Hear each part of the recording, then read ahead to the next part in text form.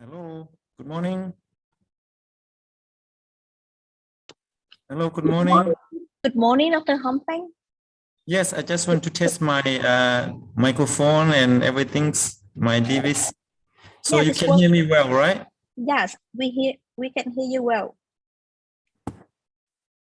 Okay, good. Thank you. Yes, thank you so much.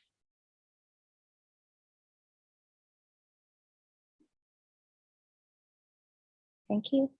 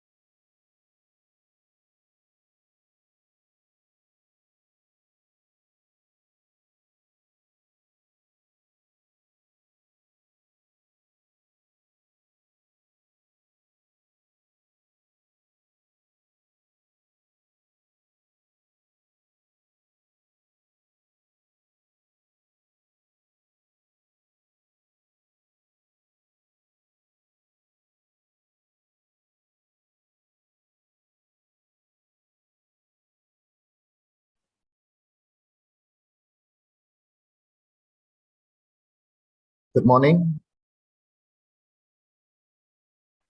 Good morning from SEAMEO Retract, Dr. Eddie. Hi, can you hear my voice clearly? Yes, we All right. do. Yeah, okay. Good morning. Just testing up my audio. Thank you.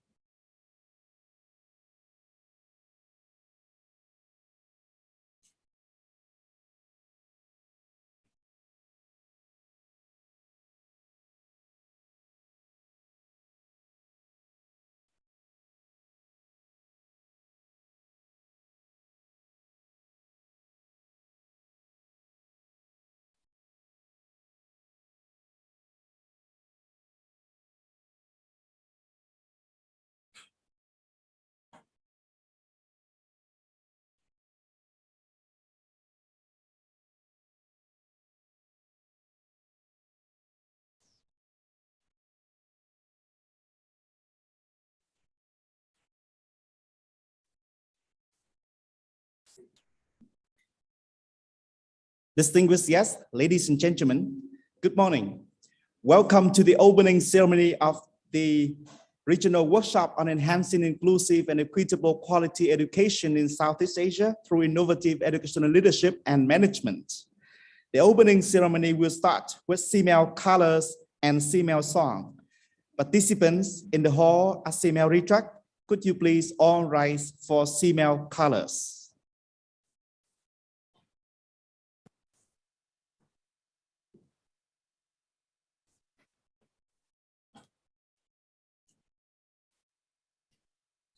SEAMEO colors.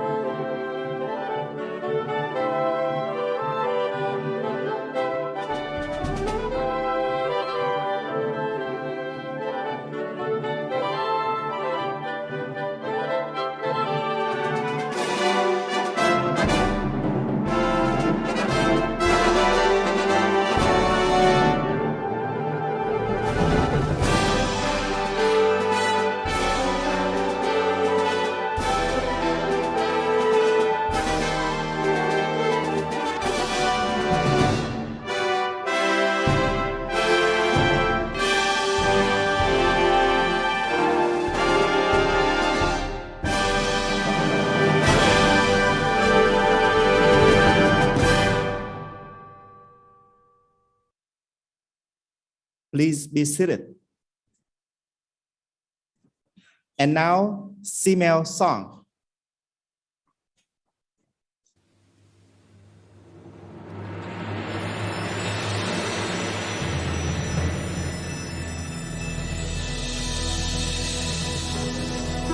It's time to open our eyes to a bright and promising future.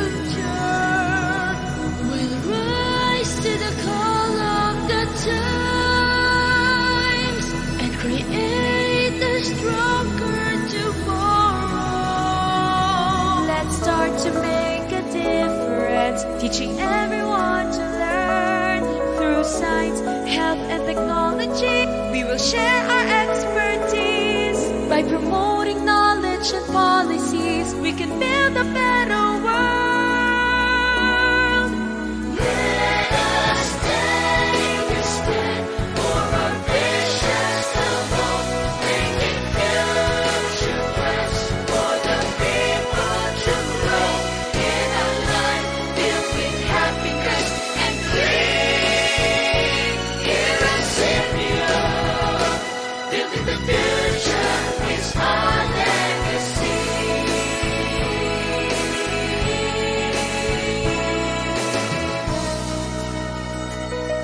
We'll achieve our goals through partnership, creating opportunities. By working hand in hand, we can accomplish all our dreams. For a better quality of life is now within our reach. Let us take a stand for our visions of growth, making future plans for the people to grow in a life filled with happiness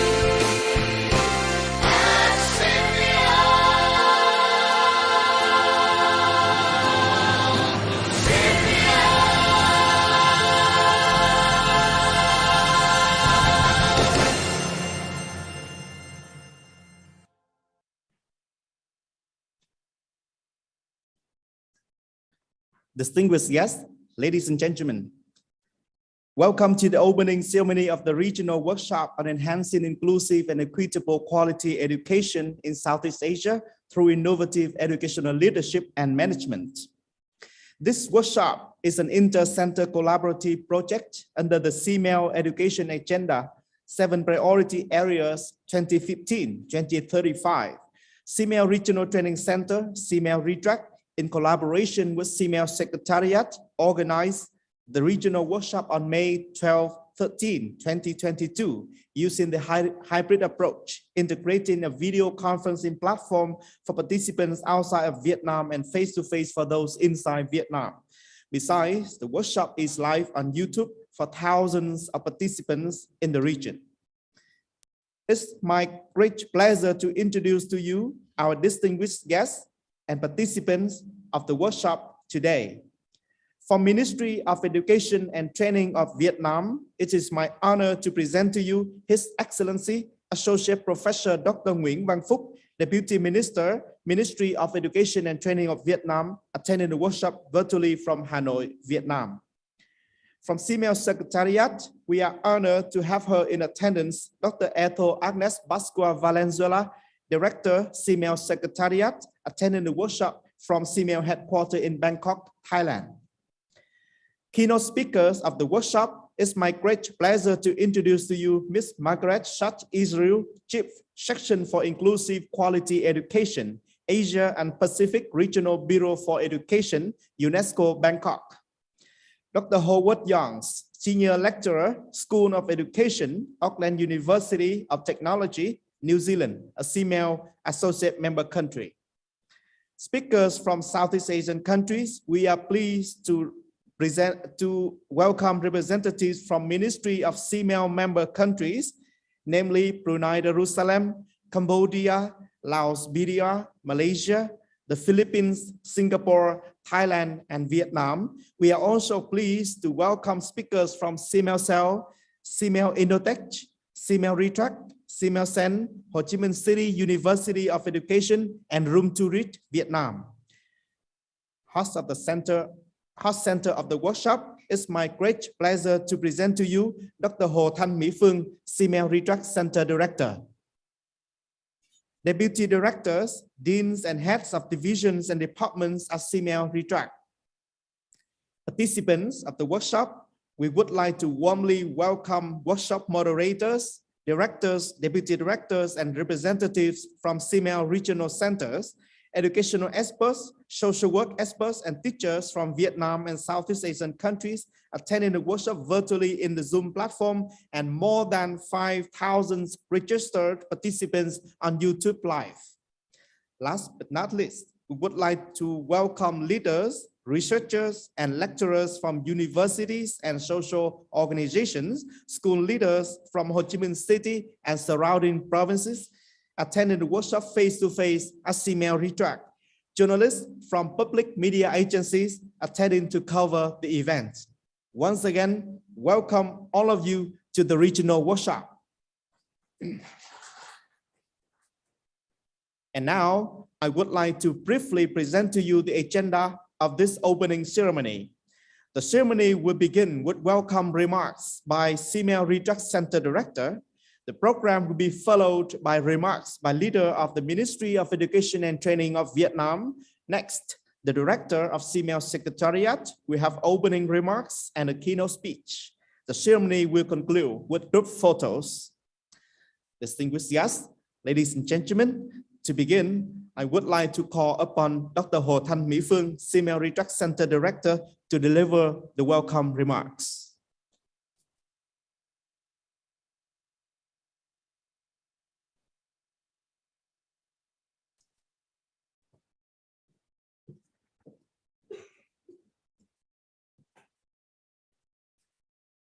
His Excellency Associate Professor Dr. Nguyễn Văn Phúc, Deputy Minister, Ministry of Education and Training of Vietnam.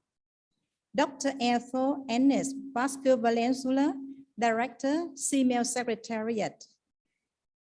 Distinguished speakers and moderators from UNESCO Bangkok, SEAMEO member countries, SEAMEO associate member countries, SEAMEO regional centers, and educational institutions. Directors, deputy directors, and representatives from SEAMEO sister centers and units. Participants attending the workshop face-to-face and at SEAMEO Retract and virtually from all Southeast Asian countries.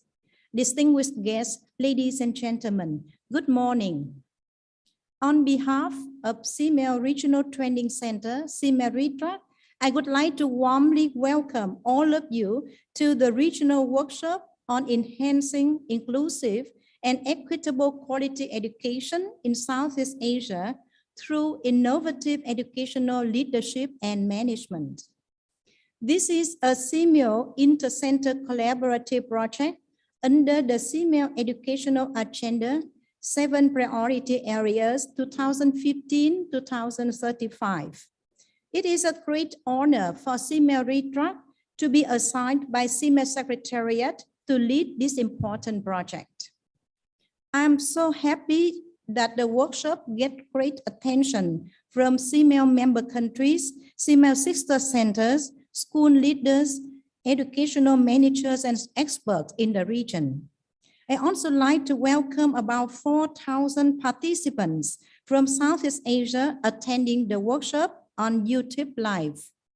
Ladies and gentlemen, enhancing inclusive and equitable quality education, despite much effort being made and has always remained a big issue facing educational system, especially in developing countries. The 2030 Agenda for Sustainable Development of the United Nations also emphasized this issue. Goal number 4 in the Sustainable Development Goal is to ensure inclusive and equitable quality education and promote lifelong learning opportunities for all. In Sustainable Development Goal Report 2018, the United Nations indicated that more than half of the children and adolescents worldwide are not meeting minimum proficiency standards in reading and mathematics. Refocused efforts are needed to improve the quality of education. Disparities in education along the lines of gender, urban-rural location, and other dimensions still run deep, and more investment in infrastructure are required, especially in low developing countries.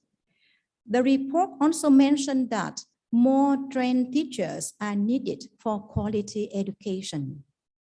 Comprehensive, strategic, and practice-based reforms of educational leadership and management with supporting policies can help address this issue. In addition, other efforts in capacity building for teachers, improving skills, and reducing disparities among the learners are needed.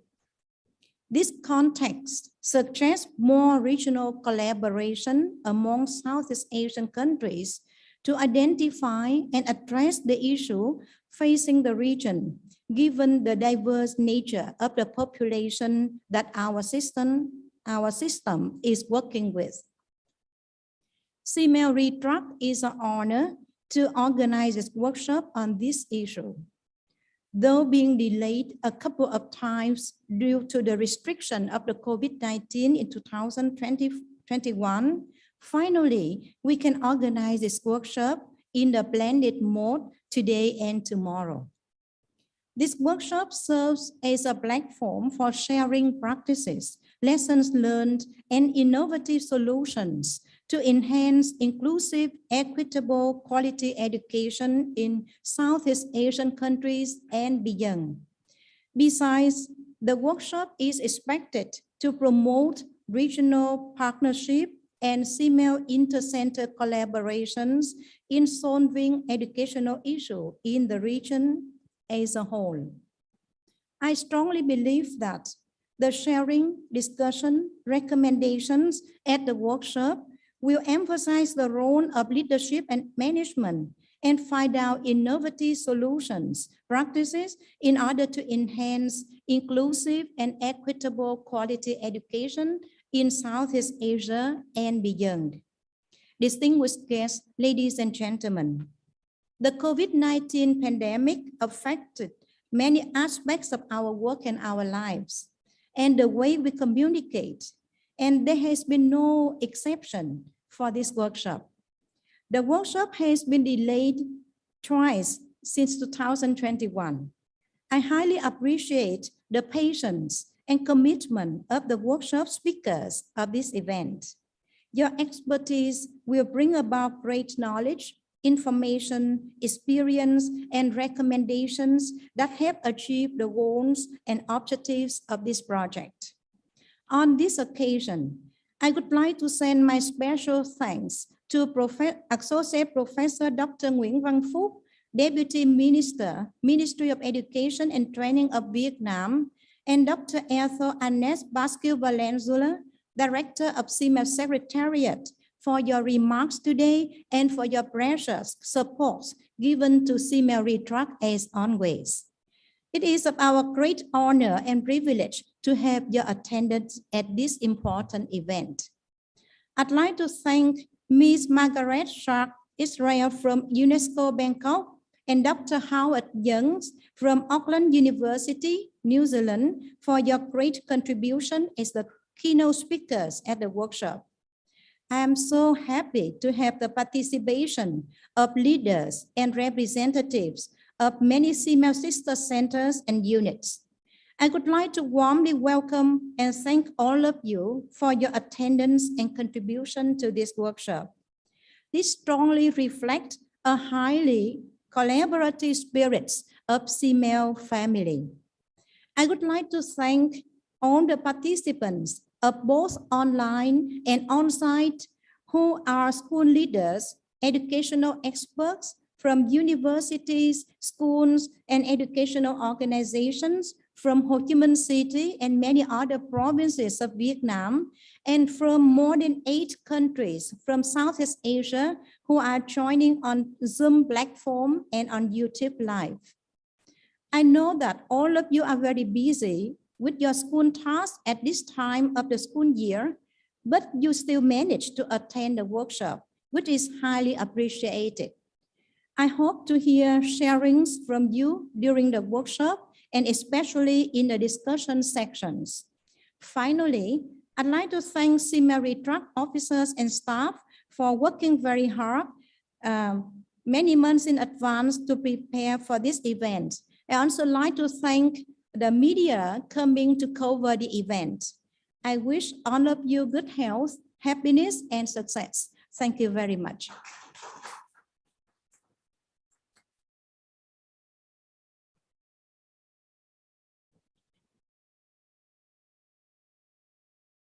Thank you very much, Dr. Hồ Thanh Mỹ Phương, for your welcome remarks. Ladies and gentlemen, it is our great honor to have him in attendance at the workshop today. His Excellency, Associate Professor Dr. Nguyễn Văn Phúc, Minister, Ministry of Education and Training of Vietnam. Now, I would like to invite Deputy Minister Nguyễn Văn Phúc to deliver his remarks virtually from Hanoi, Vietnam. Thank you. Her Excellency Dr. Ethel Agnes Basque Valenzuela, Director of SEAMEO Secretariat, distinguished speakers and moderators, leaders and representatives from SEAMEO regional centers, workshop participants, distinguished guests, ladies and gentlemen, good morning. I'm so happy to join this regional event with the SEAMEO family today. And I find it my honor to be invited to deliver the opening remarks at the regional workshop on enhancing inclusive and equitable quality education in Southeast Asia through innovative educational leadership and management. On behalf of the Ministry of Education and Training of Vietnam, I would like to extend my warmest greetings to leaders, experts, educational managers, teachers from Southeast Asia countries and beyond attending the workshop virtually or directly at SEAMEO Retract in Ho Chi Minh City. I also would like to congratulate SEAMEO Retract on hosting this important regional workshop. The Ministry of Education and Training of Vietnam highly appreciates SEAMEO Secretariat for assigning this project to SEAMEO Retract so that Vietnam has a great chance to contribute to the educational development of the region. I would like to take this opportunity to share some information about Vietnam's effort in the implementation of the UN's Sustainable Development Goals, especially in relation to education. In 2021, Vietnam released the National Report on the 5-year progress towards the implementation of the Sustainable Development Goals and assessment of Vietnam's ability to achieve the goals by 2030. Accordingly, Vietnam has gained many achievements in sustainable development to education indicators, which have always been paid special attention by the government of Vietnam. Vietnam has made very solid progress. General education was equivalent to the group of developed countries in the top 40. Higher education is in the top 70, while vocational training is about 90.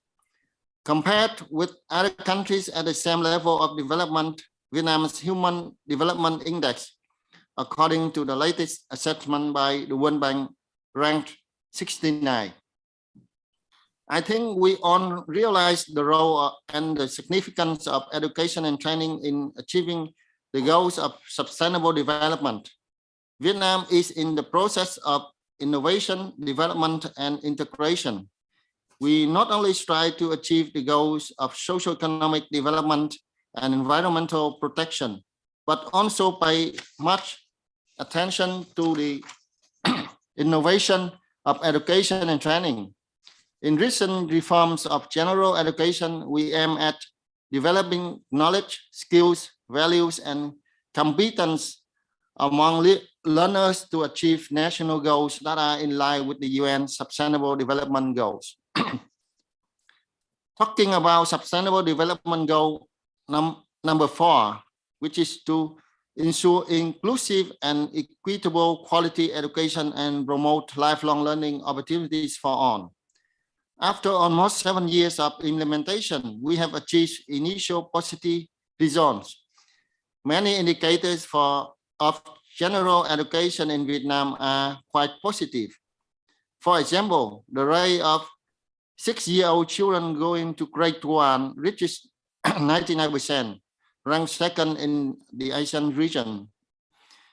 The rate of completing primary school after 5 years is 92.08%, ranked in the top of the Asian countries.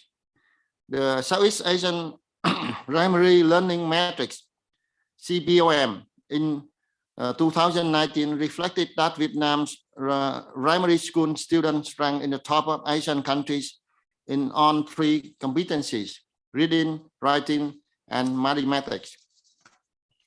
It can be affirmed that Vietnam will basically complete SDG 4 targets on quality and equitable education by 2030, and we will not adjust the targets. Until then, Vietnam needs to focus more on 2 difficult goals, namely the quality of skilled labor that meet the demand of the labor market, and the goal of equal access to education for vulnerable groups and those with disabilities. Currently, the Ministry of Education and Training of Vietnam is developing the education development indicators as a monitoring tool for the implementation of education development strategy for the period 2021-2030, ensuring general compatibility with SDG 4. In the coming time, the Ministry of Education and Training will also focus on upgrading school facilities at all levels to ensure a safe and friendly learning environment. to ensure access standards for people with disabilities.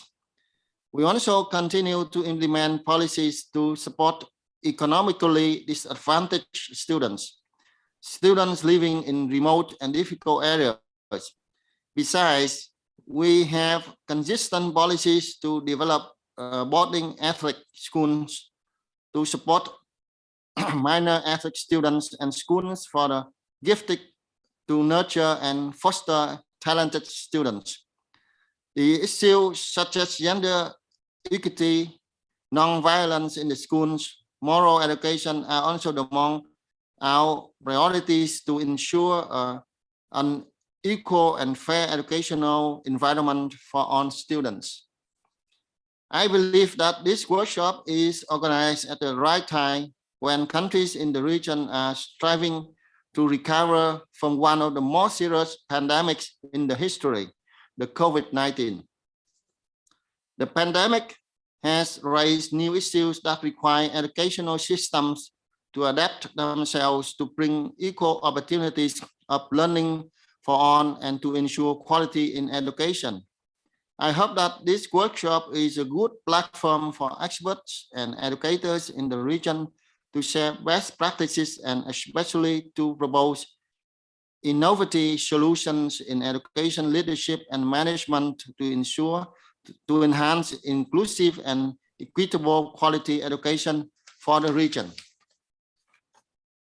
On this occasion, I would like to say thanks to Dr.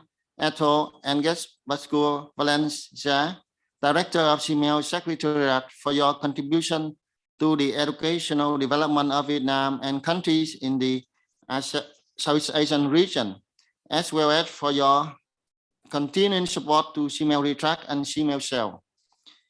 As the host country, I would like to say thanks to all speakers, moderators, and participants from many countries for participating in this important workshop.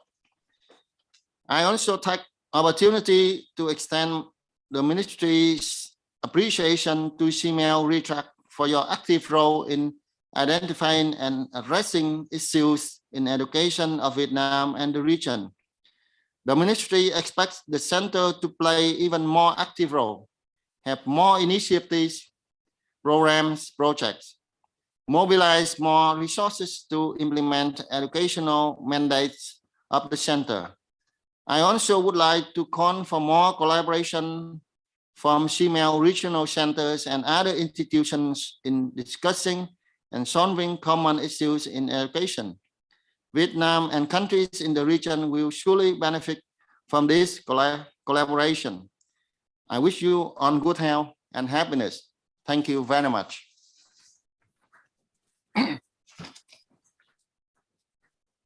Thank you very much, Associate Professor Dr. Nguyễn Văn Phúc, Deputy Minister, Ministry of Education and Training of Vietnam, for your remarks. Moving on, I would like to invite Dr. Ethel Agnes Pascua Valenzuela, Director, SEAMEO Secretariat, to deliver her remarks and the keynote speech, Introduction to the UN Sustainable Development Goals and the issue of inclusive and equitable quality education in Southeast Asia.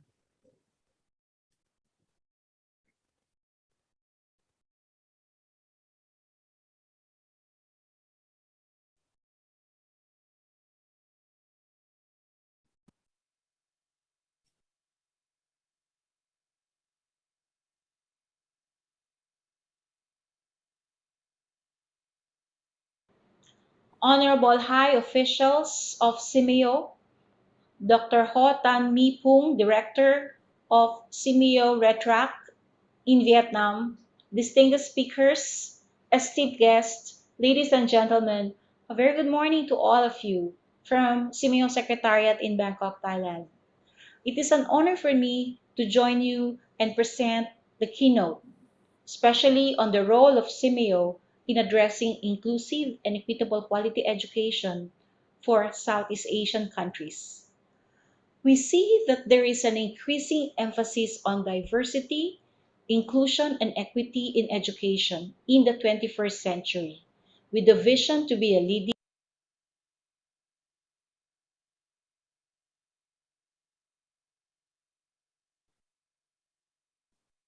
Dr. Ho Tan Mi Pung, Director of SEAMEO Regional Training Center or SEAMEO RETRAC in Vietnam, distinguished speakers, esteemed guests, ladies and gentlemen, a very good morning to all of you. It is an honor for me to present at this very important event.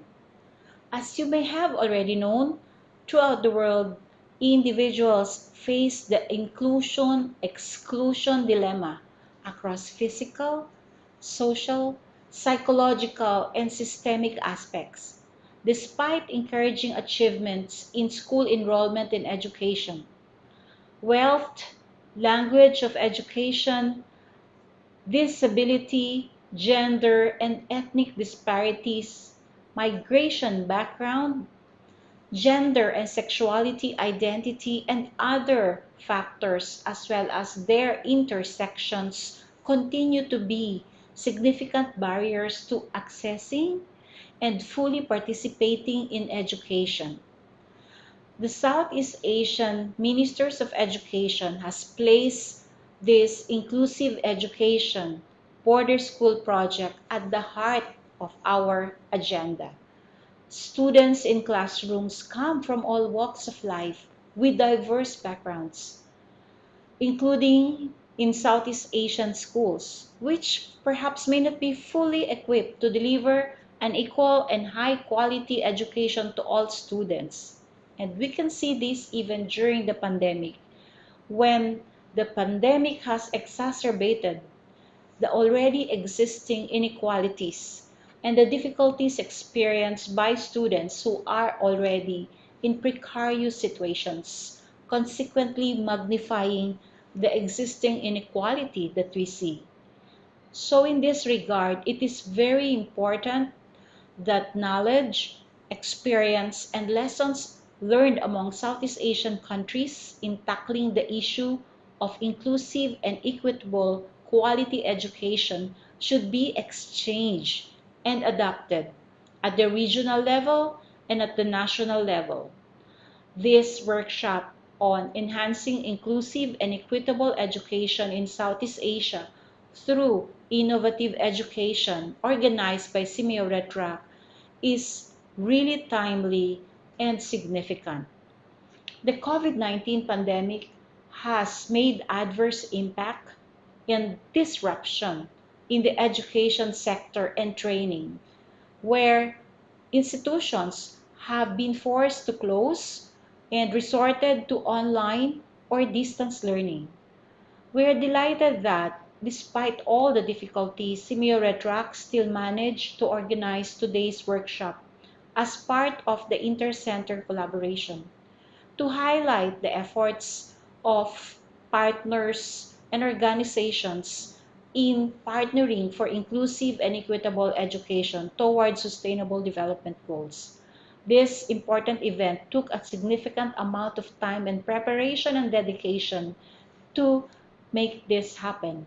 I would like to take this opportunity to convey my sincere appreciation to esteemed partners for your tremendous support to RETRAC and to SEAMEO in this regional workshop, as well as collaborative activities and programs that you have agreed together. SEAMEO, together with 26 centers in Southeast Asia, our members, associate and affiliate members, and partners are all committed to providing equitable access to education, especially from K-12, TVET, and higher education, through innovations in educational delivery and management to promote sustainable development of human capital in our region. Lastly, I would like to thank SEAMEO RETRAC and esteemed partners for your effort and hard work in organizing this meaningful event. Let us all listen to all our distinguished speakers and experts. I wish you all a successful and fruitful workshop. Thank you very much. Dr. Ho Tan Mi Pung, Director of SEAMEO Regional Training Center or SEAMEO.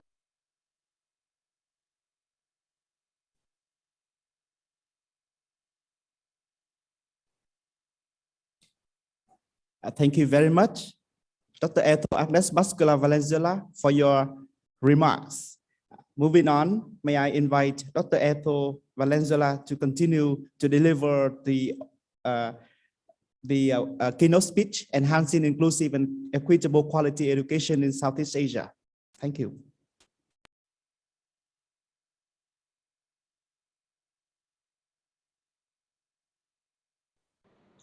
Honorable High Officials of SEAMEO, Dr. Ho Tan Mi Pung, Director of SEAMEO RETRAC in Vietnam, distinguished speakers, esteemed guests, ladies and gentlemen, a very good morning to all of you from SEAMEO Secretariat in Bangkok, Thailand. It is an honor for me to join you and present the keynote, especially on the role of SEAMEO in addressing inclusive and equitable quality education for Southeast Asian countries. We see that there is an increasing emphasis on diversity, inclusion, and equity in education in the 21st century, with the vision to be a leading regional organization for enhancing understanding and cooperation, and for bringing quality of life in Southeast Asia. SEAMEO maintains its work and aspirations for the development of peoples in the region through educational access, relevant, accessible, quality education, especially addressing inequality that has been magnified throughout all the course of the pandemic. Let me start by sharing with you the SEAMEO Education Agenda 2015 to 2035, which was adopted by the SEAMEO Council of Ministers since 2015.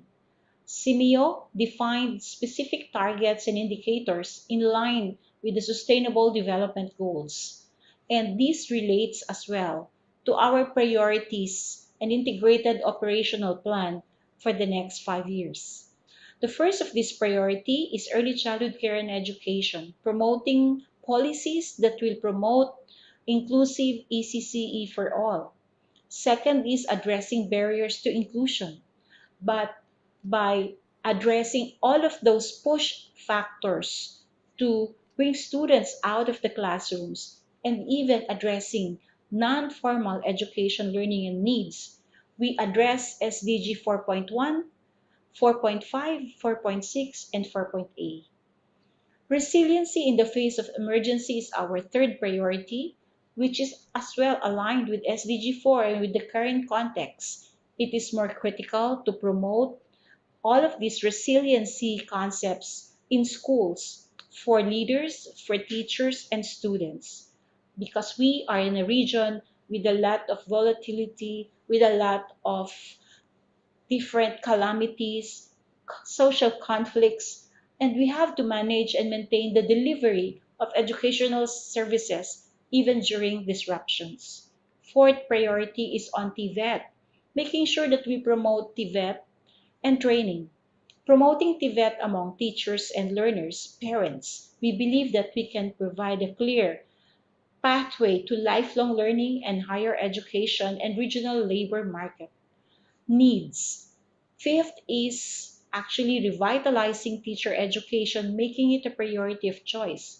When we empower and train teachers to be more dedicated, more committed, and teachers are more satisfied, we can improve teaching standards, we can improve the teaching profession, and make our education of good quality, accessible, and inclusive. Sixth priority is harmonization in higher education and research, which is aligned with SDG 4.4 and 4.B.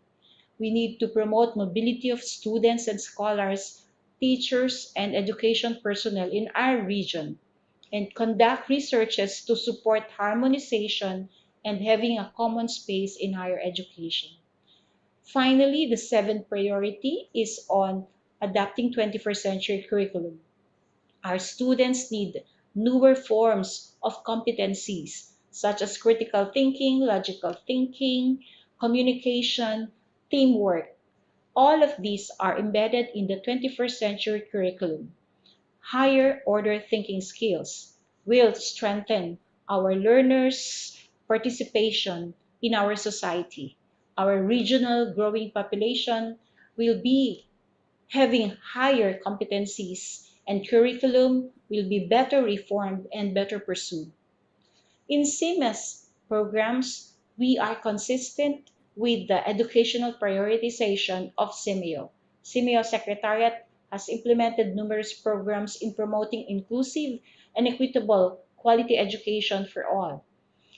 One of which is promoting massive open online courses, CMOOCs as we call it, where we provided the platform for free online courses from K to 12 to higher education under global digital literacy and other programs such as the DTEM course, which is offered for teachers of learners with disability.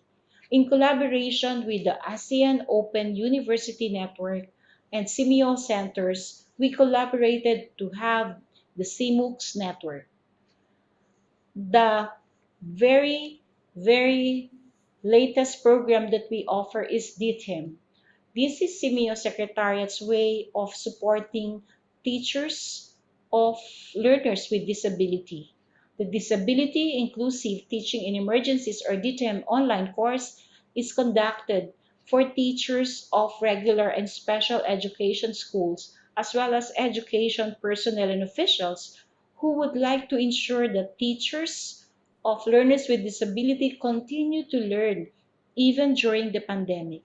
The free online course was piloted in Bhutan, Cambodia, Laos, PDR, and Timor-Leste. And now we're running the course to more countries, available in English, Bahasa Indonesia, Dongza, Khmer, Laotian, Thai, and Vietnamese languages. The course can be accessed through the links and to our own website. Another one is CPLM. We'd like to introduce that Southeast Asia Primary Learning Metrics is the first regional assessment that specifically designed for and by Southeast Asian countries that assesses learning proficiency levels in grade 5. Also, the countries who are participating in CPLM are Cambodia, Laos PDR, Malaysia, Myanmar, Philippines, and Vietnam. All CPLM collected data are available for public access at the program's website. CTVET Exchange is also a way of, enhancing learning opportunities and meeting the demands of the labor market for TVET students with more visible investment and relevant curricula that focuses on creativity and innovation. We have initiated the virtual mobility that is ongoing right now, sharing expertise between and among teachers in Southeast Asia. CTVET Student Exchange has been coordinated by SEAMEO Secretariat with over 1,000 students already who have joined from Indonesia, Malaysia, Philippines, Thailand, and Vietnam. C-Teacher is another avenue or another platform whereby pre-service students exchange in Southeast Asian countries. C-Teacher project aims to provide opportunities for teacher education students to have teaching experiences in another country or in another school or university in the region. It started in 2016 and right now we have 2,295 pre-service teacher education students who have benefited from this opportunity. The way forward for teacher education academic mobility is to really consider the new trends, the mega trends, using different platforms to teaching. And also, SEAMEO will provide more opportunities for pre-service teachers who will do, all of their internship programs, not just in Southeast Asia, but as well as other countries who are members of SEAMEO. The teaching experience will help them in their way of connecting with other teachers and other students and finding, continuity of this partnership in the future. To increase marginalized learners' access to inclusive education in Southeast Asia, SEAMEO launched SEAMEO COVID-19 Accessible and Responsive Education Support Program, or SEAMEO CARES, and the SEAMEO Border Schools Quality and Inclusive Education Project. We have adopted some schools as border schools in some areas of Thailand, Laos, and Cambodia borders. We have met with the Ministry of Education officials along with their staff members, and we have visited these border schools since they have reopened after the pandemic. SEAMEO and 6 units based in Thailand can assist the border schools by providing capacity building, training for school heads and teachers, developing their staff's 21st century skills, enhancing their learning resources to ensure quality and equitable education for all.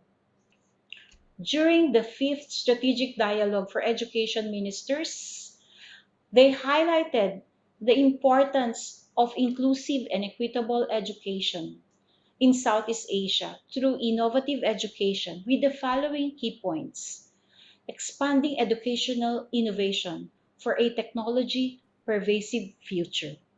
We need to reach out to teachers and learners through technology. Second, deepening resilience in education systems for a response to future challenges like the pandemic. Third is fostering an education environment that continues to uplift the marginalized, the most vulnerable members of the Southeast Asian education ecosystem. Fourth is supporting capacity building for teachers and education personnel in developing future-ready learners in an ever-evolving world. Fifth is working with SEAMEO units to promote spirit of lifelong learning from early childhood to adult lifelong learning, creating a policy environment that enhances collaboration and partnership among education key stakeholders. When we work together, we can transform education and science in a manner that is consistent with Southeast Asian identity and culture. SEAMEO, together with all our centers in the region, launched multi-pronged approach to address learning needs of educators and learners in our region, especially during the pandemic. SEAMEO Secretariat has developed toolkit for teaching and learning to reach the most vulnerable schools, teachers, and learners in our region. We have webinars, e-forums, masterclass, series of online lectures that supplemented the efforts of our SEAMEO centers in reaching the most disadvantaged and marginalized members of our society. Taken together, we have reached approximately over 1 million learners and teachers from Southeast Asia during the pandemic. While SEAMEO has done a lot, we need more focused actions. We need to transform education. We need to provide newer, innovative approaches to teaching and learning because the region hungers for more knowledge and information. They need to really work together as partners, as members of the community of Southeast Asia to achieve a common goal. I'm very happy to share with you all of these activities that we are currently doing to promote accessible, inclusive, quality education for all. Thank you very much and have a good day. Honorable High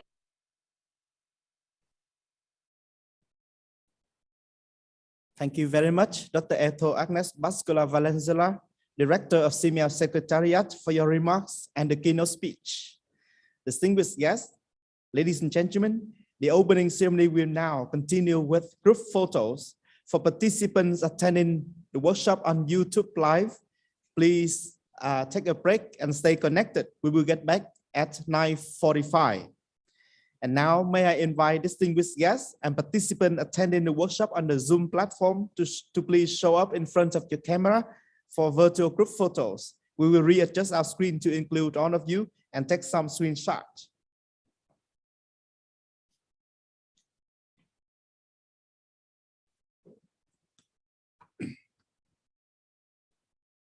Are you ready? And now the first shot.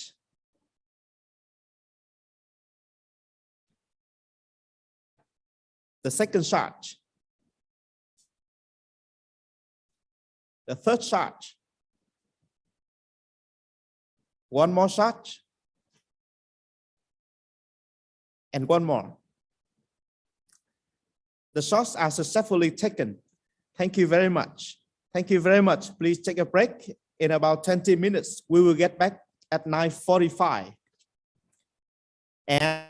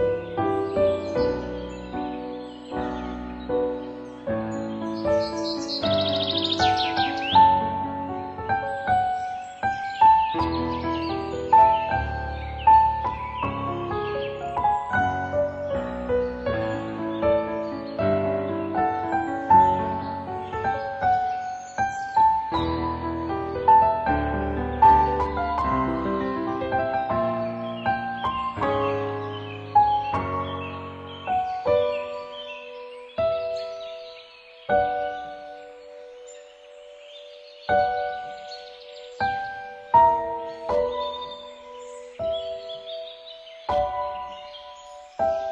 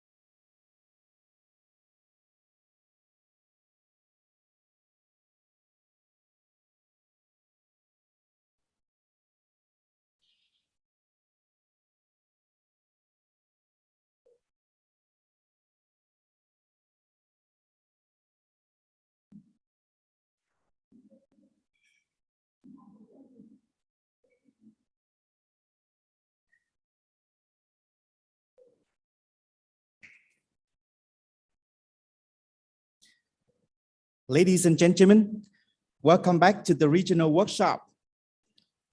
We will continue with a keynote speech. It is my great honor to present to you Ms. Margaret Sheikh-Israel, keynote speaker of the workshop.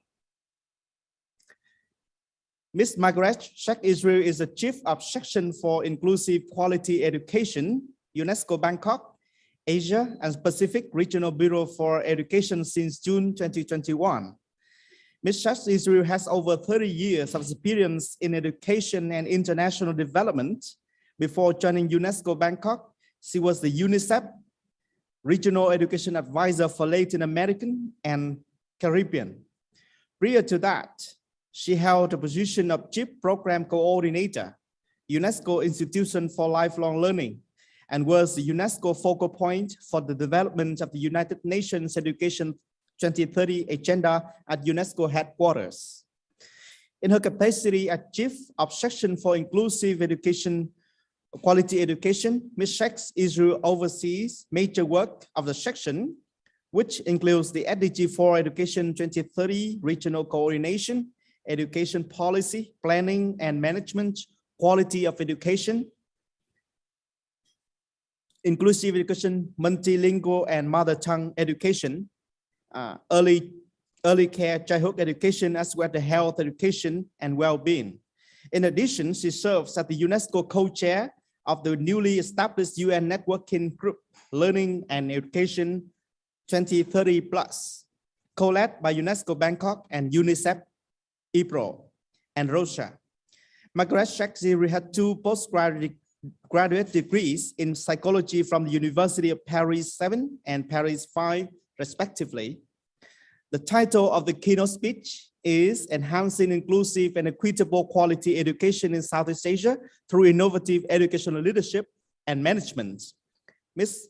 Margaret Sheikh Israel, please start sharing your speech. Thank you. Thank you.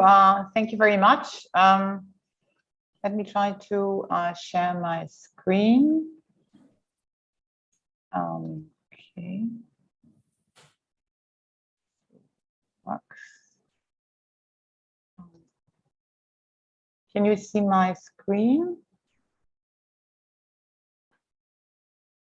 Can you see my screen? Not yet. Not Okay, yet. maybe somebody has to help me. Maybe it's better if you can do that for me. If I can get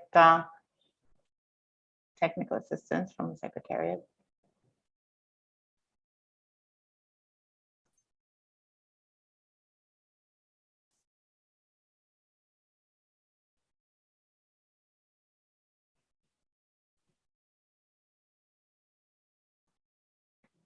Try again. Share. Can you see the screen now? Yes, yes, Margaret. Yes, we can see you. Okay, great. Thank you very much. So, dear colleagues, it's a great pleasure for me to be here with you today.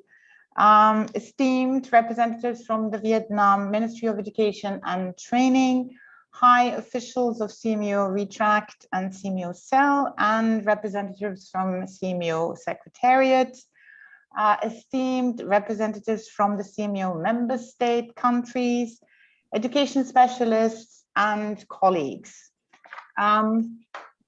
It's a great pleasure for me to be here and to present to you a presentation and our thoughts of UNESCO on enhancing inclusive and equitable quality education in Southeast Asia through innovative educational leadership and management. What I would like to do today is to start by sharing with you the sort of global outline on emerging trends, then moving to the status and achievements of education in the region and SDG 4, then moving to the impact of COVID-19, followed by looking at what UNESCO and member states have done, just giving a few distinct examples of innovative solutions, and then moving to building back better and equal beyond COVID-19.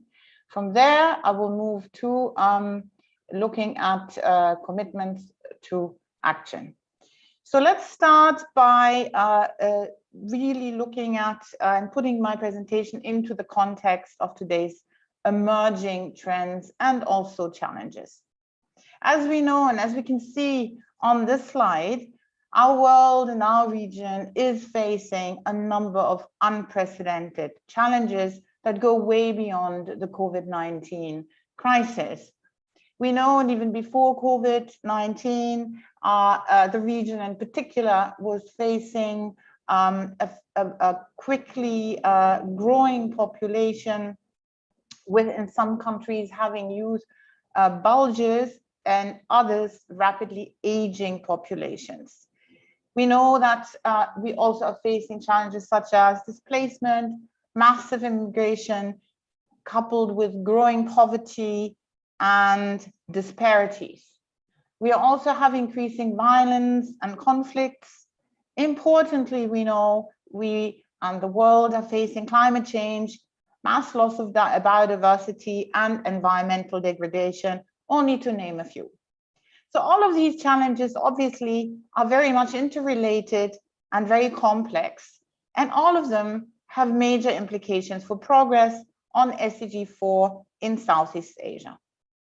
So therefore, it is also time to revisit inclusive quality education and to reflect how education systems need to be transformed to address all of these emerging challenges and to situate themselves within a rapidly changing world.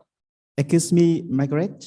Yes. Excuse me. Yeah, there is a technical problem from your PowerPoint presentation. So could you please stop sharing and we will share the file and you will say next and we will do it for you. Okay.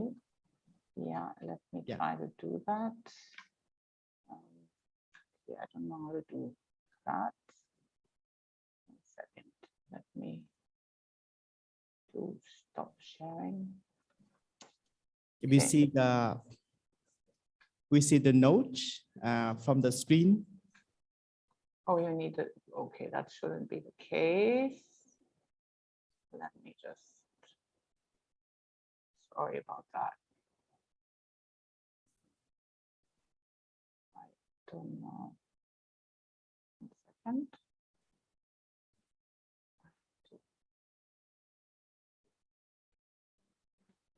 I have to get, 1 second. I'm trying to get to the main screen to stop sharing. That's my problem. So, okay. Can I share screen? Okay, we can share the screen for you, and whenever you want to move to the new slide. Okay. Is it done? Did you do it? Yes. Yeah, we will do it. Thank you. Okay, good. Okay. All right. So can we? Okay. So now let's move to the status of Asia and Pacific and achievements and challenges.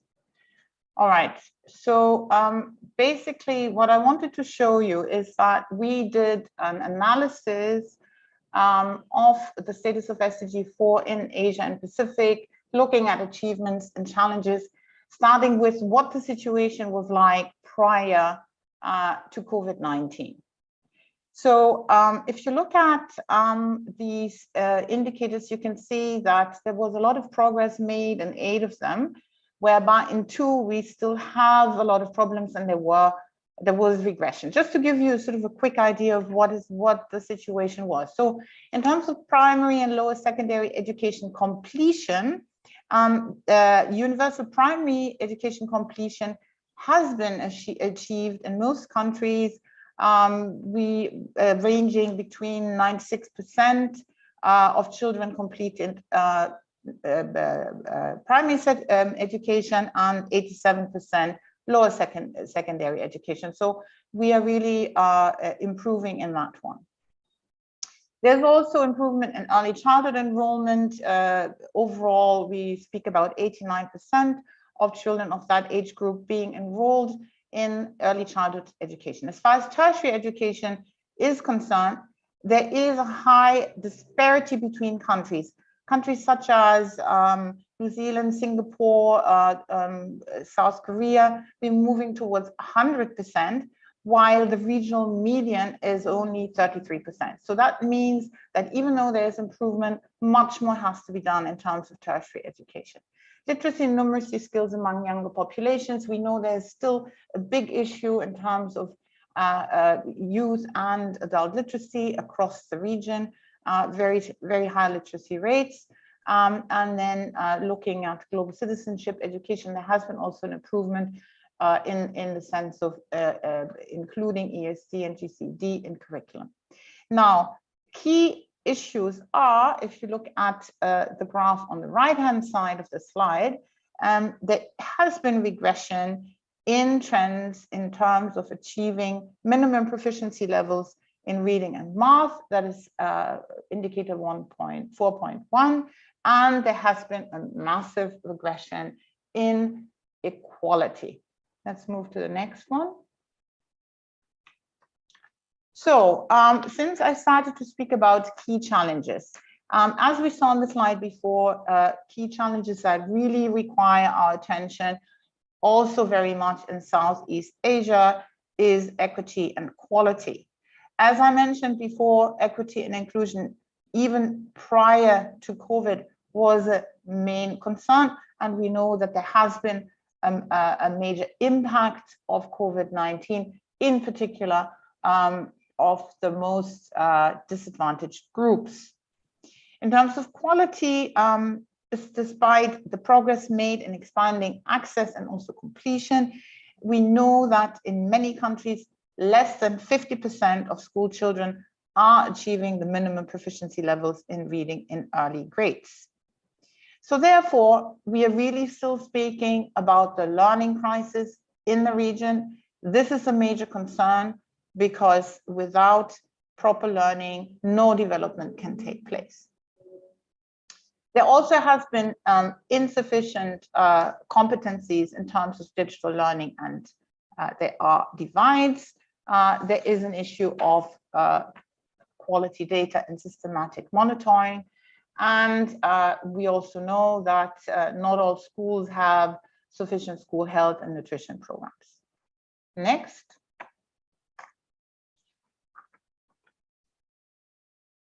So let's take a look at achievement and challenges in terms of human rights and gender equality considerations that have to do, of course, very much with the inclusiveness of our systems. So looking at parity, access, and achievement, while considerable progress has been made in achieving gender parity, there are still great disparities in a number of countries. And of course, again, COVID-19 had in particular devastating effects on girls. Looking at gender transformative teaching and learning, there has been a lot of efforts made by countries, and education systems have become much more gender sensitive and responsive. However, there are issues such as child marriage that is still very much a concern in the region, and in some countries, now not Southeast Asia, but just to give you another example, South Asia, an estimated 4.5 million girls are at risk of dropping out due to COVID-19.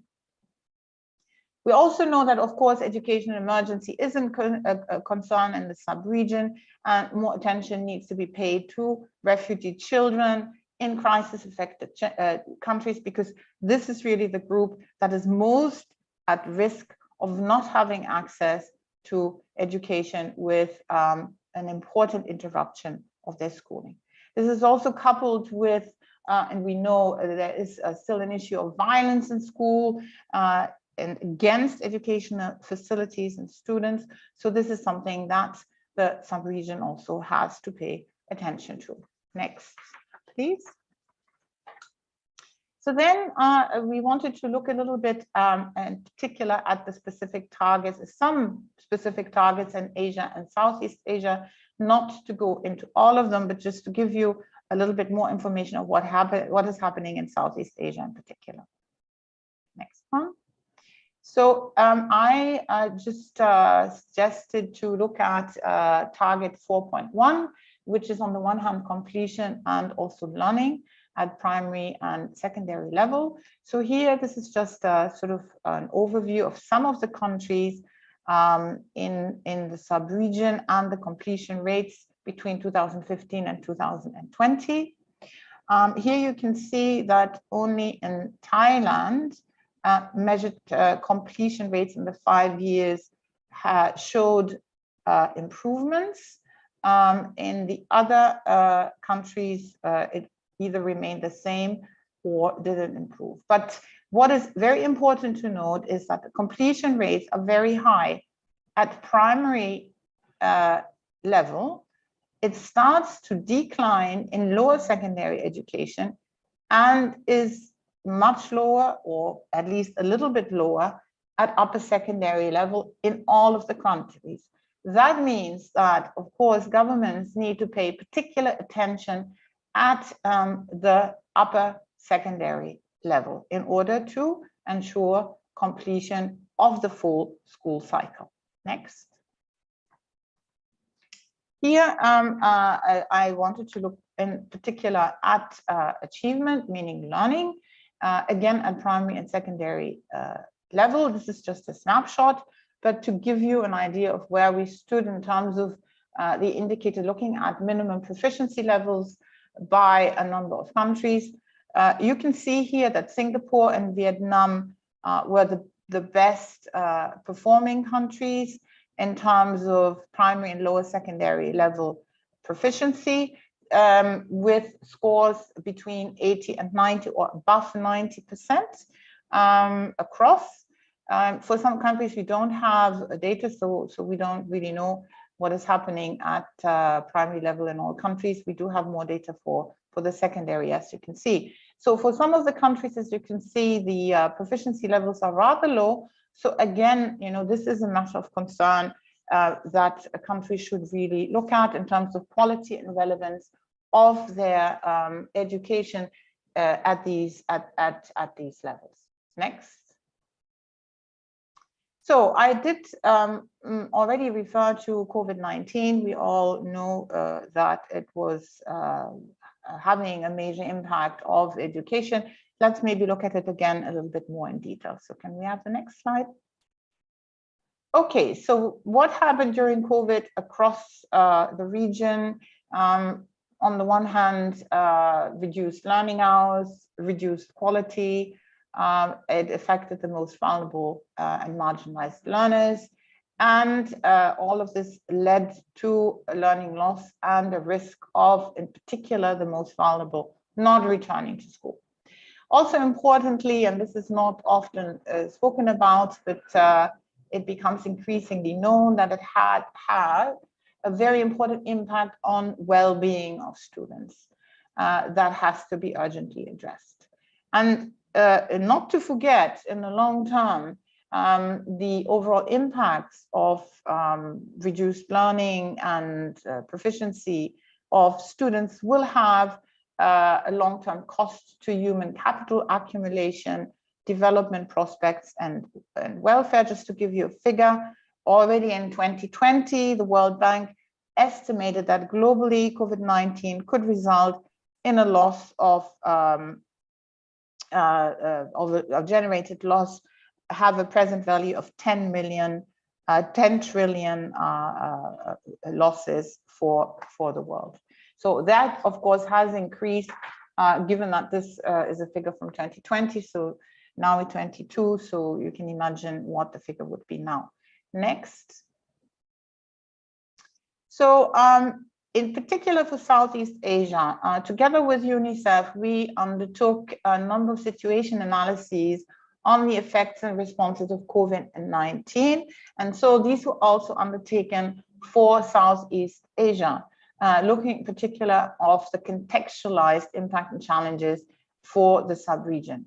So here, the findings were that the first key concern in countries of Southeast Asia was to develop guidelines and procedures concerning the safe operations for reopening schools to protect school communities from risk of infection.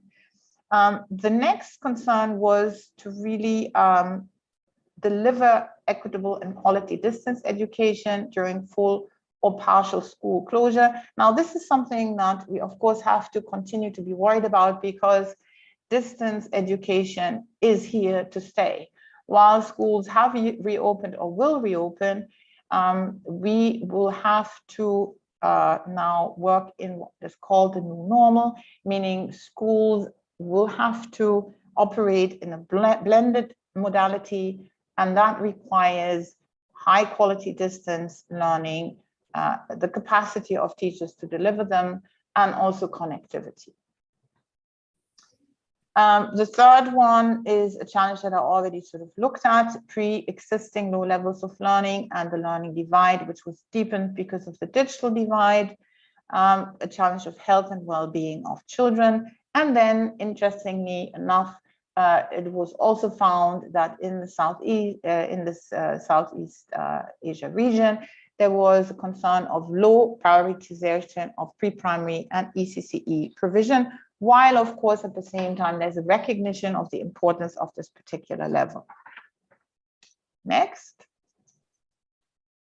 So there is of course a lot of reflection globally and regionally of what needs to be done as a response, and right now as schools reopen, to build back better and equal post-COVID-19. So yeah. So we are discussing actually two different phases, if you like.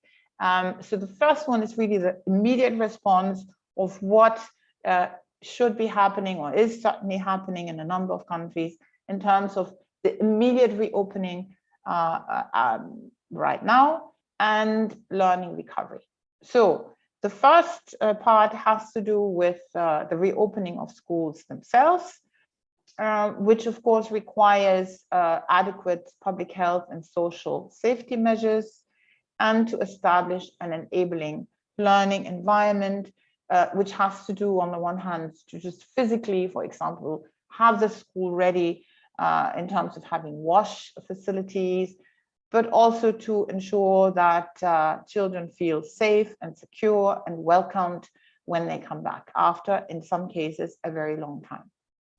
Learning recovery has to do with, first of all, reaching and retaining every child. As I mentioned before, there is a concern that up to 10 million children will not return to school. These are the most vulnerable, as we know. So this would require to really look at what kind of return to school campaigns on the one hand can be undertaken. How do we identify the children at risk? How do we ensure that they come back? What kind of incentives or measures have to be put in place to reduce barriers for vulnerable children to come back? For example, that could be abolishing school fees, looking at uniforms, provision, free meals, etc. As a first measure, many countries are already doing this, is when students return to school, is assessing their learning levels in order to then better plan and put in place remedial programs to bring them at the right level. We should then start with prioritizing teaching the fundamentals, meaning foundational literacy and numeracy, but of course also at the high level really look at the core competencies that are required to continue their learning projections. And the catch-up learning is of course essential for those that have fallen behind. So these kinds of targeted programs have to be put in place. But of course, again, the teacher is at the center of all of this. Teachers will have to be prepared to, on the one hand, assess learning levels and to also provide these remedial and catch-up learning programs. This is coupled then with the need to looking at providing psychosocial health and well-being programs and to ensure that children feel safe and are healthy.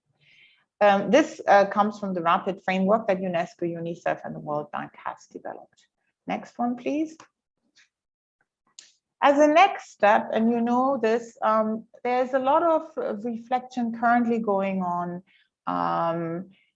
also through the Transforming Education Summit that is in preparation, and you have certainly been contacted already on this, is the need to transform education and its systems.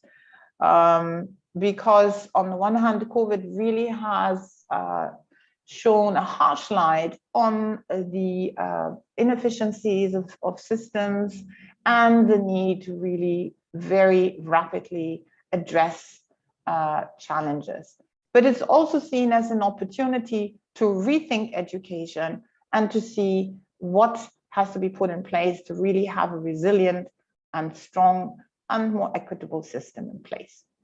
That requires a holistic reform and to look at the interlinked components of the system across policy, planning, financing, and very importantly, the implementation of the following priority areas.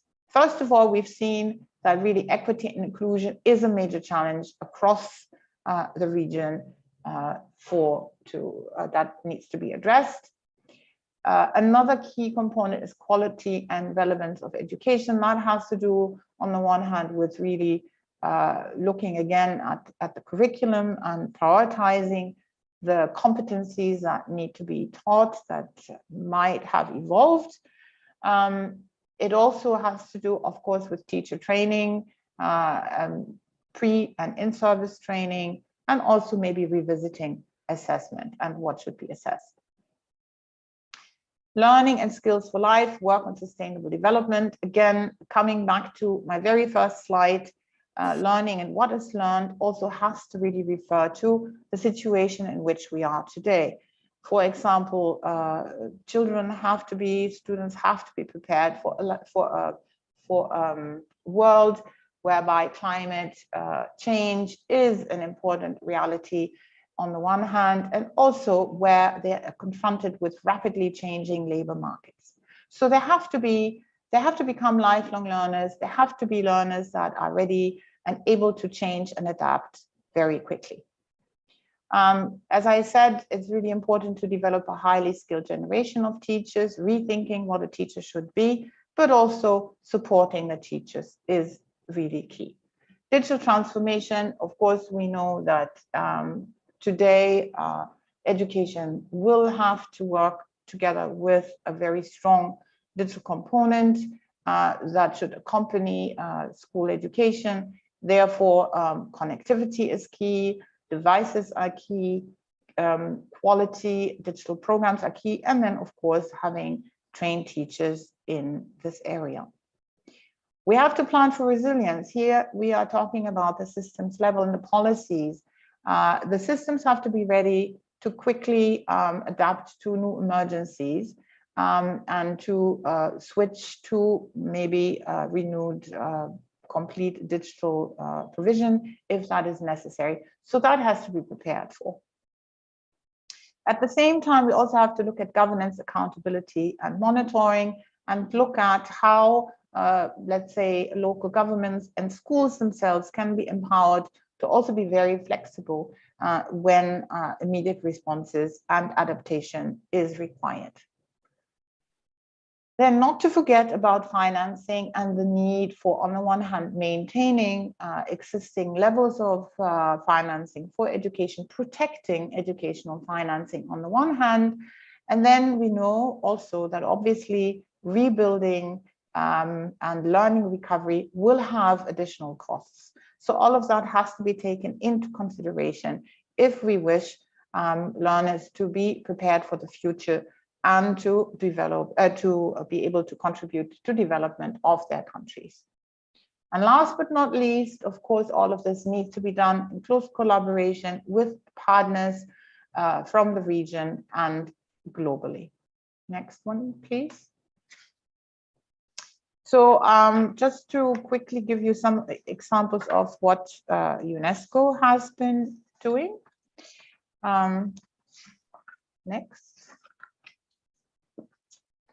Okay, so we do work, of course, in a number of areas, starting from equity and inclusion, system strengthening, education policy, technologies, TVET, higher education, ECCE, etc. But I wanted to sort of zoom in on a couple of areas that might be of interest to you. We have undertaken a lot of work on ICTs. First example. So we have supported countries in developing ICT policy and planning by helping them to develop ICT master plans. And these master plans coherently align with national education plans and digital transformation and ICT policy agendas. Now, this has become, of course, very relevant today and has been used by the countries that we worked in. Secondly, we have been working and supporting countries to strengthen their teachers' ICT competency standards and curriculum. So based on this work, countries have revised their teacher training, and this is also, of course, linked to the ICT education master plan. Lastly, we have focused on developing digital skills for students, focusing on girls and the marginalized. This is helping children to not only master digital skills, but also it's about digital safety and resilience and participation in agencies and creativity and innovation. Next one, please. Since one of the areas of this presentation is about inclusion, I wanted to sort of also zoom in just for a minute on our work on inclusion in education, which is very important for us. It's one of the key areas of what we do. So on the one hand, we do work on policy and technical dialogue, working closely with our member states, supporting them in this area. This is all based on evidence generation and enhancing knowledge. So we do work on the one hand, disability inclusive policies, but also something that is extremely relevant in this region, and that is mother tongue-based multilingual education and gender responsive policies and practice.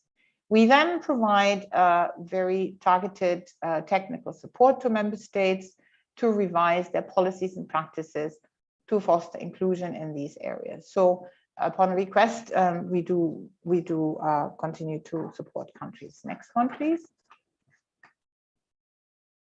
So now another question that I was asked is that to speak a little bit about leadership and management at the global and regional level. So UNESCO is entrusted with the coordination of SDG 4.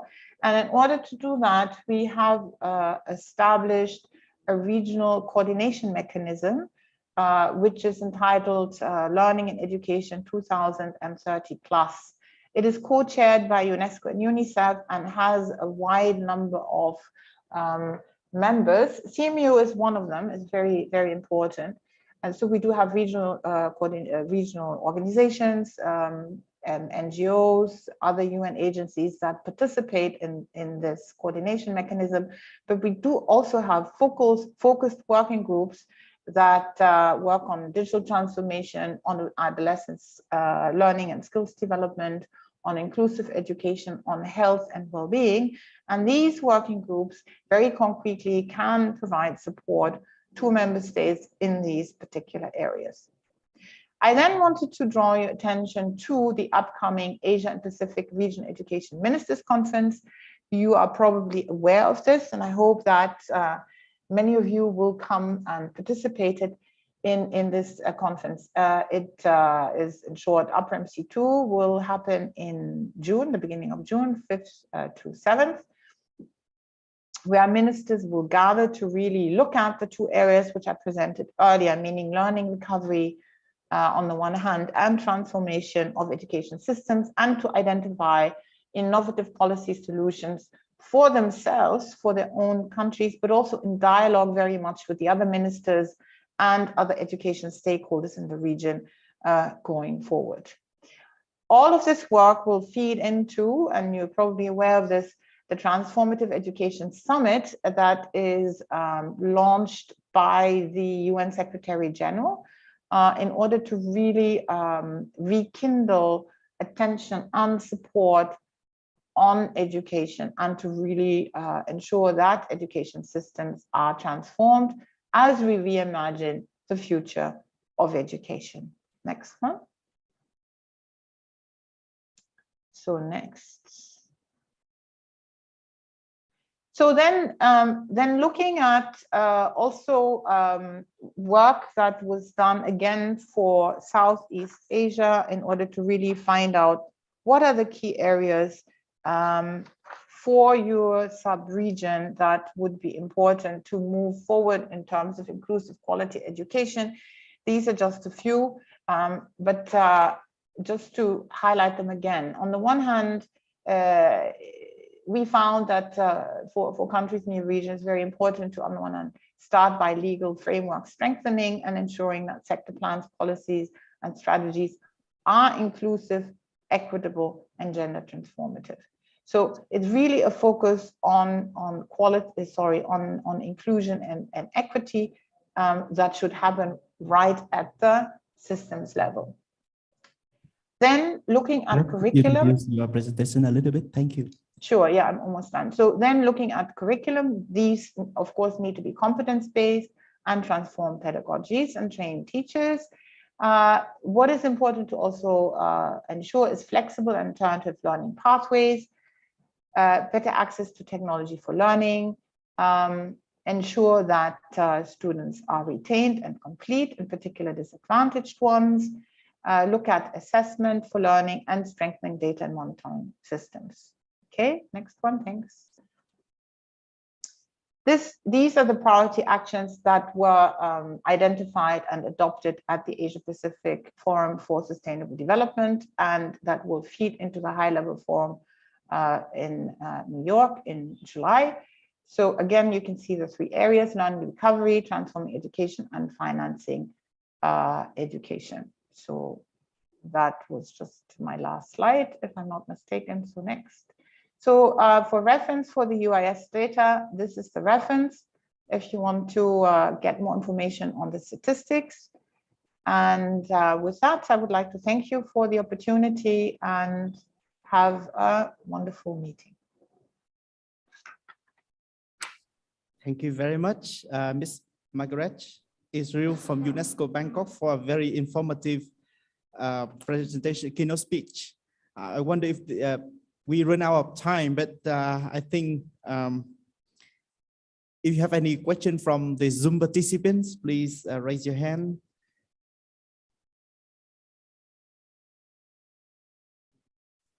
Yeah, or any participants in the SEAMEO Reject Hall. Okay, Mr. Ko Phước from SEAMEO Cell, please. Thank you very much, Margaret, and for the very informative keynote speech. And in the content of your presentation, I've noticed that you talked about the priority areas, and one of those priority areas is the digital transformation. So my question is, the digital transformation is an ideal, in my opinion, and it is a trend, I'm sure, because everywhere around the world, countries are driving their education system towards the digital utilization. And we can see now everywhere digital devices. But digital transformation may create or deepen the digital divide. The digital divide between, I mean, people in the remote area, in mountainous area, people from of the ethnic minority groups, the marginalized children, they don't have digital devices to study. Then in this aspect, does UNESCO have any advocacy or any technical support for countries to improve and build the digital transformation system in the country? So my question again is that does UNESCO have any program, any initiative to help to support country in their digital transformation? Thank you. Thank you, Mr. Phước. And Margaret, could you make a short response shortly to the question? Right. I think, I mean, what I completely agree with you. Of course, the main issue here is really the digital divide, in the sense that on the one hand, you have high tech and well-connected schools and countries, and then On the other, you have rural areas and schools and households that absolutely have none. And this has a clear impact on equity and learning. So what we do, I mean, on the one hand, okay, this has to start with the policy level. So here our work, as I showed you, is to help countries on the one hand to really develop very strong ICT master plans that also is not just about, you know, ensuring that there is quality digital transformation across, but it's really about ensuring that there's access for all. So there needs to be a policy, there needs to be a legal framework that ensures all of that, that ensures the right to and access to digital, not just devices, but connectivity and programs for all. That is an engagement of the country that has to happen, and teachers have to be trained. So in that sense, UNESCO supports countries in providing the standards, first of all, that teachers need to have, the digital competencies they need to have in order to deliver digital training in a quality way, and also to reach all of them. Now, in terms of course, reaching all, this is a very heavy burden for countries. It's very, very costly. So countries cannot do this alone. So what we do advocate for a lot, and also together with our partner and sister agency, UNICEF, is to really work very strongly with, for example, the private sector or other partners to ensure that there is affordable, at least affordable connectivity, affordable devices, and that really rural areas or households that of poor socioeconomic standard are prioritized and get free connectivity. Now, that is something that that in some cases does work if there is a partnership between governments and the private sector, for example. Such measures have functioned, and that is something that we've done in other regions as well. So that is the first thing to be done in terms to really reach the remote. But it needs to be a long-term strategy. It cannot happen immediately. And of course, it needs to be a priority to the country and as I said, financing absolutely needs to be maintained and needs to be lobbied for to maintain this. UN organizations and other donors will support countries, but in order to make it sustainable, it needs to be happening within the country as well. Okay, thank you, Margaret. I also got a question from Dr. Jess from SEAMEO Red Phone in the chat box.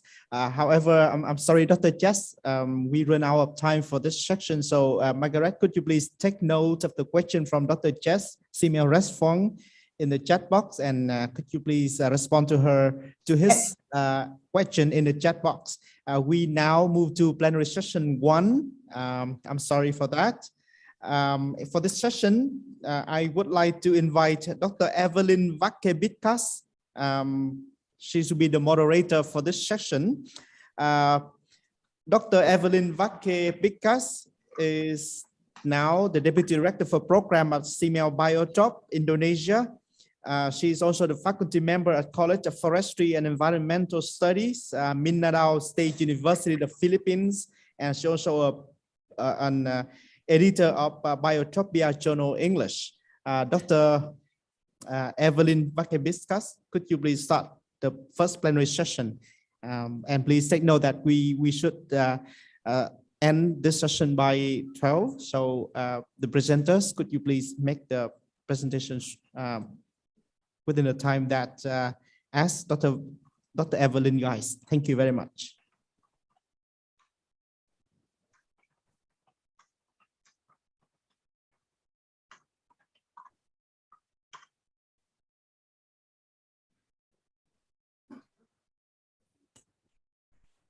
We cannot hear you. Turn on your microphone, please.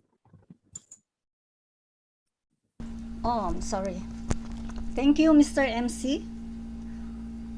Honorable SEAMEO officials, Deputy Minister, Center Directors, Deputy Directors, our esteemed speakers, participants, guests, ladies and gentlemen, good morning and welcome to this plenary session 1 of this regional workshop on enhancing inclusive and equitable quality education in Southeast Asia through innovative educational leadership and management. For this session, we are privileged to have with us presenters and speakers from Brunei Darussalam, Cambodia, Lao PDR, and Malaysia. Before we proceed, I just would like to mention a few reminders. I would like to request the presenters to turn on their camera and of course their microphone during the Q&A and discussion session. The presenters are given 20 minutes, of which at 5 minutes before the time, you'll be informed and prompted that your presentation time will soon be over. And also for the participants, if you have to raise questions, use the raise hand function for directly raising a question or type your question at the chat box. Okay, without any further delay, our first speaker for this first plenary session is the acting head of the Special Education Unit of the Ministry of Education, Brunei Darussalam, Mr. Eddie Fazlin. With such role, he is instrumental in promoting initiatives aimed at ensuring the quality of education, ensuring that the quality of education is provided for all students, particularly for those identified as having special needs. As such, he is currently involved in initiating several projects that aim to increase the pool of teachers and officers in the field of special education, in setting up centers of excellence throughout the 4 districts within the Sultanate, and in establishing a curriculum framework that is responsive to the wide range of learning needs of students at all levels of education. He is also actively involved in promoting and enhancing the 21st century skills and digital competencies among school leaders, school teachers, students, as well as other stakeholders.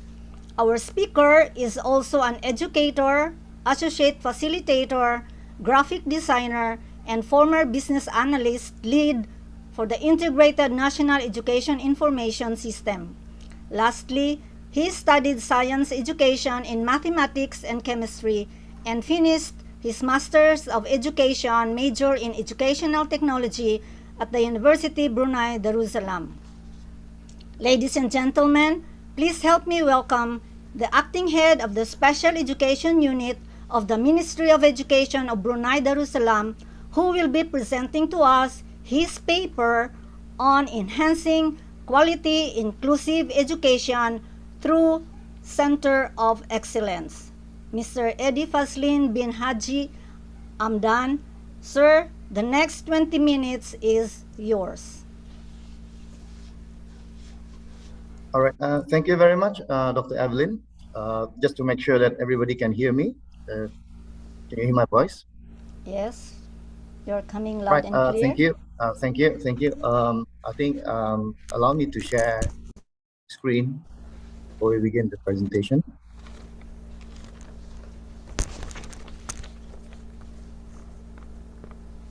Okay, are you able to see the screen, my presentation?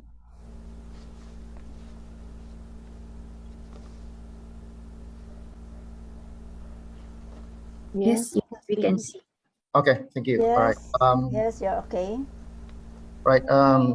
Your Excellency, Deputy Minister, Ministry of Education and Training of Vietnam, Director of SEAMEO Secretariat, Center Director of SEAMEO Retract, esteemed guests, fellow distinguished speakers, moderators, participants, and ladies and gentlemen. Assalamualaikum warahmatullahi wabarakatuh, and also very good morning. Right, so aligning to our department as well as our ministry vision and mission, we develop initiative within 4 strategic focus areas.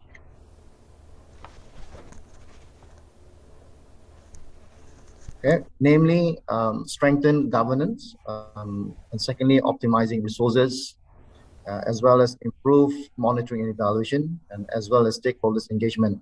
So this is in line according to our MOE strategic objectives, which eventually transpired into 6 key deliverables in the area of policy guide, framework, curriculum, teaching and learning resources, stakeholder engagement, partnership programs, infrastructure development, professional development plan, as well as digitalization, transformation, and also strengthening the data. Right. However, in efforts to deliver these key deliverables, however, there are 3 main barriers and challenges, namely lack or limited physical resources due to limitation of budget, especially provision of annual budget within the financial year. So this limited allocation of budget also partly due to our recent implementation of our national fiscal consolidation program was introduced in 2018. All right. Apart from that, we also have a limited pool of human resources, and with the increasing number of special educational needs students each year at the rate of approximately 4% increase annually. So it has been a great challenge to our department to recruit more special education needs educators on top of long and time-consuming process for recruiting new special education educators. And as well as we also have, of course, we are all aware that inclusive practices are obviously very costly, right? Most special equipments and learning tools for special educational needs students, especially mostly are not readily available in the local market in Brunei, and such that we need to import from other countries. And even so, the process of importing this teaching and learning resources is also very time consuming.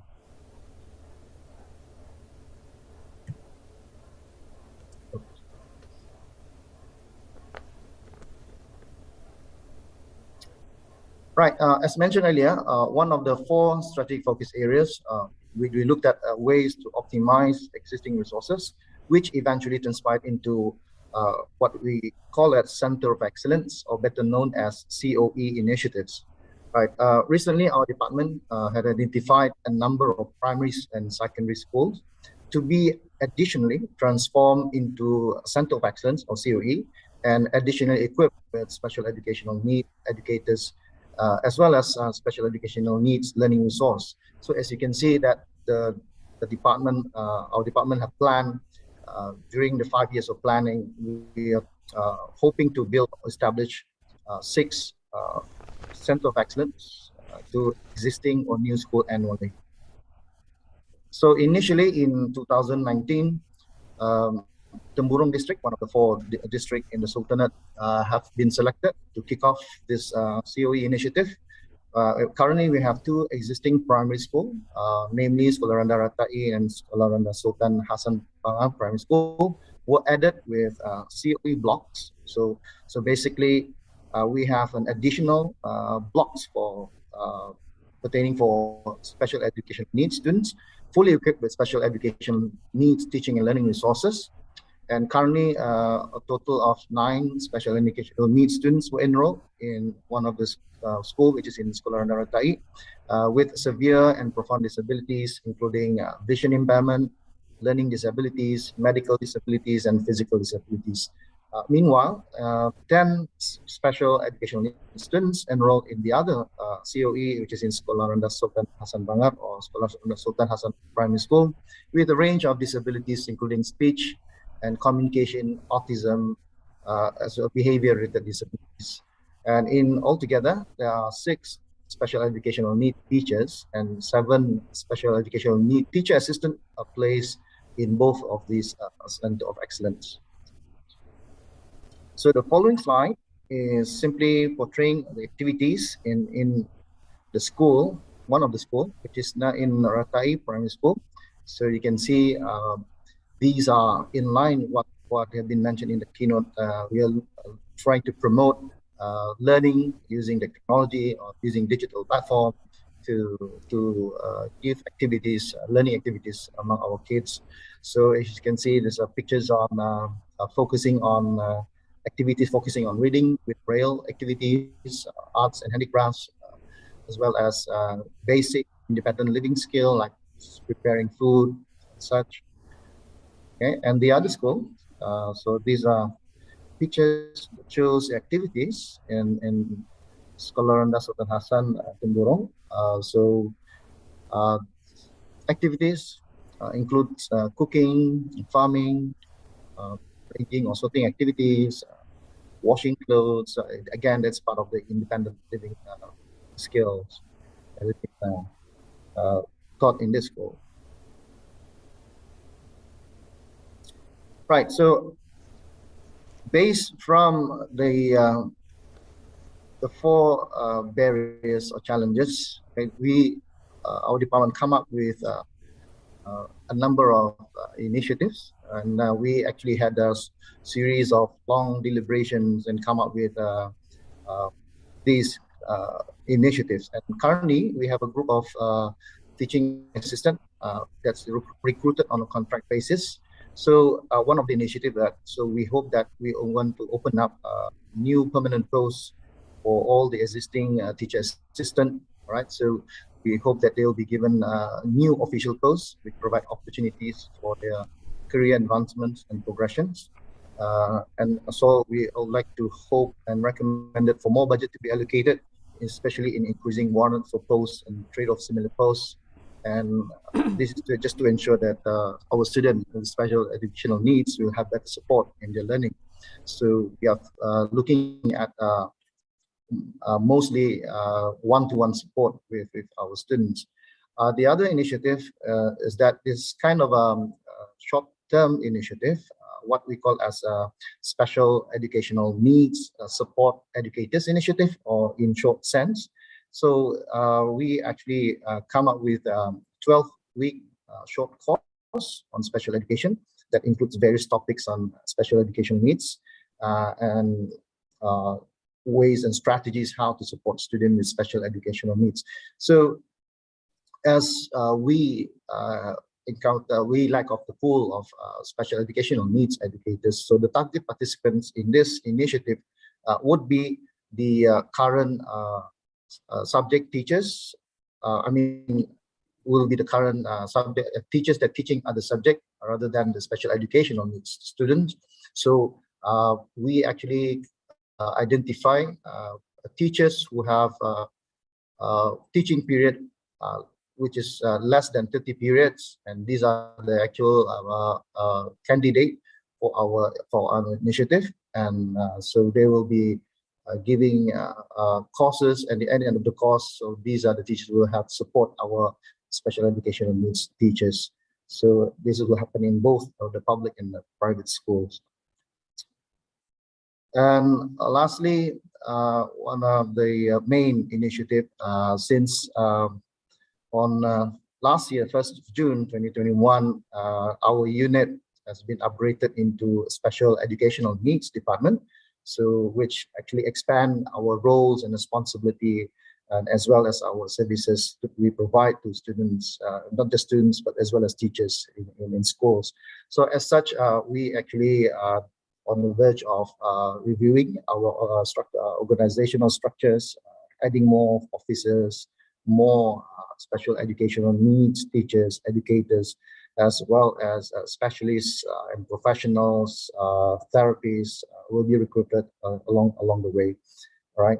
So so we will be looking at more opportunities to provide training, professional development among officers and teachers, and as well as recruiting more specialists in this area. Other initiative includes a review of our special education curriculum. Right. So in the process of reviewing, we would like to incorporate more domains that incorporate entrepreneurship skills, as well as financial literacy, digital literacy. Right. So just to ensure that they are able to survive when they complete the education in the future. So this whole idea of integrating this domain, I would say, largely affected by the pandemic, which is inevitably change our special education landscape and eventually ways of teaching and learning as well. So much towards the learning paradigm as opposed to instruction paradigm. So we also looked at more focus on myriad of digital platform for teaching and learning. Okay. So of course, at the end of the day, we other initiative also looked at promoting proactive leaderships. So we would like to emphasize that every levels, leaders at all levels within the Ministry of Education, within the ministry, should need to consider special educational needs and then need to incorporate that within the plan of action in their level. All right, so these are among the strategies promoting equities and equal opportunities at every level. All right, providing directions to teaching community to support inclusive and inclusive practices through guidebooks, through meetings, through workshops, and also proactively identifying and removing barriers to participation and learning through constant communication or active communication with the school communities. And then as well as ensuring teachers' involvement in continuous professional development, special education. Yes, we also largely engage in lots of discussion on how giving a more comprehensive teachers' professional development plan in the future, right? And as well as promoting collaboration with other stakeholders. So we kind of thinking of getting more and more partnership programs with other stakeholders in the countries to get them engaged, and then towards the intention of getting the acceptance throughout throughout the communities in Brunei with regards to special educational needs. All right. I think on that note, I would like to end my presentation. Thank you.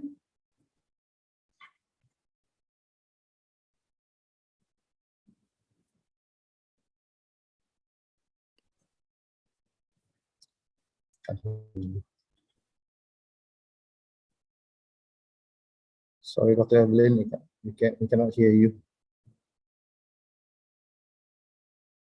Thank you, Mr. Eddie, for sharing with us, for enlightening us on the major activities and projects initiated by your Ministry of Education, particularly on the development of the ongoing Center of Excellence. Thank you, sir. Ladies and gentlemen, our next speaker, our second speaker, is currently the Secretary General of the National Committee for Lifelong Learning and Deputy Director General for Education of the Ministry of Education, Youth and Sports of Cambodia, Dr. Sam Sidith D. He graduated his master's degree in Comparative and International Education and his Doctor of Philosophy in Education and Human Sciences from Hiroshima University, Japan, in March 2002 and March 2005, respectively. He worked as an education officer and education specialist for UNESCO in 2005 to 2010 and ADB in 2010 to 2012 prior to his return to the Royal University of Phnom Penh in Cambodia as the director of the Master of Education program and the founding dean of the Faculty of Education in 2013-2015. He remains as adjunct professor of the Faculty of Education of RUPP since 2006. He published several papers in international reviewed journals, academic bulletins, and chapters of edited books in the areas of education, policy, and development in Cambodia. In 2012 to 2014, he provided consultancy services to several organizations such as OECD, GTZ, SDC, ADB, UNESCO, World Bank, and ACLEDA, Institute of Business and various education NGOs in Cambodia and Myanmar. Ladies and gentlemen, please help me welcome the Secretary General, Dr. Samsidith D, who will be presenting to us his paper on professional learning community development in Cambodia.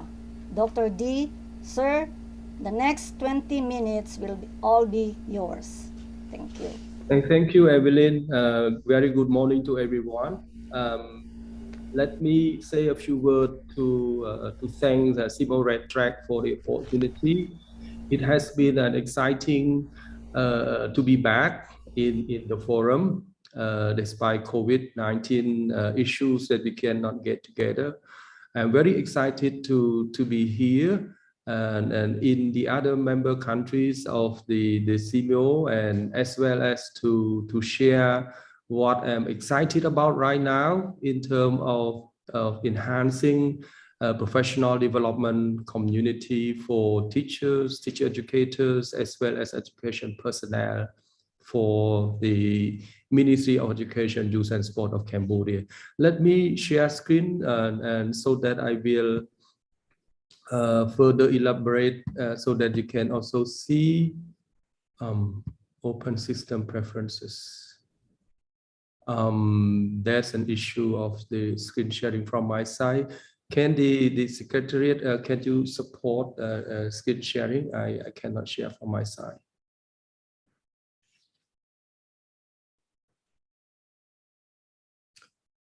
Okay, thank you. Next slide, please. Yes, the purpose of my presentation is to share with you what Cambodia has done in terms of enhancing education quality, especially the service provider, including teacher education institution and teacher educators, teachers, school, as well as the technical department. I use the word TEI is teacher education institution. TD is technical department at the ministry level. What we are facing right now is the quick changing society, and lots of things coming in terms of science and technology, a lot of ideas, adjusting trends and issues. And that's why education personnel has to be enhanced, has to be ready for their personal development as well as professional development for their gainful prosperity in order to stay on and to do better.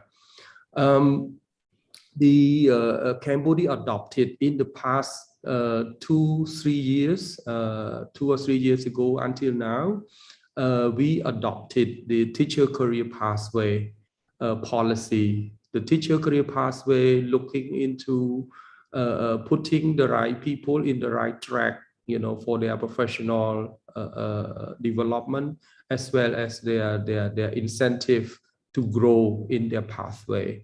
If they are interested to stay on as teachers, they can stay on as teacher by having the status as a, you know, as a new teacher to senior teacher to principal and to master teacher, that they can stay on the track and they will be upgraded in terms of their professional title status, as well as the incomes go along with their status. If they would like to move to management and leadership track in the school, they can move on to leadership management track in terms of senior and principal teachers, principal directors.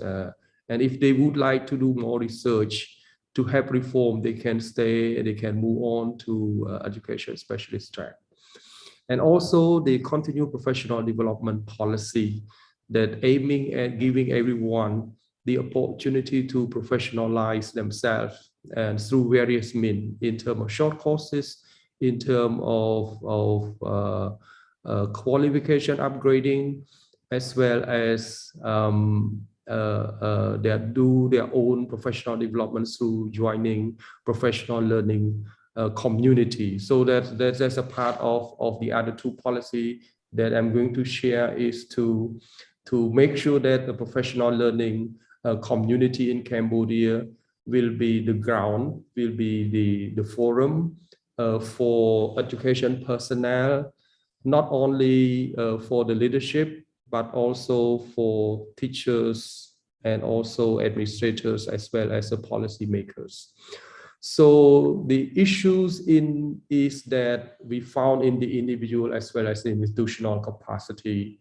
The teacher education institution leadership and management, we have 26 teacher education institution. Teachers, they have to spend 2 years or 4 years or 1 year and as a teacher trainee and as a teacher candidate through the public system, and then they will be deployed to be teachers after they spend 2 years, 4 years, and 1 year after bachelor at a specific education level.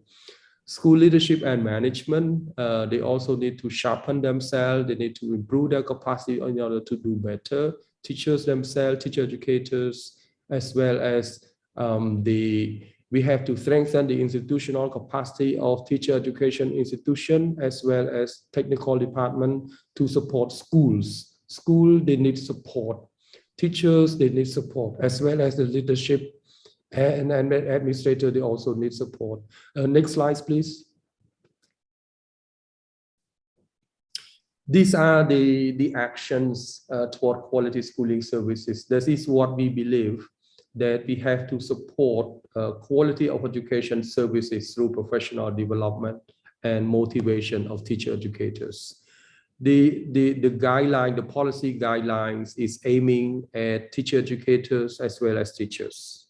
So if we don't support them to do well, if we don't motivate them through their capacity enhancement, giving opportunity for them to do better, encourage them to work together, to learn together, to develop material and sharing what they do well with one another, and that would be the incentive, you know, for the institutional development. Strengthening capacity of teacher education institution to provide CPD, I use the word continuous professional development, CPD programs for school leaders as well as teachers. Strengthen linkages and cooperation with schools and other educational establishments, and to prepare teacher education institution for other educational delivery and training services.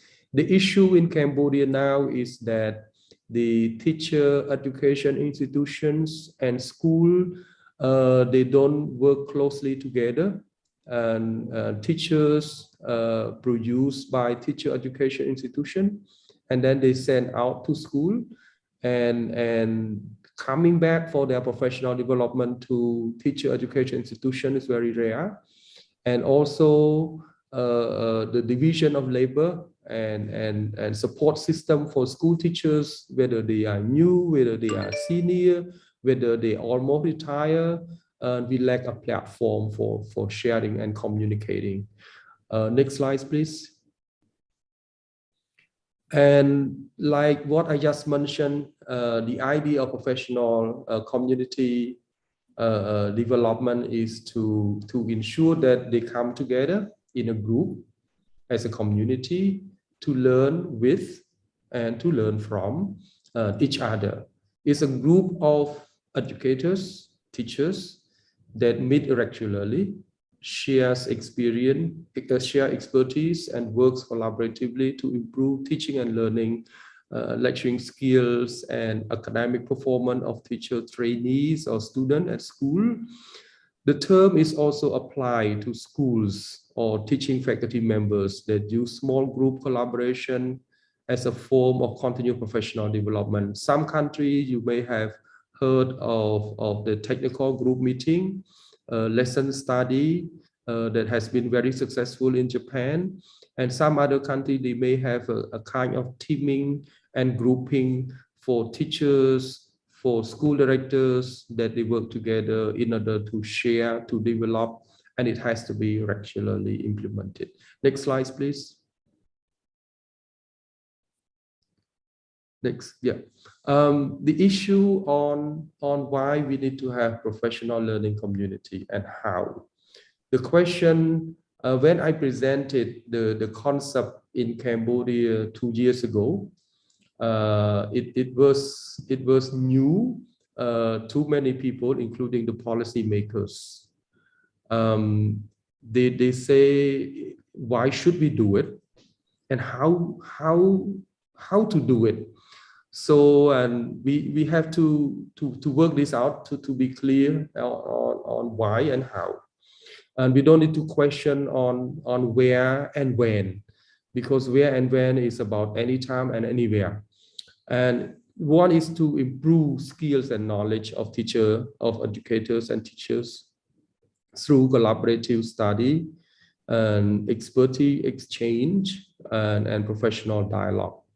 That it can happen at school, at teacher education institution, or at any workplace of their profession. Number 2 is to improve the educational aspiration, achievement, and attainment of students through stronger leadership and teaching. Professional learning communities often function as a form of action research, and action research is a kind of a simple research to find the solution to deal with problems and issues in the workplace. For example, if a teacher, many students under him or her fail to understand him or fail in the test, the teacher can ask himself or herself why they fail. Is it because of the test paper is very hard to do, or because they did not learn, or because I did not make myself clear, or because of what is behind that? So it's simply come up with question and to prepare a research question to find out what is behind that. So it's very simple that can be doing action research, and it's a way to continually question, evaluate, refine, improve teaching strategy and knowledge.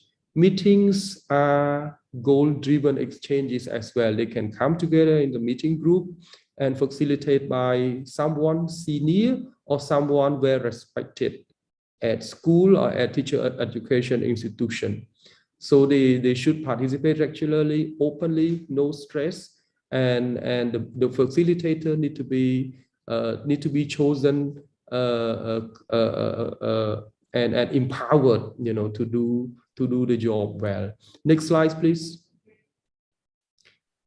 There's a PLC is for whom. If we say is for whom, and it's very simple. I mentioned already, it's teacher educators or teacher trainers, teacher education institution, managers, directors, school leaders, managers, teachers, and who are the key drivers for education quality, for institutional capacity strengthening.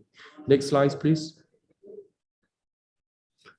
So how to run PLC? I just like to elaborate a little bit. In the PLC, teams are often built around shared roles and responsibility. For example, if you are the English language teacher, you can team up with the other English language teacher in your school. And if your group is too small, you can have a partner school or collaborative school to enhance like 10, 20. And then you can come together, or you can share your paper materials you have. You can talk about the issue of your student. You can talk about your teaching. You can talk about your subject, your teaching method. So that's along with those on the same major, and this one. Number 2, if you happen to be an English teacher, but in which grade? If you teach grade 7. And then you look into some other teachers from a different subject, but they also in grade 7. You can find out about students. Student in grade 7 in my class, English class. Student in grade 7 in math class, in home economics class, in biology class. And then you can discuss with the other teachers about your student in the same class but with different subject. You can ask what is behind that, how can you improve student A, how can we help student B. So there's a kind of exchange and then you find solution, within a group. How do I teach this particular student better? How do I teach this scientific theory more effectively? I try my best already. I set up the test last time, but most of them fail. I don't know why. So this kind of thing can be introduced as a line subject teacher. You get along with those teaching the same subject with you, and you also share all this with those who share the same class but different subject. Next slide, please.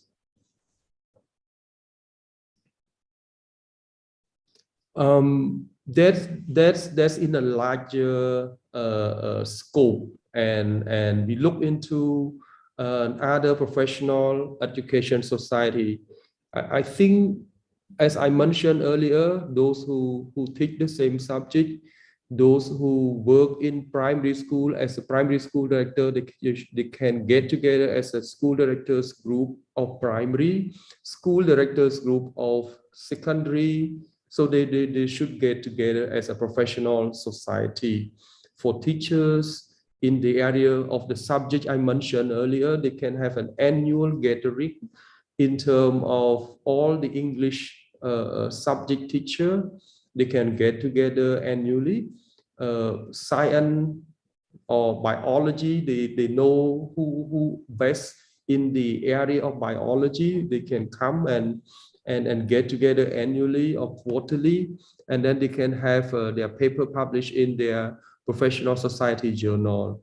Community of practice, it can be a group of school directors. They come together, they meet regularly, and it has to be formed and facilitated by the government or by the ministry or by their team, their own team. It has to be registered, and they have to be well planned for regular, to ensure the quality of the performance. School Director Association, School Director Council, I think you must have found in your own country as well.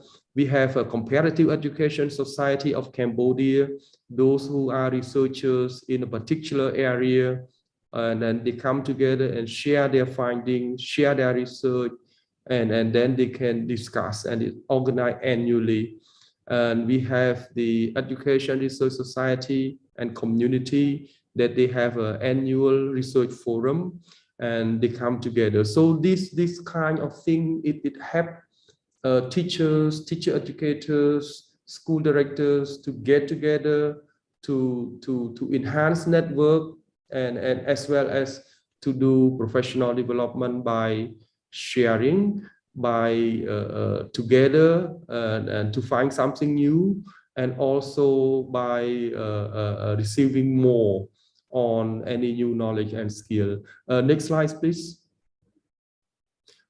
This is just thank you. This is just a photo of this professional learning community guideline that was approved in March 2021, and it was instructed from the ministry for all the public schools and public institutions to set this up. But Cambodia is still an early stage, in terms of organizing professional learning community in a form that can be well done on that. Now we have a new generation school, and then some school they do so well, and some other school they have not even started yet. So the mission of the ministry and my team mission is to promote lifelong learning as well as professional development society, professional development community. It can be at their school, at their teacher education institution, and anywhere that we can make and we build forum for them to come, to share, to take, and together they can learn and create something new. That's all of my presentation, and look forward to hearing any comments and questions. Thanks, everyone. Thank you, Dr. D, for updating us on Cambodia's attempts to institutionalize the professional learning community to improve the capacity of the Cambodian teachers and school leaders. Hopefully, others will follow suit. Thank you, sir.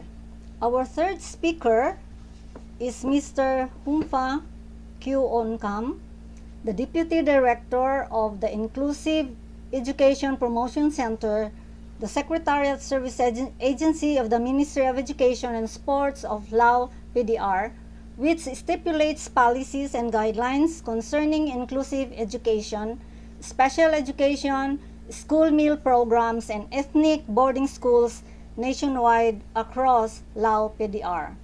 IAPC also works closely with international development partners and local civil service organizations in implementing inclusive education for persons with disabilities, policy, and action plans. Our speaker has worked at the Ministry of Education and Sports for a decade, serving as Deputy Director and Director of the Treaties and International Non-Governmental Organizations Division of the Department of External Relations.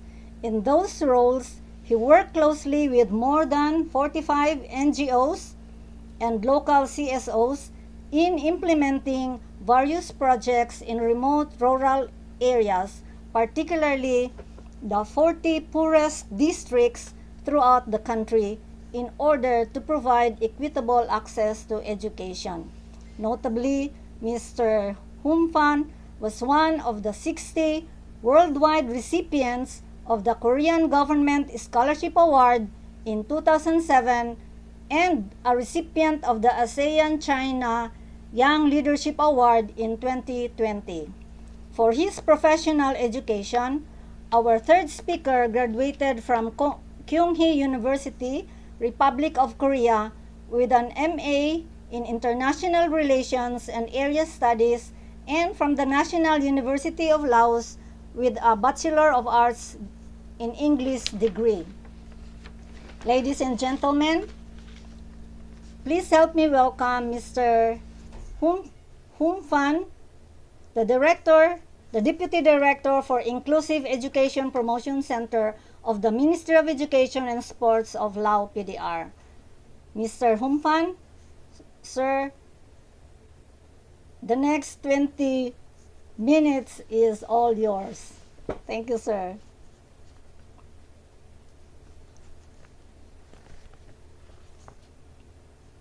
Thank you, Dr. Ilinli Bikas, Deputy Director of for the program SEAMEO Biotop Indonesia, for introducing me. So can you hear me, right? Yes, sir. Yes, we do. I do. Can hear you loud and clear. I think I have the same problem with the sharing. Just now I can see it, but suddenly it's disappeared. Oh, you can. So okay. There it is.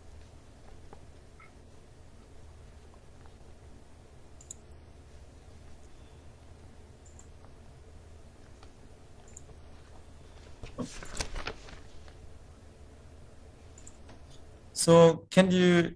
Oh, I couldn't see this slide.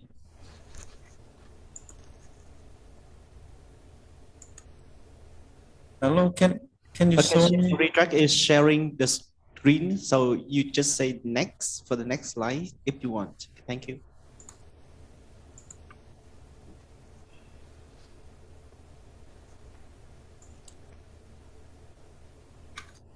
Okay, respected Associate Professor Dr. Nguyen Van Phuc, Deputy Minister, Ministry of Education and Training of Vietnam, Dr.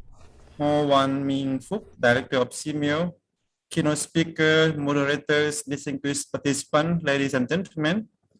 First of all, I would like to thank for SEAMEO Retext for giving me an opportunity to share with you about inclusive education development in Laos. Actually, I'm really excited because it's my first time to share the presentation at the regional level. Next slide, please.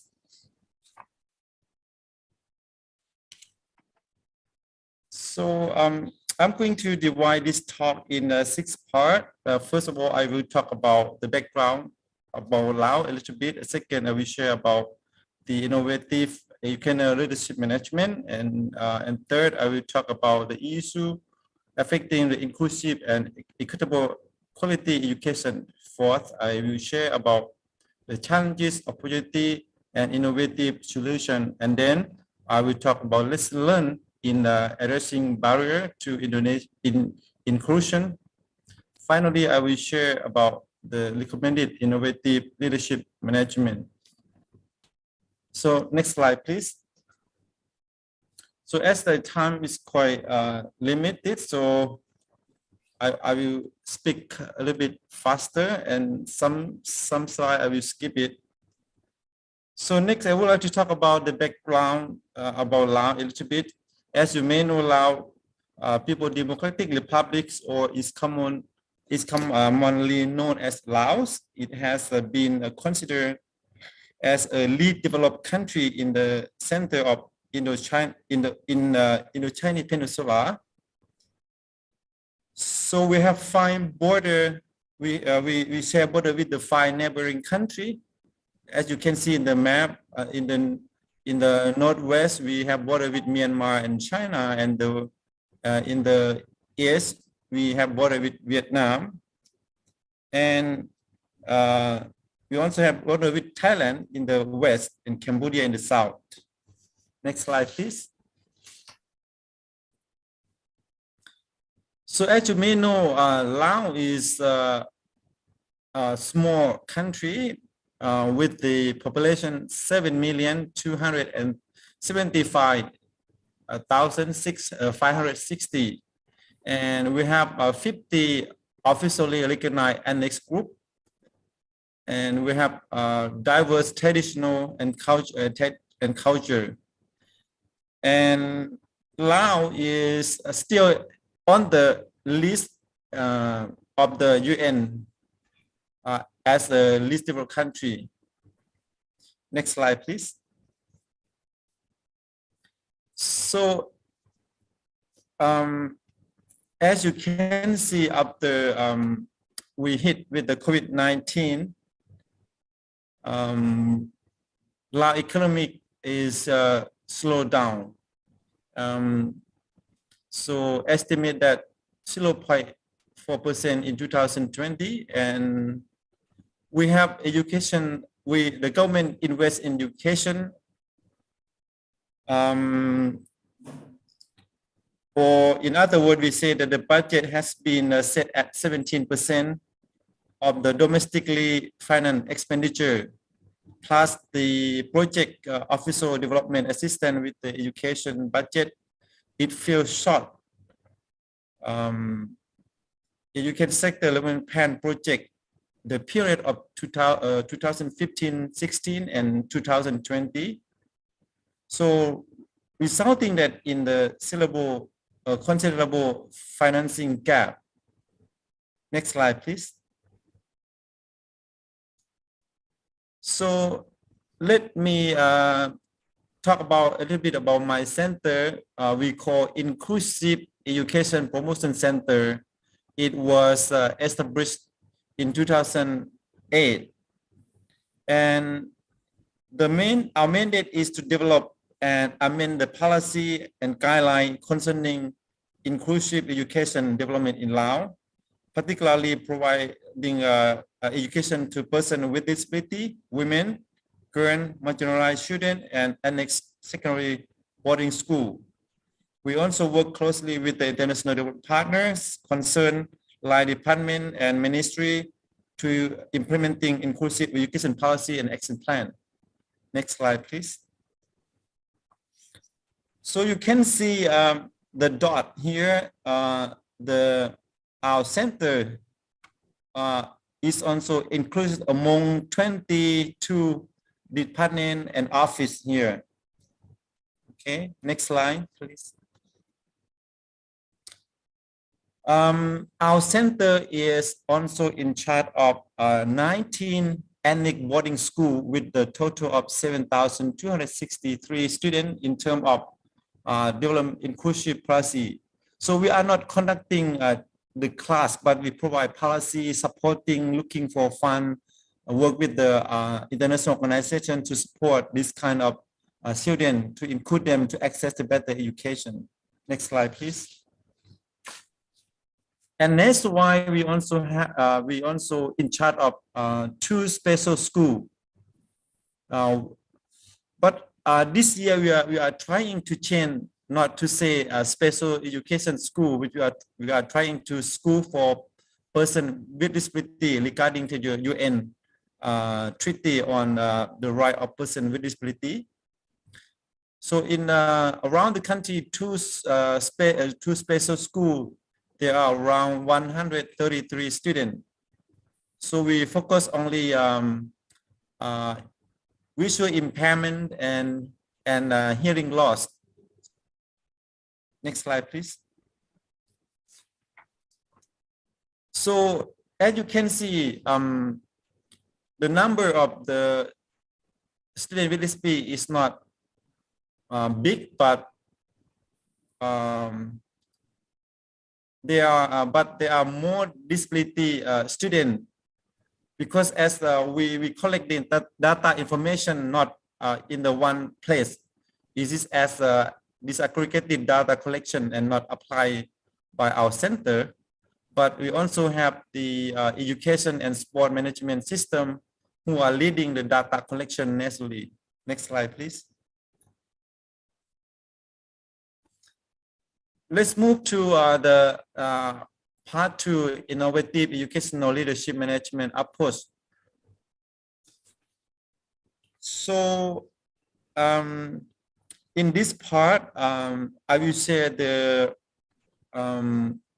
some achievement that Lao government have. So we also, you can see that we have national policy on inclusive education, and we also have the education and sport sector development plan 2021-2025, and we also have law on person disability.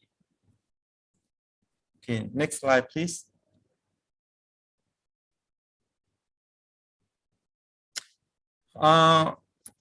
We also have the last 2 months, we also get the approval of management guideline on annex boarding school and the education for person disability. So this guideline give the good instruction for school to carry on. And then we also have the inclusive education technical working group. This working with the international organization, development partner, to share every quarterly about what happening in inclusive education, what problem we need to take action on to help to solve the problem. So next slide, please. So let's talk about the issue affecting the inclusive and equitable quality education in Laos. So look at the leaderships and management. Although although the concept of inclusive education has introduced in education system, but many educators, teachers, and employees do not fully understand the concept of inclusive education and the right of the education for all. And investment infrastructure and human resource in the area of capacity development in the inclusive education is quite limited. The mechanism, approaches, coordination, and cooperation amongst the stakeholders via the dialogue at the education, at the inclusive education technical working group, they create the more opportunity to discuss, but we couldn't see that it does not respond to the need of the student in the community. So technical working group, we talk every 3 months, we discuss our policy, but the need of the is not meet the need of the community in the real situation. Next slide, please. Hello, can you go next slide? Yes. Okay. Look at the teachers' education. In Laos, there is very little inclusive teachers' education development. And we also don't have a national curriculum developed for IE or for inclusive education, nor budget allocation for teacher training. There is a little ongoing dialogue about developing in-service and pre-service training to enable teachers to be inclusive. Also, we have very little promotion of the training to teach Braille and sign language. There is no plan for continued capacity development inclusive education at any level of MOEs. But however, the teacher training in this area of the hearing and vision impairment has been developed gradually by NGO and CSO or local NGO. Next slide, please.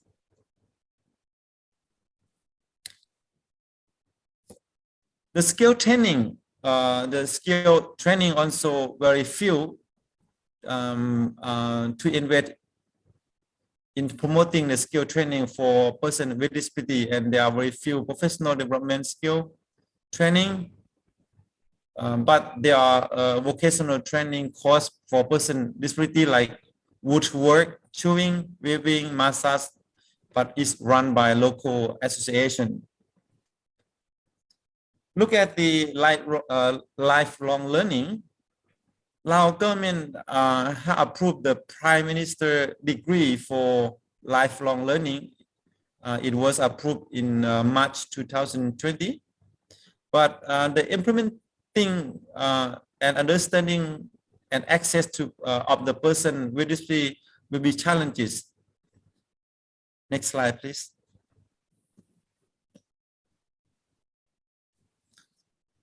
Look at the filling the gap of disparity. So most diverse culture and ethnicity, as I mentioned, 50 ethnicity officially recognized.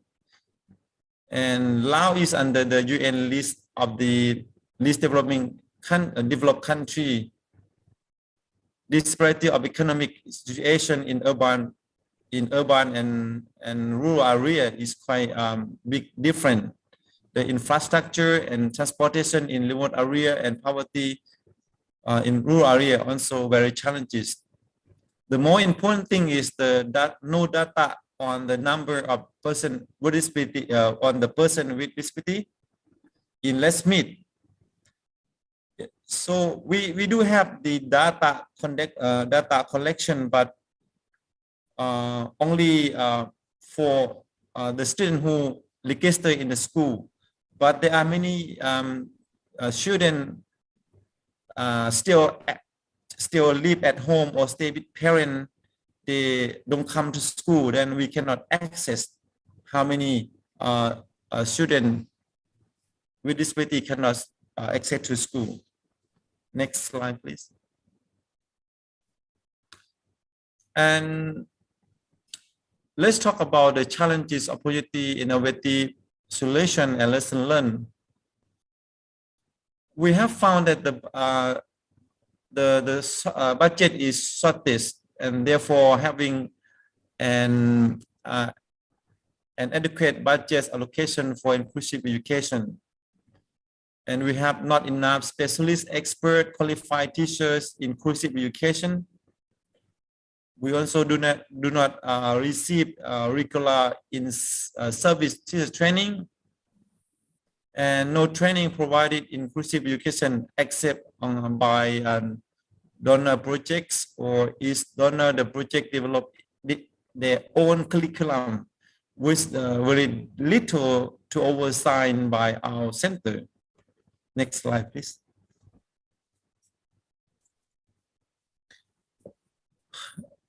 In terms of resource, for sure, we lack of the resource for teachers to develop additional teaching and learning material to apply inclusive pedagogy.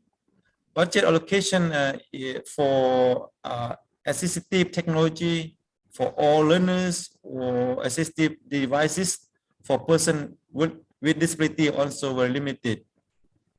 Transportation and public building and school building have not been adapted and fit for the person with disability. Next slide, please. So let's look at the opportunity we have. As you may know, SDG goal number 4 is and then UN Convention on the Right Person with Disability, Article number 14. This provide very clear direction for Laos to promote inclusive education. And we also have law on education and law on person with disability, and Laos national policy on inclusive education is also very good policy and guideline to support. And NGOs, development partner, local associations, SEAMEO regional centers, they have been contributing a lot recently. So they invite us to train in, but online. But it's very difficult for teachers who cannot speak English, very challenges in this point. Next slide, please. We also have very good support from neighboring countries like Thailand, Japan, Austria. They continuously provide us training for Laos and our MOE staff.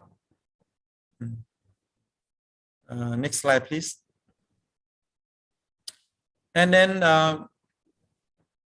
we also have an national annual meeting on inclusive education.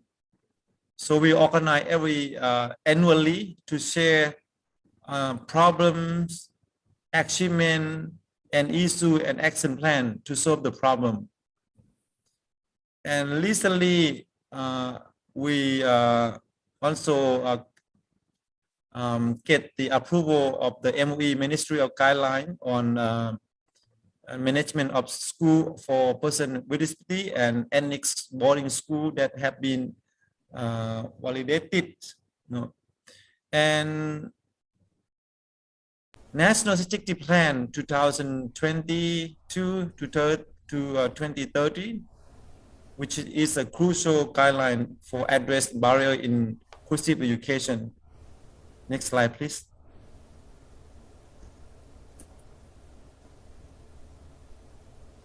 And the statistic annual data collection of the student with disability must be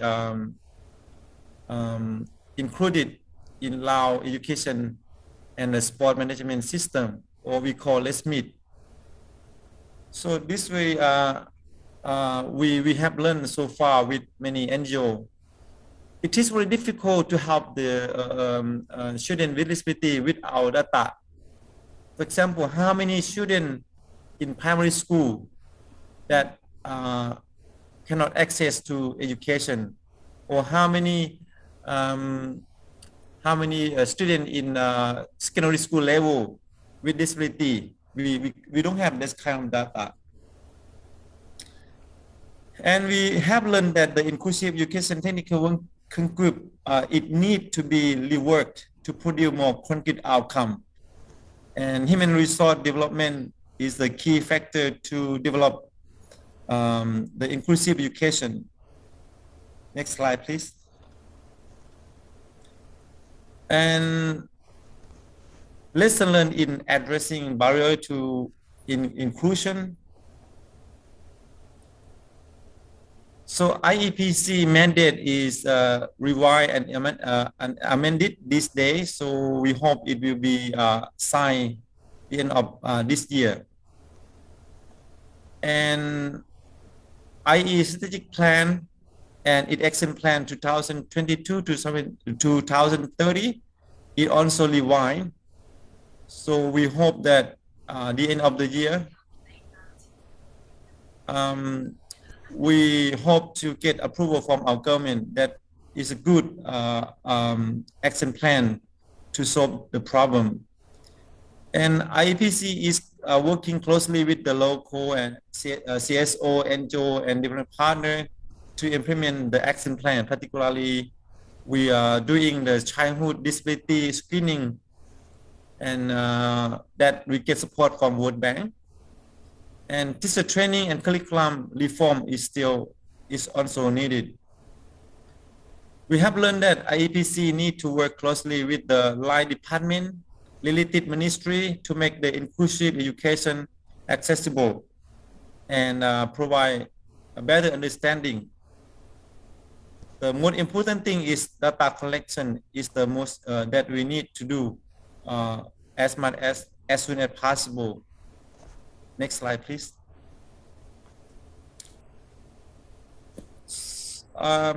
Lastly, I would like to share about recommended innovative leadership management approach.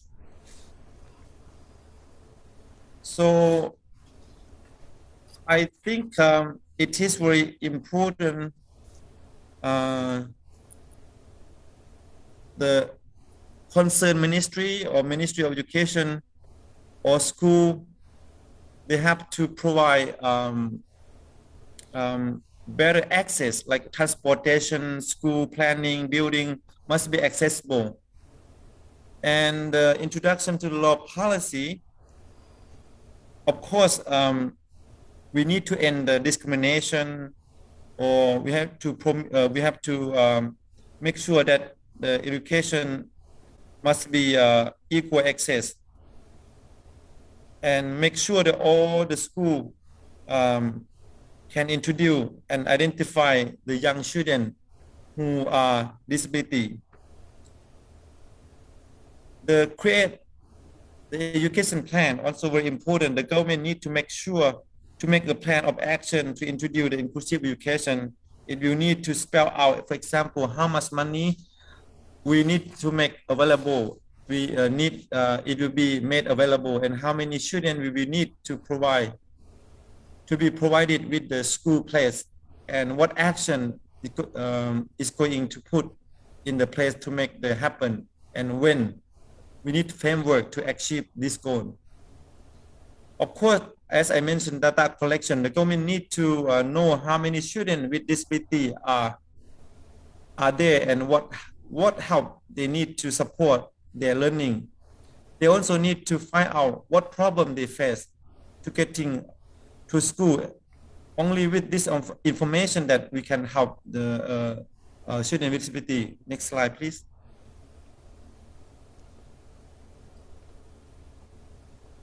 So closed institution, many children with disability are forced to live in institution like orphanage or live at home.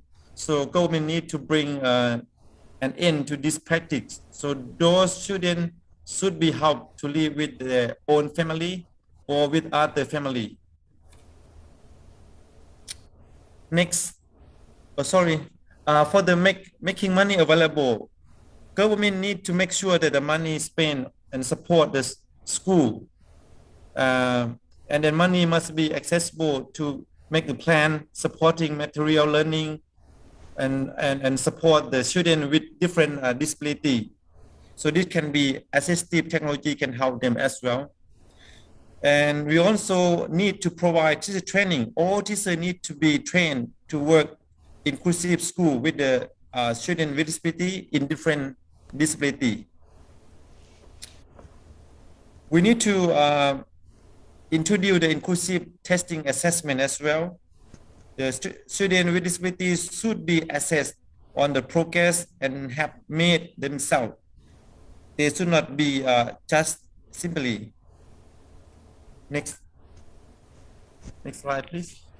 Okay, that's all. So I think time is quite limited. So thank you for your attention. Thank you, Mr. Hung Phan, for sharing with us the development of inclusive education in Laos, particularly on the ongoing work of the Inclusive Education Promotion Center, or the IEPC.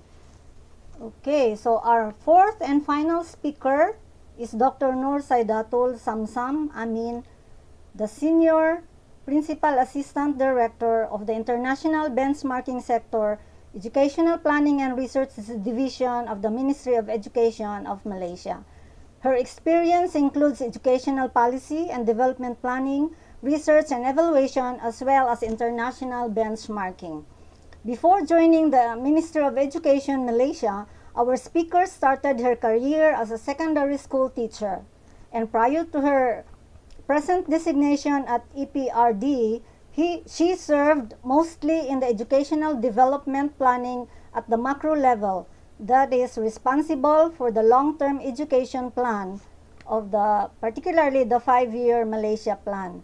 She has vast experience in strategic planning related to physical school facilities, support facilities, and other needs of students in the urban, rural, and remote areas towards achieving students' outcome. She was also involved in crafting educational policy and research, responsible for conducting educational research to inform policymakers and planners.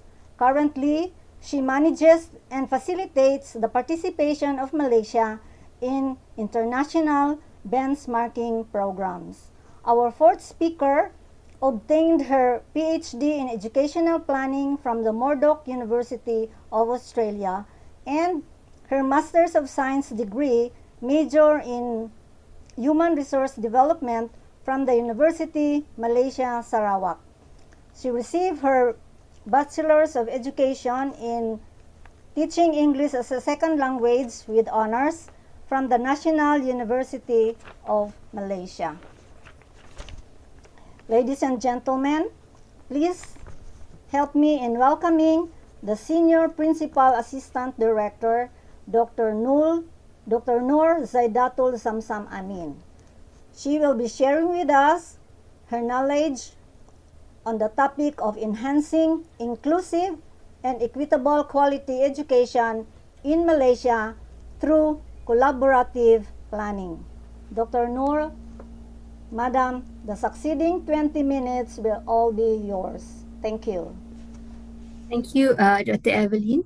Can you all hear me? Yes, ma'am. Okay, good. I will try to share my slides. I hope it works. Okay, can you all see my slides? Yes, we can see your slides. Yes, I can.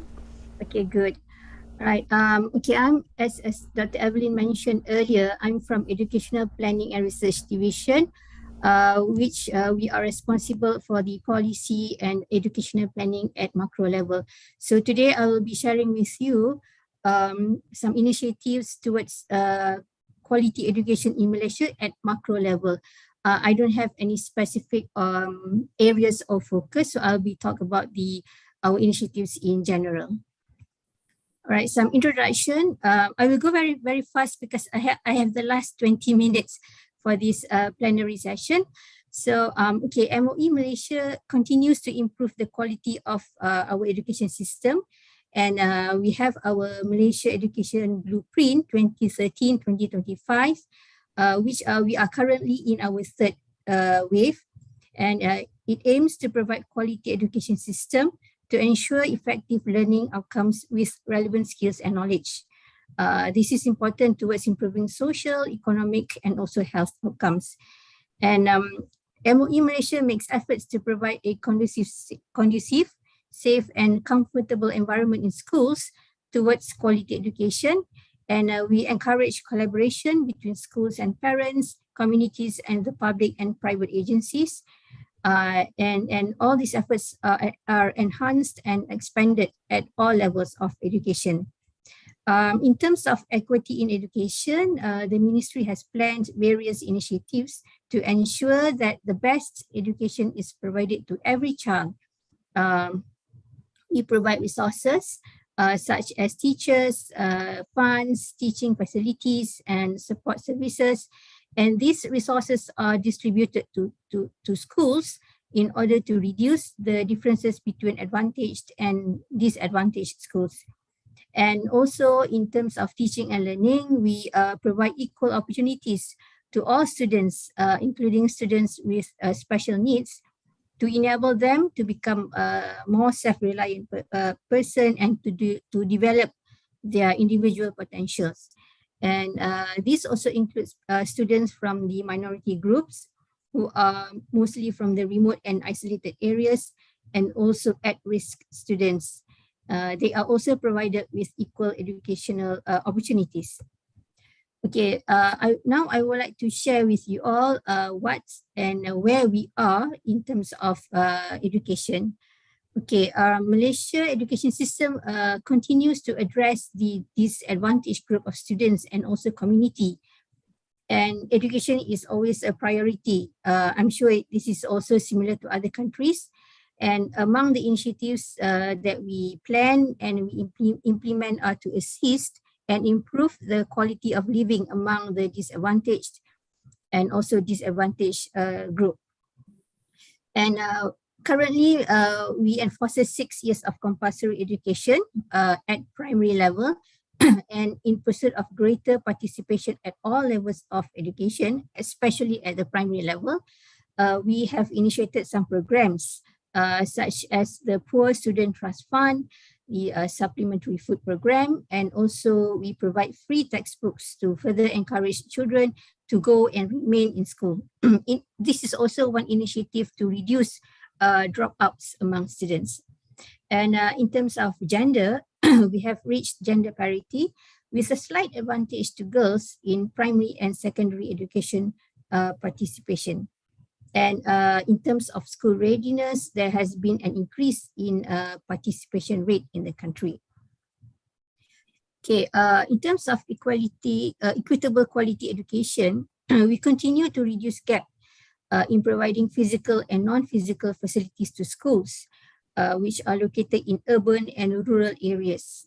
This is to ensure access, equity, and quality education for all pupils, including those in the rural and remote areas.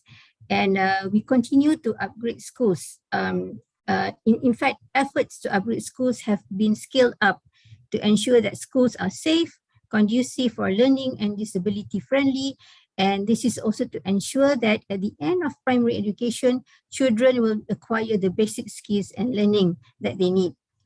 Right, this is more current, more relevant nowadays, the digital era. So we support and ensure that schools are equipped with computers, hardware, software, and also internet connectivity. And we discovered that during the pandemic, this has become a very, there has been a tremendous change in this technology or in this digital era in terms of education. And we believe it happens in other countries as well. And we implement comprehensive and thorough plan to ensure that digital education is systematically planned and implemented in all schools. And we have also introduced digital learning platform to integrate digital tools to support online teaching and learning accessible to all schools, teachers, and students. So teachers and students can get can get access to all digital tools, teaching tools from this platform. And we also conduct trainings for teachers and personnel to improve their computer knowledge, which is very important currently. We also make sure that the skills and usage as well as to keep at par with the global digital education. And we focus on building teachers' capacity on effective use of technology in education. Teachers are able and knowledgeable to conduct teaching via digital platforms. Next, in terms of leadership, what we have now, we always conduct programs and activities to polish leadership skills and capabilities. So this is an ongoing initiatives and programs. And we also strengthen quality of school leaders by giving emphasis and attention to school administration and management areas. And we have programs to boost leadership and management competencies to create excellent school leaders, focus on the smooth running of school administration and management. We organize leadership and management programs to enhance competencies for school leaders, and mentoring programs for good and outstanding schools to guide low-performing schools and also share their best practices. Besides that, we develop mid-level leadership competencies in schools and organize programs for high-performance leaders who are exposed to management and leadership methods outside the context of education. Okay, we find that teacher quality is one of the important areas that we should we should look into in terms of education. So we always plan and implement programs to enhance teacher quality, to make sure that they are adequately recruited, professionally qualified, and also supported. And we implement practical training placement at teacher education institutes, and also strengthen research and innovation areas. We also make sure that teachers in all schools, including urban and rural, are trained and qualified. And we continue to emphasize both local and global assessments as key performance measures. And we have introduced numerous programs to improve the quality of education, especially in low performing schools, through improvements in teacher training. So when we talk about management, we give prioritize to the provision of equitable quality education to students regardless of their school's location. And we have implemented district transformation program at district level in all states to ensure that district education officers succeed in managing their employees' performance and capabilities through their involvement in performance dialogues, mentoring, training, sharing of knowledge and best practices. And also we implement differentiated interventions according to schools' needs. And in terms of special education, we improve the access and quality of education of the students through the inclusive education program, which emphasizes on spreading awareness of the purpose and importance of inclusive education among stakeholders so that solid and comprehensive support can be given to them. And equity in education can be achieved when all stakeholders work closely with the ministry to support and assist Malaysian children in need throughout the country. However, we do have some issues and challenges when we implement some of the initiatives. And these are some of the important and very relevant issues that we are facing now. In terms of infrastructure, we have schools located in rural, remote areas and also islands which do not have good basic facilities. And due to the school closure that we had to go through, especially for the past 2 years, just like any other countries, teachers and students have to resort to remote learning, but we have lacked connectivity and ICT infrastructure.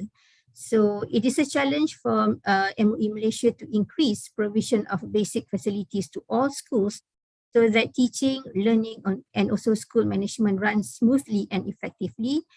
And it is also a challenge for us to provide digital infrastructure to all schools in order for digital teaching and learning to be implemented, especially in this new norm era. Okay, another issue is on assessment. We still have a lot needs to be done to improve students' performance in academic, especially in rural areas compared to the urban areas. So it is also a challenge for MOE Malaysia to reduce the achievement gap for pupils in schools from different locations. And when we talk about COVID-19 pandemic, we have school closures, we have great loss of learning time, which cause disengagement among those who are at risk of dropping out and the vulnerable groups. And we have disruptions to students' learning process and affected the timeline for assessments and high-stakes examinations. This caused a lot of concern and anxiety for students, teachers, and also parents. So it is a challenge for MOE Malaysia to go through this, to create a new norm of teaching and learning that required teachers to resort to remote learning solutions. And we have to do catch-up plans, and we have to amend and school academic calendar, adjust the school academic calendar to suit the students' needs due to the COVID-19 pandemic, due to the school closures, and due to the great loss of learning time. So this is what we have in terms of looking forward, or what we planned in order to increase the quality or to enhance the quality of education in Malaysia. So we have embarked on various strategies and initiatives to enhance equitable quality education. And efforts to enhance the quality of education continues, especially in this new norm, which reflects on the current situation and also educational needs and issues, such as social and economic gaps, the digital divide, and the delivery system. So we plan and we strategize on the utilization of technology in teaching and learning, which is very relevant nowadays. We invest on more resources to ensure schools are connected and students can optimize the use of technology in their learning. We also strengthen disaster preparedness and risk management in handling pandemics. So we hope to get more fund to be allocated to assist the disadvantaged group in undergoing this critical situation. And of course, just like any other countries, capacity building is very important. So we have capacity building for teachers, and we need to review and enhance the module or the programs to include management of remote online classrooms to improve presentation techniques and effective blending of technology into lessons. And capacity building should also include additional teachers' role in helping students to apply facts to develop students' ability to think critically, analytically, and able to make decisions based on their judgments and also knowledge. And therefore, teacher needs to be more flexible to adapt to the different needs of the students and also their future. Some way forward plans, we build organizational resilience to make changes to improve and upgrade existing systems and structures. And here we believe that leaders and teachers need to possess and enhance the latest skills and knowledge by doing research, such as action research, empirical studies, best practices that can assist the MOE to improve or to enhance education through changes. And through research, we believe that leaders and teachers can become more sensitive, more critical, and more aware of their own practices and willing to change. And teachers should also, or teachers need to be empowered so that they are able to assess students' learning. And with school closures, we are Malaysia, we are at the early stage of endemic era. We have opened all our schools, and teaching and learning, face-to-face teaching and learning has already taken place. We don't have any more school closures at the moment, and hopefully it won't happen again in future. So to conclude, we implement efforts and initiatives to address issues including access, equity, quality, efficiency, and effectiveness in education management. We outline strategies and action plans based on a comprehensive analysis of the current situation, issues, and also challenges in education. The COVID-19 pandemic has in many ways affected the equity gap. And with the closure of schools recently, with the remote learning, remote learning is the alternative to overcome academic loss among students. And the roles of leaders and teachers are very vital to ensure that teaching and learning takes place effectively, especially in rural schools and among the disadvantaged students. And finally, leaders and teachers need to view things from different perspectives and develop more relevant and impactful initiatives. So that ends my presentation for today. Thank you and terima kasih. Thank you, Dr. Noor, for enlightening us on Malaysia's Ministry of Education moves and various initiatives to ensure that the best education is provided to every child regardless of their abilities, gender, socioeconomic background, location, and ethnicity. Thank you, ma'am. So now we go to the question and answer part of our session, and of which I would like to request again the presenters to turn on their cameras when they are answering the question. Okay, for our question number 1, it's actually a question and also a comment to Dr. D. Samsidet. It's a very interesting talk. I would like to know further how you and your team build allies to introduce the PLC in Cambodia. from Judias Tuti of SEAMEO RecFon. Thank you, sir. Thank you for the question, and it's really hard indeed to make these teachers know that they don't know is always a challenge. Policy makers as well and school directors as well, they think they know a lot what happened on the ground. They think they know so many things, but what we are trying to is to give them some time for self-reflection and to look at the school performance. So we try to flesh out and to ensure that what they know may not be relevant, what they know may not be applicable, and then what they know would not be like what others people know. So number one is to make them know what they don't know, and then we guide them. If they really want to learn something new, we give them the pathway for their learning support. School directors, mainly school directors, they complain about pressures from the policymakers. There's a lot of imposition from the top in terms of rules and regulations on budget issue, on hiring and firing teachers, on various aspects in terms of curriculum, textbooks, and then they say they have been busy with so many things already. Why should they learn? You know, only to deal with the issues imposed by the upper level, keep them busy already. Why should I learn? I'm too busy. I cannot learn.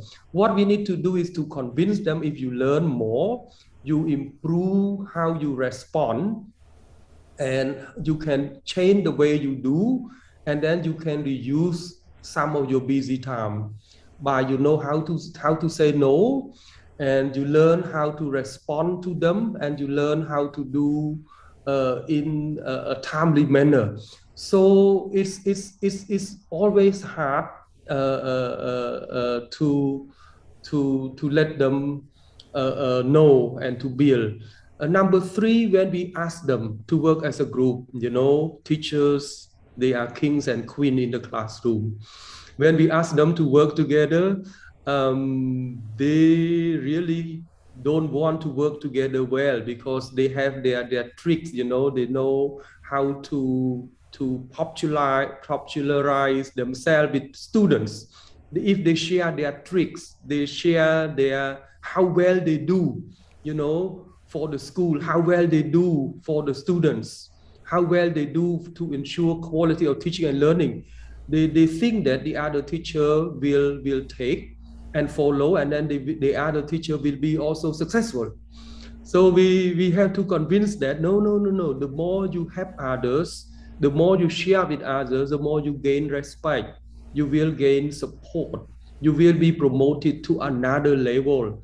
So you have to position yourself, about the others. The more you give, the more you will be better. So a lot of convincing, but still, we found only about 10 or 20 secondary school, especially we name them new generation school, or the school with a strong school-based management team, that they value team learning, professional development and sharing, and they have a regular meeting to reflect themselves. So not yet nationwide, and we gave them the guidelines, because when we asked them without the guideline, they say no, they afraid that they may do against the law. They say no ministry regulation. And now we gave them the guidebook. We said, hey, this is the guide, about 20 pages. How to set up a professional learning community, what would be the topic, who the facilitators are, when you do it, what you need. We have a support team to go to help you. So we try to make it happen. I also went to the teacher education colleges, and they also want to set that up. but not much happened because teacher educators, they are more than kings and queens in the classroom. They are old hat in the system. And then they say the same, you know, why should I share the best thing I do with the others? So I don't know whether this is Asian culture or you know, for not sharing the best you have with others, and not to confess what your weaknesses are, so that you can learn. I think I put it on the floor about all the challenges and what we have done, and I put on the floor whether is it Asian culture that we don't tell our weaknesses, and we don't give the best we have and share with others. So I put on the floor for further discussion. It can be a common happening in your country as well. Over to you, moderator. Thank you, Dr. D, for such a patient and understanding educator. Thank you, sir. The next question is from Victoria Odelo. Good day, Mr. Keo Oncam. May I know how the Ministry of Education and Sports in Laos engaged the participation of private sectors to address the issues affecting the inclusive education in Laos? The question is from the YouTube participant. Floor to you, Mr. Keo Oncam. Sir, you are muted. Please turn on your... Yes, thank you. Okay, thank you for your question. We do have policy and guidelines to promote a private sector to invest in education, particularly in inclusive education. But not many private sector interested to invest this area. Really, we don't in Laos, we don't have we have only one center that dealing with the autistic student, but it costs very expensive, 2 million kip or 4 million kips a month, very expensive. And now we have one Korean businessman, he planning to open school. So maybe the second private sector interested to invest in inclusive education, but the rest we don't have. Thank you. That's a good business. Okay, thank you, Mr. Humfa. Now our third and, sad to say, the last question for today, for this morning, is directed to Dr. Samsideth. What could be a typical structure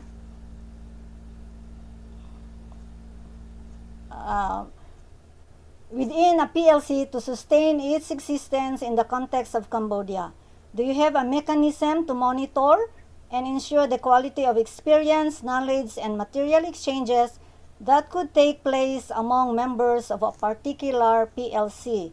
Thank you. That question is from Dr. Jess of SEAMEO REFCON. Thanks for the question.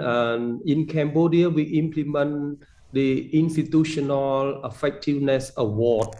So the Institutional Effectiveness Award is aiming to give award to school, to teacher training institution for the best performance, and in terms of environment, in terms of quality of the service, as well as the quality of teaching and learning. So PLC is one. If PLC doing well, it contributes as 1/3 of the effectiveness of the institution.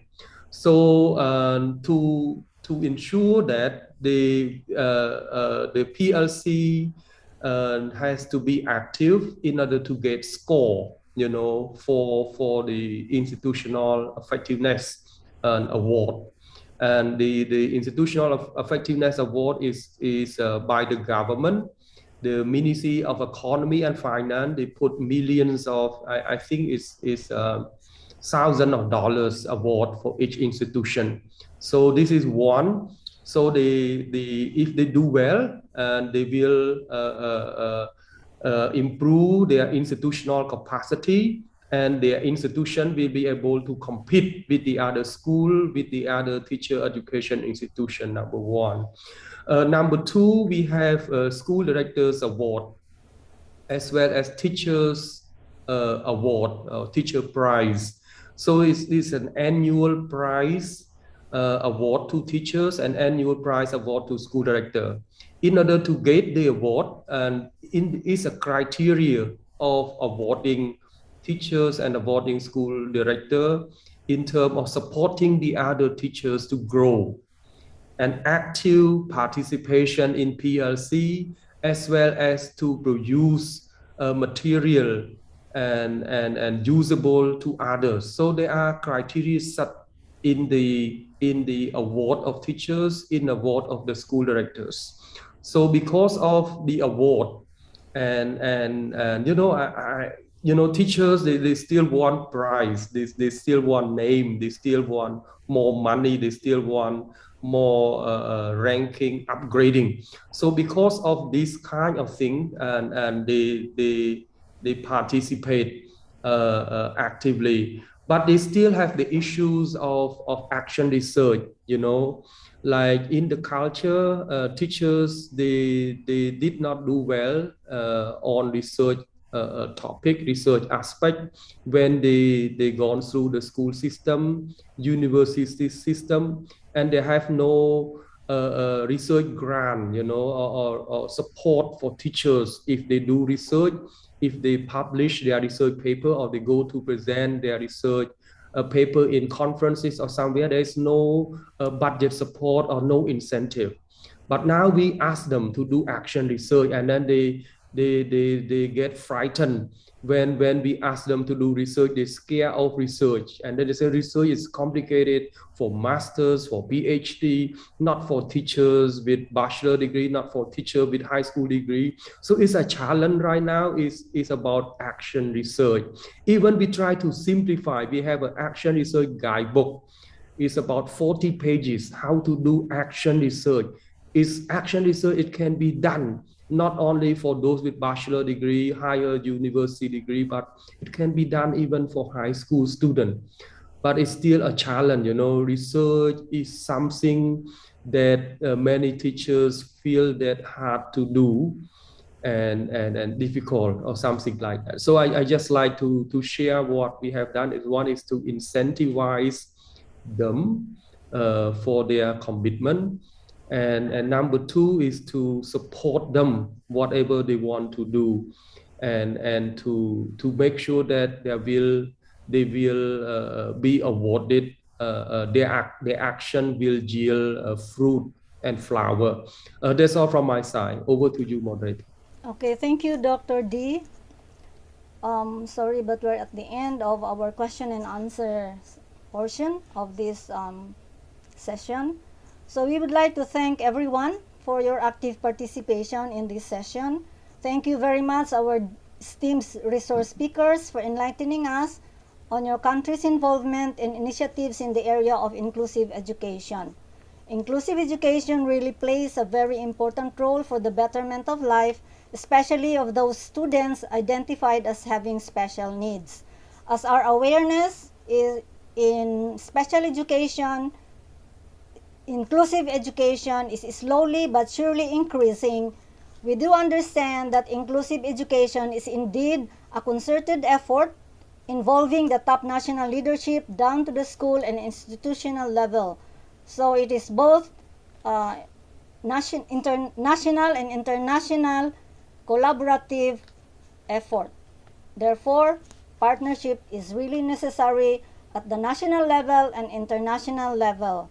Thank you, everyone, and hope you enjoy your lunch. For those questions that are still going to be raised, you can, through email, you can send it to our speakers. I'm sure they would be very willing to answer your questions. Thank you very much, everyone. Over to you, Mr. MC. Thank you so much, Dr. Evelyn Bigcast, for moderating this session, and thank you all speakers for your wonderful presentation. I'm sorry that the session a little bit longer than we planned. This is the end of plenary session 1. We will come back at 1:30. Enjoy your lunch break. Thank you, everyone. Enjoy your lunch.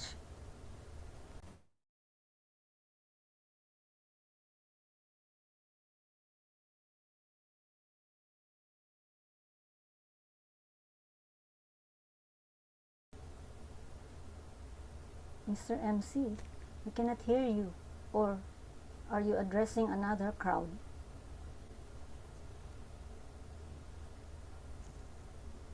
Maybe he addressed to another crowd in Vietnamese.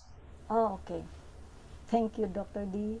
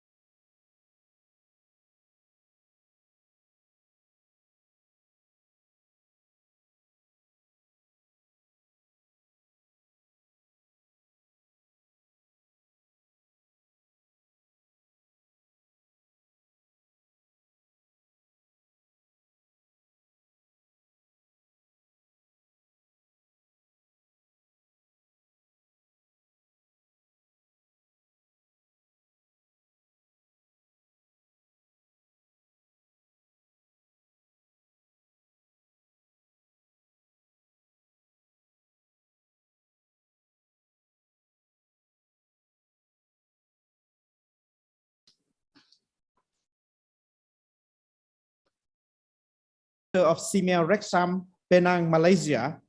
He holds a PhD in environmental ethics from University of Malaya, Malaysia. He has 25 years of teaching experience as a science biology teacher in a secondary school and lecturer in the Matriculation College. He also has served as the Deputy Director of Matriculation College and Matriculation Division Academic, Ministry of Education, Malaysia. His area of specialization includes biology, science education, environmental education, environmental ethics, and educational administration. Dr. Shah, in this session, we should finish by 3:05. So could you please keep the timing to make sure that the presentations and the Q&A will end by 15:05. Thank you very much. Ladies and gentlemen, please welcome Dr. Shah Zahan bin Asanakuti, SEAMEO Rexam Director. Thank you.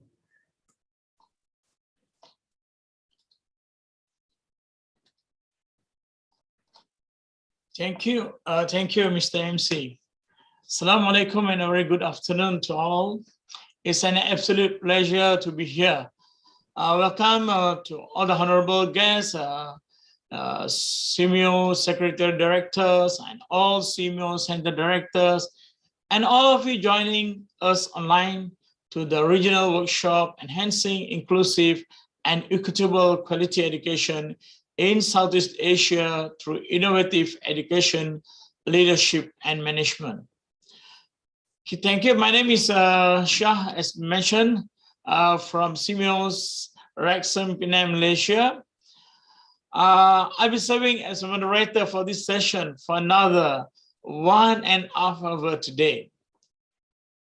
From the remarks of Malcolm X, education is the passport for the future, for tomorrow's belongs to those who prepare for it today. So with that, I think we are in that today also. So we are all concerned about inclusive and equitable quality education. Enhancing inclusive and equitable quality education, despite much effort being made, has always remained a big issue facing education system, especially in developing countries. Without inclusive and equitable quality education and lifelong opportunities for all, countries will not succeed in achieving gender equality and breaking the cycle of poverty. This is leaving millions of children, youth, and adults behind. Today, to discuss on this, we have all staff panel here this afternoon from 4 Asian countries, that is from the Philippines, Singapore, Thailand, and Vietnam. And you'll be hearing from these 4 great panels. So before we start, a gentle reminder, the time allocated to the speakers is 20 minutes, and make sure you're on the video and the microphone. Now, moving along to our session, please welcome Leila Nera Ariola, Director for Bureau of Learning Delivery, Department of Education, Philippines, who will be speaking to us on the Philippine inclusive education status, issues, and prospects.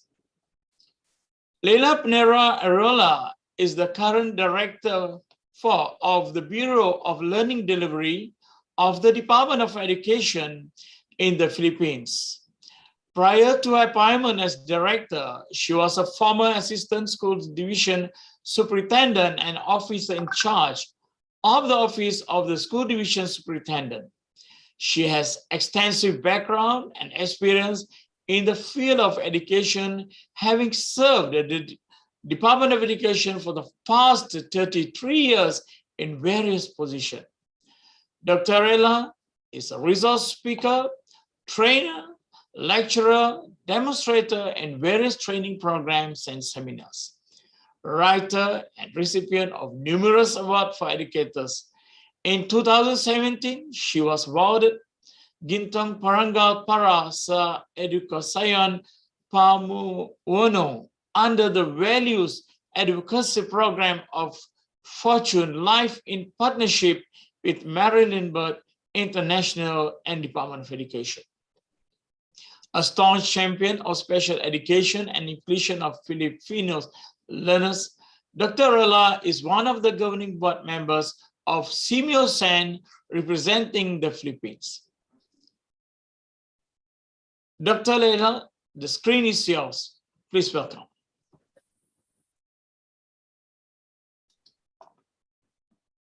Thank you very much, sir. And may I request Secretariat to please share the presentation for me. Thank you.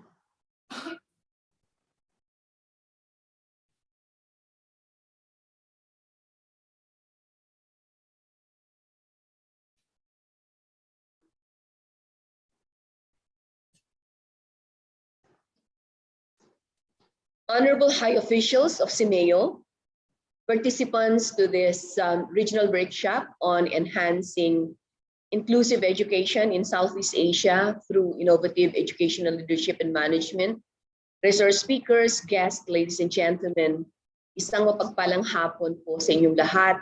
Blessed afternoon to all of you. The Philippines places high regard and esteem on the rights of every citizen to quality and accessible education, particularly the children with different learning needs. The Department of Education is mandated to protect and promote the right of every Filipino citizen to quality education that will enable each learner to realize their full potential and meaningfully take part in nation building. Actualizing this constitutional right is the main thrust of the K-12 basic education program, which recognizes the diversity of the country's learners, schools, and that of communities. Seeking to be inclusive, K-12 broadened the goals of basic education in response to the varied realities of learners and that of their families by providing a wide range of options in preparing them for higher education and opportunity for employment, development of middle-level skills, and that of entrepreneurship. K-12 further promotes the implementation of programs that address the various physical, intellectual, psychosocial, and cultural needs of learners in diverse contexts. These programs are anchored on inclusion, which is the core principle of the Enhanced Basic Education Program as contained in DepEd Order number 43, series of 2013. Enabling laws and policies that support the implementation of inclusive education are in place prior to the country's adoption of the K-12 basic education program in 2013. The Philippines Basic Education, through the Department of Education, deemed it necessary to shift to a new paradigm in response to the national and global community needs and that of demands. To note, the Department of Education, as implementing agency concerning basic education in the Philippines, formulated the implementing rules and regulations of the K-12, which rest on the foundation of the inclusive education principle.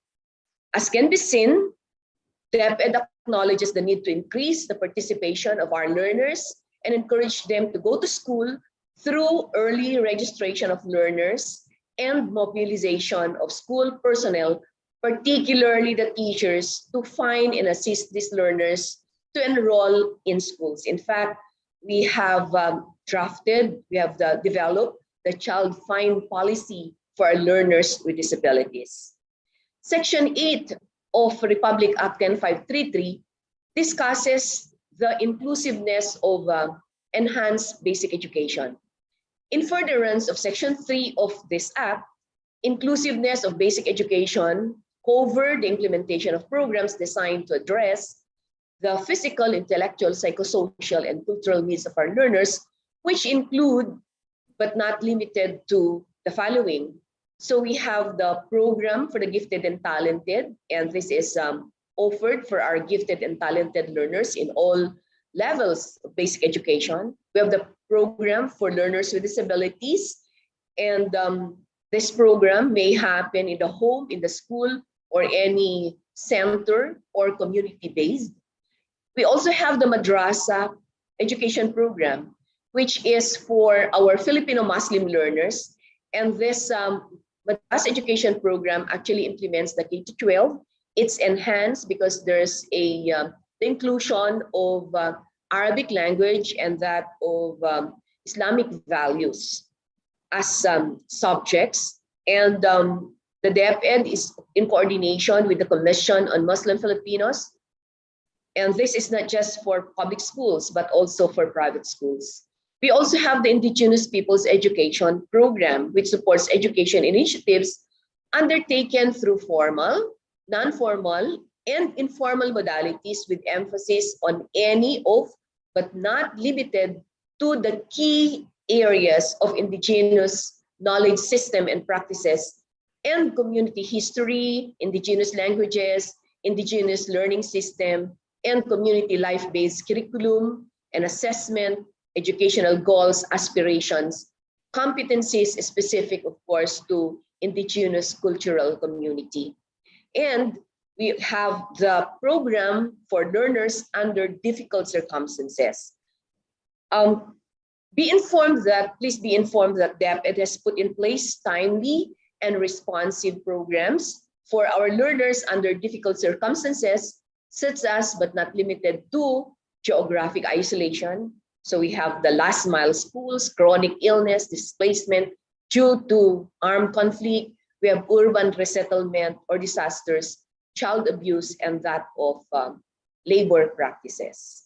Next slide, please. The inclusive education implementation in the Philippines is strengthened through the issuance of the DepEd Order number 21, series of 2019, which provides the framework for inclusive education in the country. Concomitantly, the issuance brought forth the institutionalization of relevant and appropriate programs for the marginalized and disadvantaged learners within the DepEd system.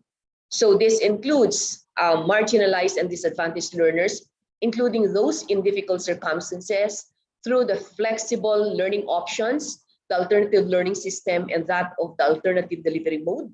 We have for the learners with disabilities through the special education program. We have the gifted and talented through the special curricular and special interest programs. We have one for the Filipino Muslim learners, and I mentioned earlier about this. This is the Madrasa education program. And of course, for our IP learners, which is the IPED, or the Indigenous Peoples Education. Next slide. In addition, inclusive education is strongly supported by several legislative measures that ensure inclusiveness in basic education. 29 years ago, 2 hallmark enabling laws were passed to foster the welfare of vulnerable members of society.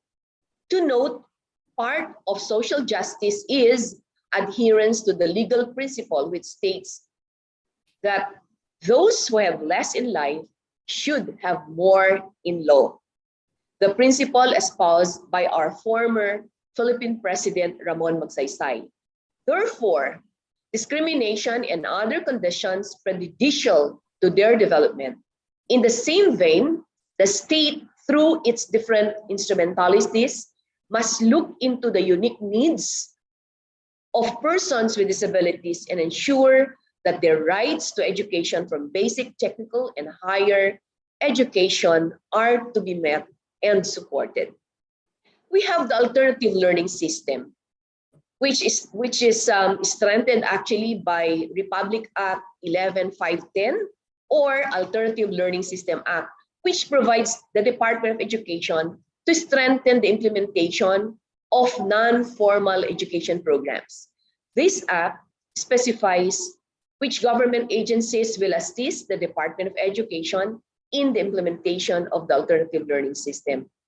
The ALS Act further strengthened other aspects of the program, such as the expansion of alternative learning system for learners with disabilities, the creation of the Bureau of Alternative Education, and the provision of conducive teaching and learning environments for ALS, including the establishment of school-based community learning centers and mandating at least one community learning center in every municipality and city, enhancement of post-program options, and expanded financing using local school board education fund and tax credits for private sector investments.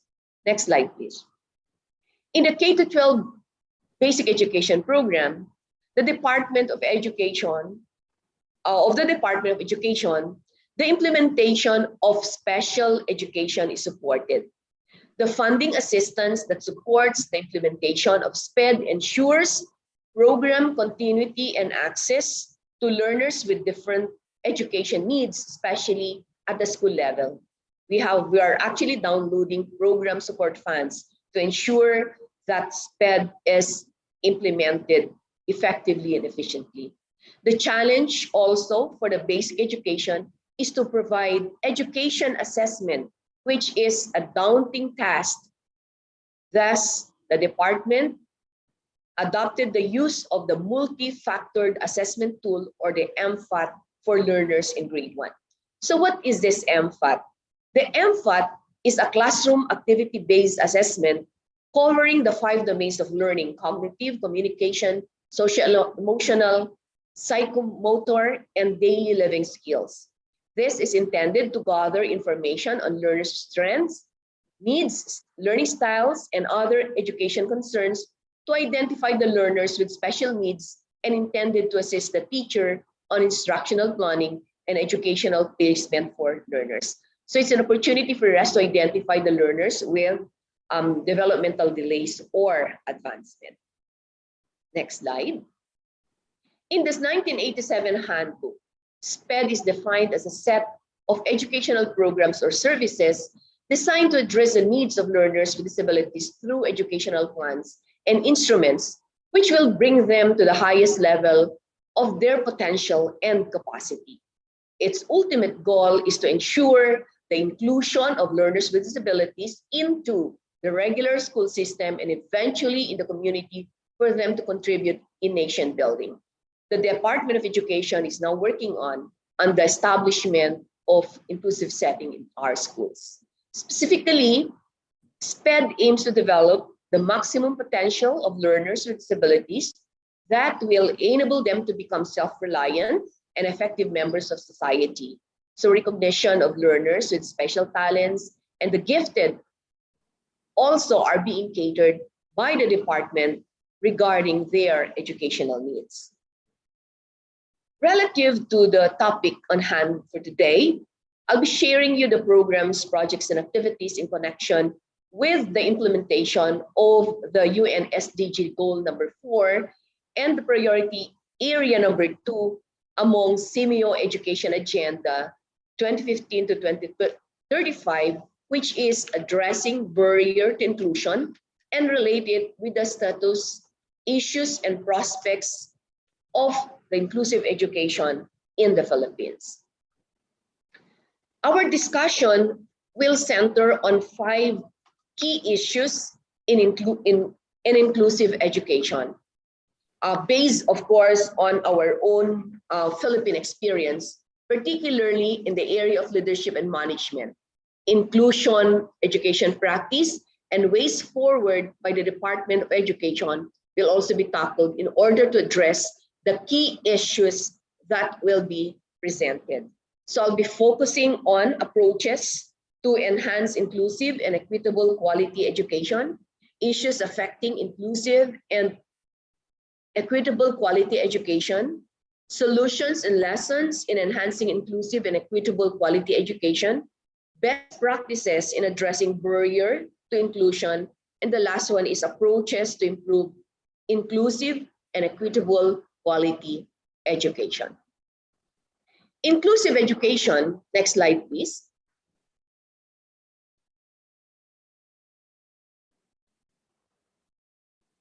Thank you.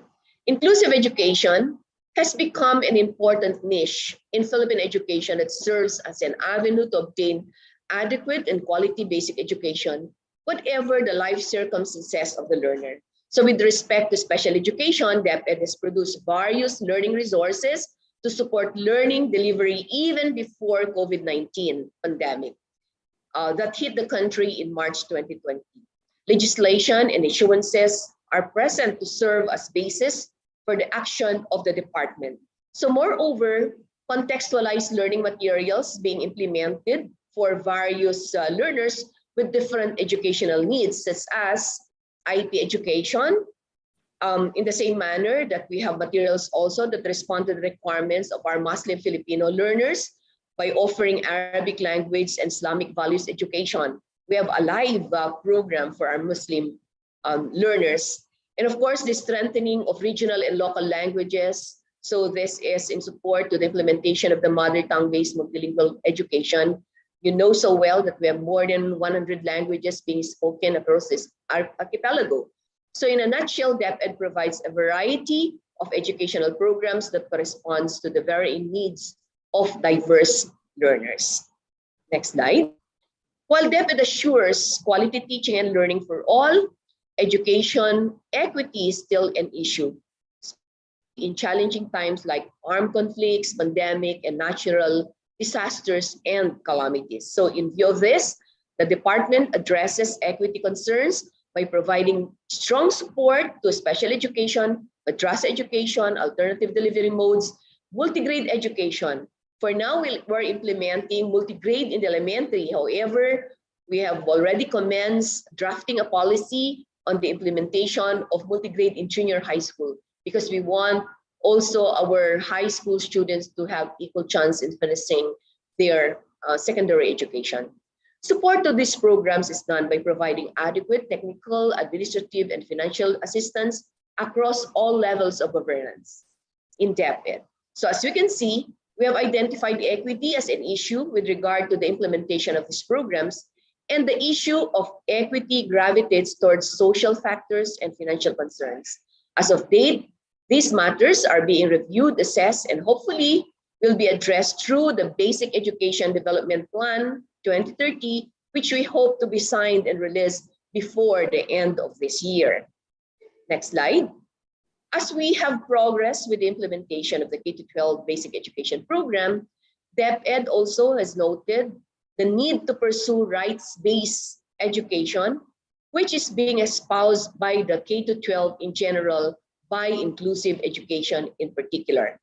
In a more recent development, the Department of Education issued preventive drug education program this May 2021 that hopes to inculcate awareness among learners about the menace of illegal drugs and substance abuse through the promotion of developmentally appropriate knowledge, values, skills to be healthy and drug-free. It has been 9 years since K-12 basic education program has been implemented, and DepEd also noted some important issues. Thus, in 2019, DepEd launched several programs, participated in various projects aimed at reaching all learners and at the same time reforming basic education. The objectives of these projects primarily focus on quality and access of education. Hence, pioneering endeavors which embark on to ensure inclusion, especially for learners and resources and schools that are geographically isolated. The Last Mile Schools program was implemented that provides adequate resources and support for the operation of these schools in geographically isolated areas. On the other hand, concerning quality education, Sulong Edukalidad was also launched, and this focuses on improving quality education through curriculum reforms, improvement of learning environment, teachers training, and of course support through stakeholders. You'll note that just lately, there's also the creation of Credo, which is a child's rights, which is the Credo as contained in DepEd Order number 3, which is the creation of the Child Protection Unit and Child's Rights Education Desk in the Department of Education. Next slide, please. During the COVID pandemic, particularly, this is already on our solutions and issues.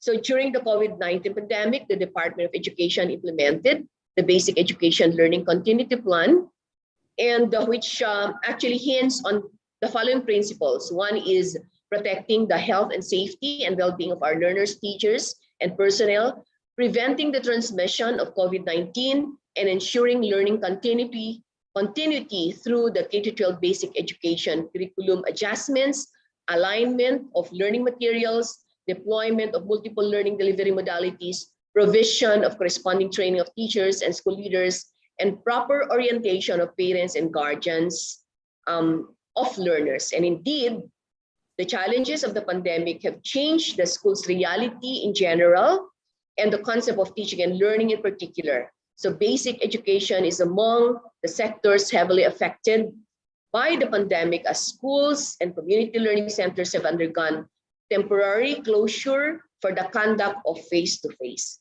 So it's just the physical closure of our schools. Learning continues. However, even the reality of pandemic and its effect on schools' operation and learning of our students, learning must continue. So even in the midst of a learning crisis, DepEd reaches out to our learners with disabilities and Muslim learners through curricular innovations and a variety of delivery modes through the Basic Education Learning Continuity Plan designed for learners, particularly of special education and madrasa education. We also have the alternative delivery mode, and this was heavily utilized during the pandemic, and blended learning is also implemented by our schools, especially so that we are implementing the progressive face-to-face. So what are our best practices? On the part of best practices, which was adopted especially to advance inclusive education, the Department of Education believes that even at times of crisis, education must continue, especially for special education learners. And we believe this is a mark of a strong and resilient leadership that adheres to the principles of inclusive education. And this is reflected through the issuance of DepEd Order number 21 series of 2019, and that of the transition curriculum, even amid a pandemic in 2020. And I'd like to mention that the department is now formulating the policy guidelines, particularly on the implementation of the transition curriculum. So this issuance is equally important since it establishes a common understanding of the transition of learners with disabilities in schools. Moreover, the issuance also offers different life pathway for learners with disabilities, which includes, but not limited to, higher education where possible, entrepreneurship, employment, middle-level skills development, or functional life path. So also, as part of DepEd's best practices, the country adheres to its international commitments, like UN and SEAMEO, through the implementation of inclusive education. In addition, strides to improve inclusion are being made in terms of leadership, education partnership with local and international advocacy groups, training of teachers for upskilling, like the training on the Filipino Sign Language, and emphasizing on the need for participation of all stakeholders. Next slide. The next slide is going to show you the approaches. So the Department of Education sees the need to improve more on the implementation of inclusive education in the country, and approaches being done by the Department of Education as an education agency include the strategic foresight and education futures planning. All of the approaches, as can be seen in this slide, are geared towards preparing Philippine education for the future. Part of the DepEd's effort is the basic education development of the Basic Education Development Plan for 2030, which has been mentioned earlier in this presentation. The BEDP 2030 hopefully will address certain issues and concerns not just for inclusive education, but for the entire basic education sector. All of these endeavors shall be supported by data and evidence-based approaches in order to come up with sound and logical plans for the coming years. Next slide. And lastly, the recently passed legislative measure that will provide a one-stop shop of support services for learners with disabilities was signed into law by our President, Honorable Rodrigo Roa Duterte. The Republic Act 11650 is a milestone for inclusive education, not just for the Department of Education, but for the whole country. So this law approaches inclusive education as a multidisciplinary approach in providing free access to services to learners with disabilities, which will be available to the inclusive learning resource centers, which shall be established in all regions of the country. In fact, we have already started converting 16 SPED centers to inclusive learning resource centers, when we hope to have more SPED centers to be converted to inclusive learning resource centers this 2020 and onward.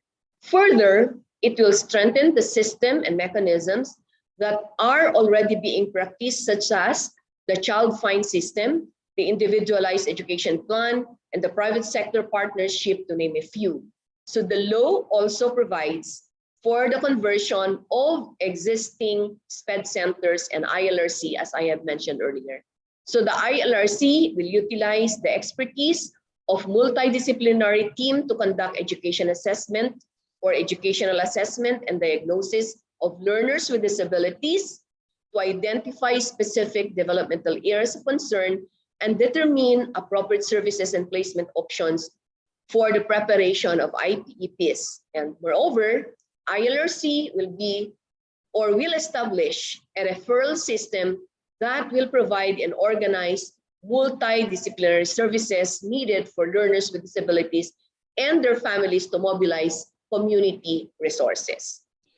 Also, following this law, the Bureau of Learning Delivery, of which I am the director, will implement the provision of this law. The Bureau will serve as a secretariat of the Interagency Coordinating Council for Learners with Disabilities. The tasks of the Bureau, to name a few, include coordinate with other national government agencies and offices as implementing partners, formulate and implement policies and standards for the use of learning delivery modalities for learners with disabilities, supervising, monitoring, evaluating, and assessing the compliance, operations, and performance of schools and the ILRCs and their personnel, and lastly, develop the IEP framework and guidelines for each operation. So in closing, to ensure education for all, to ensure that no one is left behind, the Department of Education under the sterling leadership of our beloved Secretary, Professor Emeritus Leonor Magtolis Briones, developed Basic Education Development Plan 2030, as I have mentioned earlier, which included as one among the priority development areas or pillars the following: expanding access to education for groups in situations of disadvantage to ensure inclusive and equitable quality service delivery. And second, strengthening the promotion of the overall well-being of learners in a positive learning environment where learners exercise their rights and experience joy. So with that, we believe that we get to ensure that no single learner is going to be left behind in the Philippines. With that, I say good afternoon to everybody. Maraming salamat po. Thank you so much. Thank you very much, Dr. Leila Arella, the Director of the Bureau of Learning Development, Department of Education, Philippines. Thank you for the addressing of this interesting topic. Okay, we are short of time. Okay, now let's move to our second presenter for this session today, Mr. Ong Kong Hong, the Zonal Director, Schools South, Ministry of Education, Singapore, with the title Enhancing Inclusive and Equitable Quality Education in Singapore. uplifting every child, upskilling every teacher, and harnessing the community. Before we hear more on this, let me introduce our second panel today.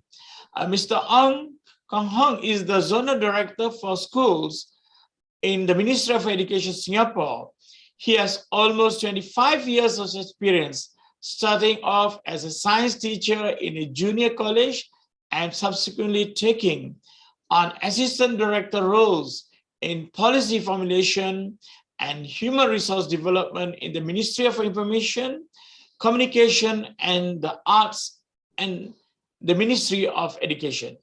He served as a school leader in 2 schools, including the principal of Tech Y Secondary School, where he introduced design thinking to enhance student engagement and advocated social media platform to communicate with stakeholders.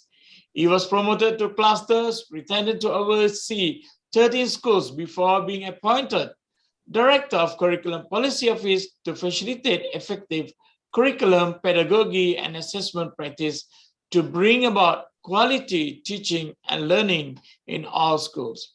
As a zonal director, he guides more than 80 primary and secondary schools and junior colleges in the implementation of key national initiatives and develops leaders to ensure quality leadership in schools. He also oversees matters related to student management and well-being, including working with partners across government and the community to enhance, support, and help students from disadvantaged families achieve their full potential. Okay, let me hear from Mr. Ong Kong Hong, the Zonal Director of Schools in the Ministry of Education Singapore, on the title Enhancing Inclusive and Equitable Quality Education in Singapore. Yeah, the floor is yours, Mr. Ong Kong Hong. Your time, 20 minutes from now. Thank you. Thank you for the very kind introduction, Dr. Shah. And a very good afternoon to all our SEAMEO directors, as well as the participants at this regional workshop. It is an honor to be able to share Singapore's experience in providing for every child, upskilling our teachers, and harnessing community resources to ensure a quality, inclusive, and equitable education system. In my presentation today, I will share on Singapore's efforts in all these areas through the pandemic and beyond. I must say though, equity in education has always been a priority to us. Education is a key social enabler in uplifting families and improving lives. In Singapore, we define education equity as focusing on giving every child equal access to high quality education to nurture every Singaporean to their fullest potential. Guided by meritocracy, equitable education seeks to ensure that differences in education outcomes must not be due to differences in the starting points in terms of wealth, gender, or race. A holistic understanding of inclusivity and equity therefore takes into consideration 3 nuances. The first is the inequality that arises from social economic differences, barriers to inclusion of students with special learning needs, and barriers to inclusion of students who learn at different paces for different subjects. We have policies in place even before COVID pandemic to offer opportunities to all students and ensure that no one is left behind. Since 2018, we have embarked on a new phase of our education system to inculcate in Singaporeans the attitude to learn for life. And this is to ensure that everyone has a good start in life and can access opportunities at every stage of their life. The structural efforts and directions that were put in place are captured in this tree diagram, which we fondly call the Learn for Life tree. Starting with our basic purpose at the roots, we want to ensure that Singapore will always give education as an uplifting force for students, family, and society. Then we make structural changes to support it. First, by igniting the joy of learning that leads to the spirit of lifelong learning, where we revamped our primary school leaving examination scoring system, reduced the overemphasis on grades and examinations to make space for applied and outdoor learning. Second, we demonstrate our belief that every child has their own strengths and talents by phasing out streaming in secondary schools through full subject-based banding and encouraging a growth mindset. I will share on full subject-based banding in a while. Next, we refresh our curriculum to be future-ready by continuing our work to support students in acquiring 21st century competencies, digital literacy, and knowing our region and the world. Finally, we recognize that these changes can only happen with the support of educators. Hence, we put in place Skills Future for Educators, a framework of professional development to equip our teaching force with the competencies and the confidence to lead that change. During our last 2 years of fighting the COVID pandemic, keeping schools safe for learning to continue has been our key priority. We do so by adjusting our safe management measures according to the national situation, including cohortizing classes and schools to prevent intermingling, and ring-fencing at-risk groups through enhanced precautionary measures. And when cases in our community reach a high threshold, and we feel it's safer for our students to stay at home, we pivoted quickly to home-based learning. And care provisions and support for at-risk and high-need students were put in place while most of the students stayed at home.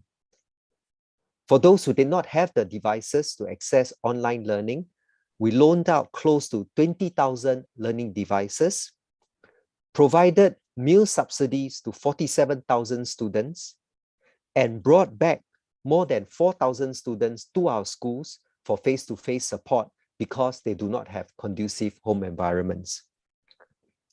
Enhanced social-emotional support for students was also provided as we were concerned with their well-being. Through these measures and a robust contact tracing regime, we have been able to reduce the risk of transmission and clusters from forming and allow us to keep our schools and institutes of higher learning open for a large part of the pandemic.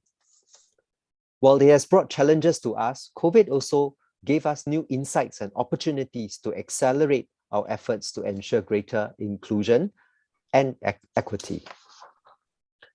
We're therefore pressing ahead with the structural reforms mentioned in the Tree of Life diagram to develop the diverse strengths and interests of our students and to give them the opportunities at every stage of their life to develop themselves and to recognize their talent.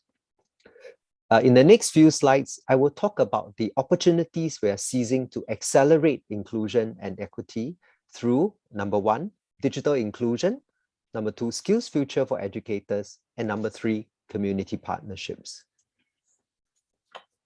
First, digital inclusion. Efforts have been underway to strengthen the digital literacy of every student. Singapore announced the National Digital Literacy Program in early 2020, and it's given us the opportunity to now accelerate the efforts because of what COVID showed us we can do. For example, we originally planned to equip all secondary school students with personal learning devices, whether they are laptops, iPads, Chromebooks, or other devices, by 2028 to use in the classrooms. But because of the pivoting to full home-based learning, we decided to bring forward the plan to give the devices to the students. So by the end of 2021, all the secondary school students were given a personal learning device with the cost of the devices kept low through subsidies and financial support. Similarly, before COVID started, we had developed an online system known as the Singapore Student Learning Space, or SLS. This e-learning platform contains resources aligned to our national curriculum, curated by curriculum developers in MOE and shared with the schools.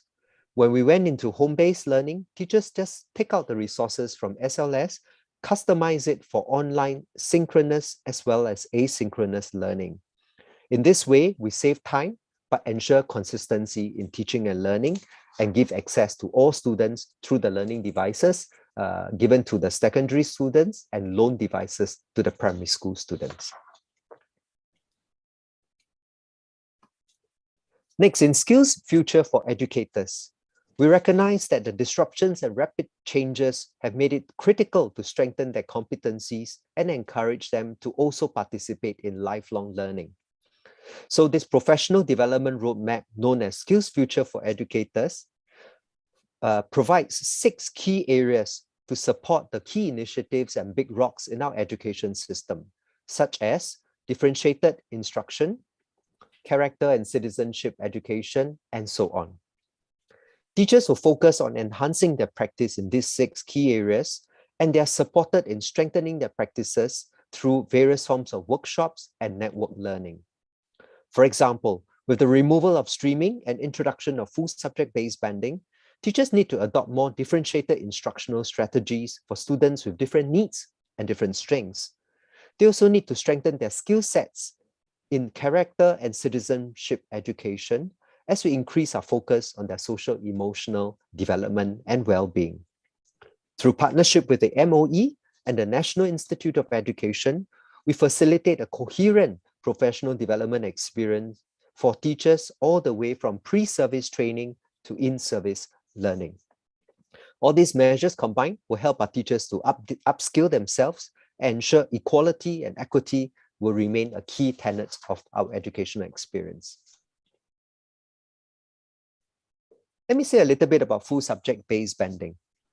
In 2018, subject-based banding in the secondary schools was prototyped, and we allowed students in the normal academic and normal technical courses to take some of these subjects at a more demanding level. Building on the success of this subject-based banding, we expanded it to cover all subjects, and we call it full subject-based banding. Full subject-based banding is a significant shift to our educational system. For those who are familiar with the Singapore education system, you know we practice a streaming system where students after primary 6, they take the PSLE, the primary school leaving exam, and based on their results, they are placed in 3 streams to learn subjects at their different pace.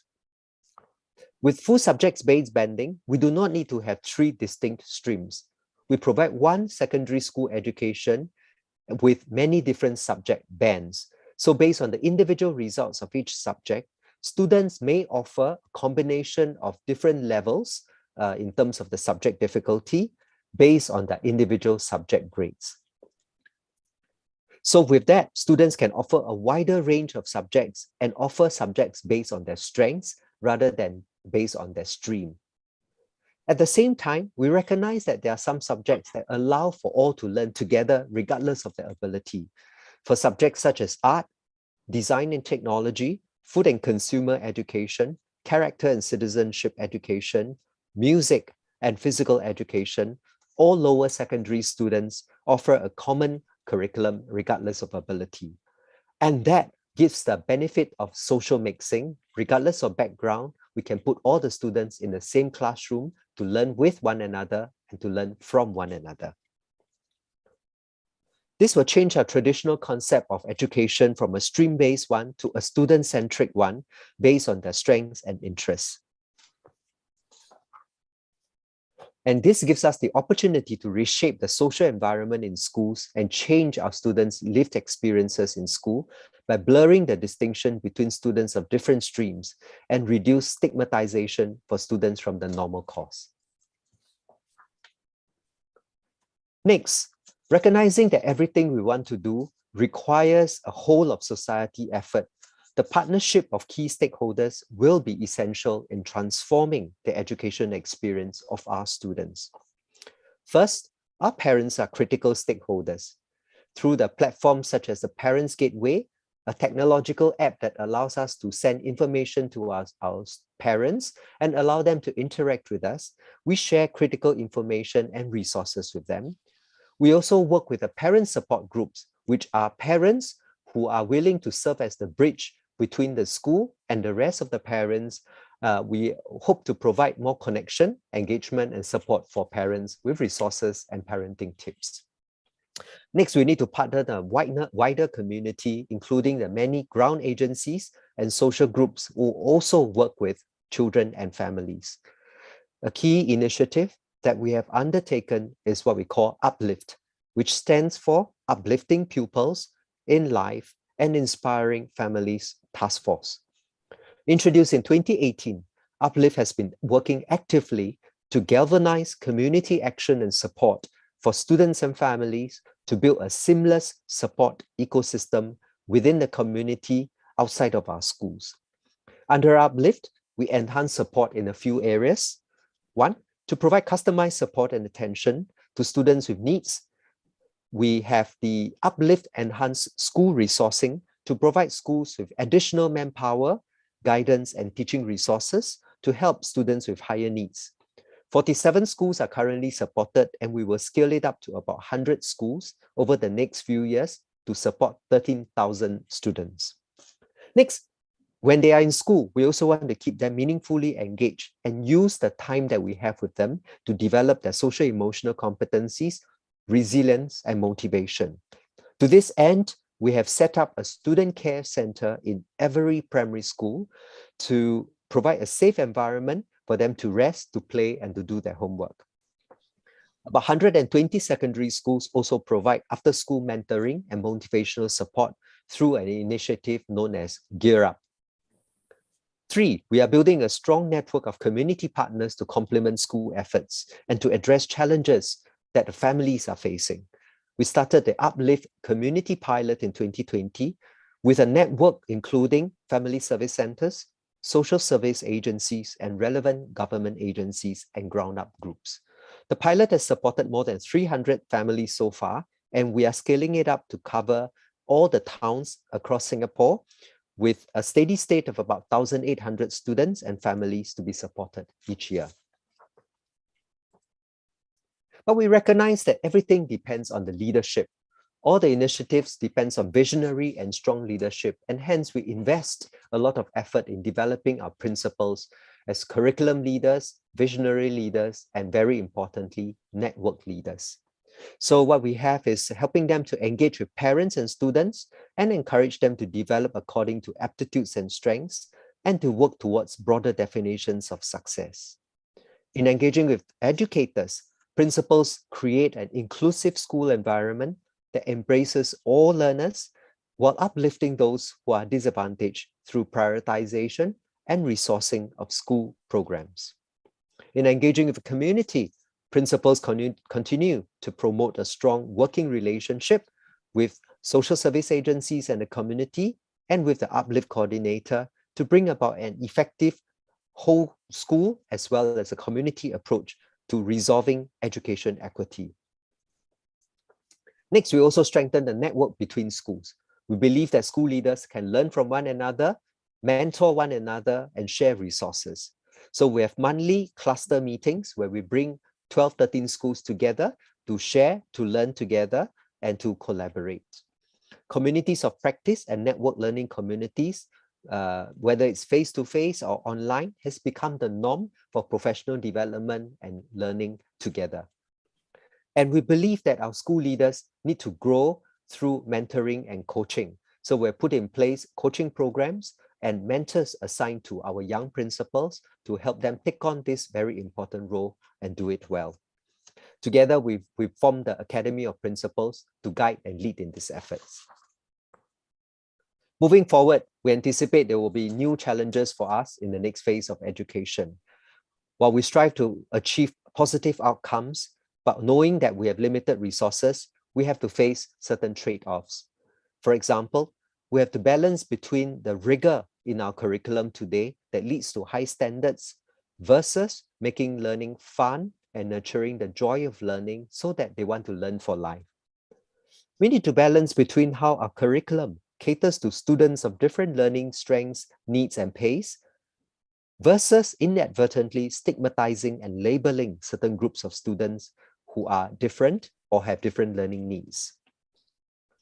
We also need to think about how we balance between skills and paper qualifications, where it's important to attain credentials, but we also need to look at the acquisition of skills that make a person effective for the job that they want to do. As we embark on these enhancements to the education system, we will help all students to make the most of the changes and nurture generations of confident and resilient students who are prepared to face the challenges and opportunities of the future economy. I will end off with this last slide, which I included at the last minute.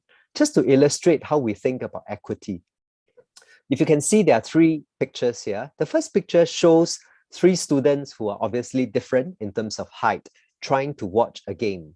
And you see the stool they're standing on of equal height. This represents a system where we give exactly the same resources and support to every child. And you will find that the same amount doesn't work for all the children because they are different. So what we are doing is then we provide differentiated resourcing to the children based on their needs. So in this case, we can see the shortest girl has the highest stool in order to allow her to level up and also be able to enjoy the game together with the peers. So that's the kind of differentiated resourcing we are put in place in our education system today. But our vision is not just about resourcing, but to remove all barriers to allow for equity to take place. So this last picture shows us that instead of thinking about the fence and the stools, how about we remove the fence and allow everyone to watch the game regardless of their starting point and regardless of their different needs and profiles. So I think that's a vision we work towards to create access to learning and to opportunities for all our students. With that, thank you very much. Thank you. Thank you very much, Mr. On. And I really love the last slide that you present. It's really good. Okay, next, in line our third panel today is Ms. Durea Amatawitwat, Advisor to the Office of the Permanent Secretary, Ministry of Education, Thailand. Mr. Durea Amatawitwat was a Deputy Permanent Secretary at the Ministry of Education of Thailand until the end of September 2020. Immediately prior to this, she assumed several key positions, including Inspector General for Education, Director General of Regional Education Office, Acting Deputy Permanent Delegate in the Permanent Delegation of the Kingdom of Thailand to UNESCO, at Paris in the Republic of France. In over 20 years of service with the ministry, she has accumulated extensive experience and has made a significant contribution in the areas of overall development of education and in particular, international collaboration in education. Ms. Durea will present from the Thailand's experience on promotion of inclusive quality education. The screen is yours. Please welcome.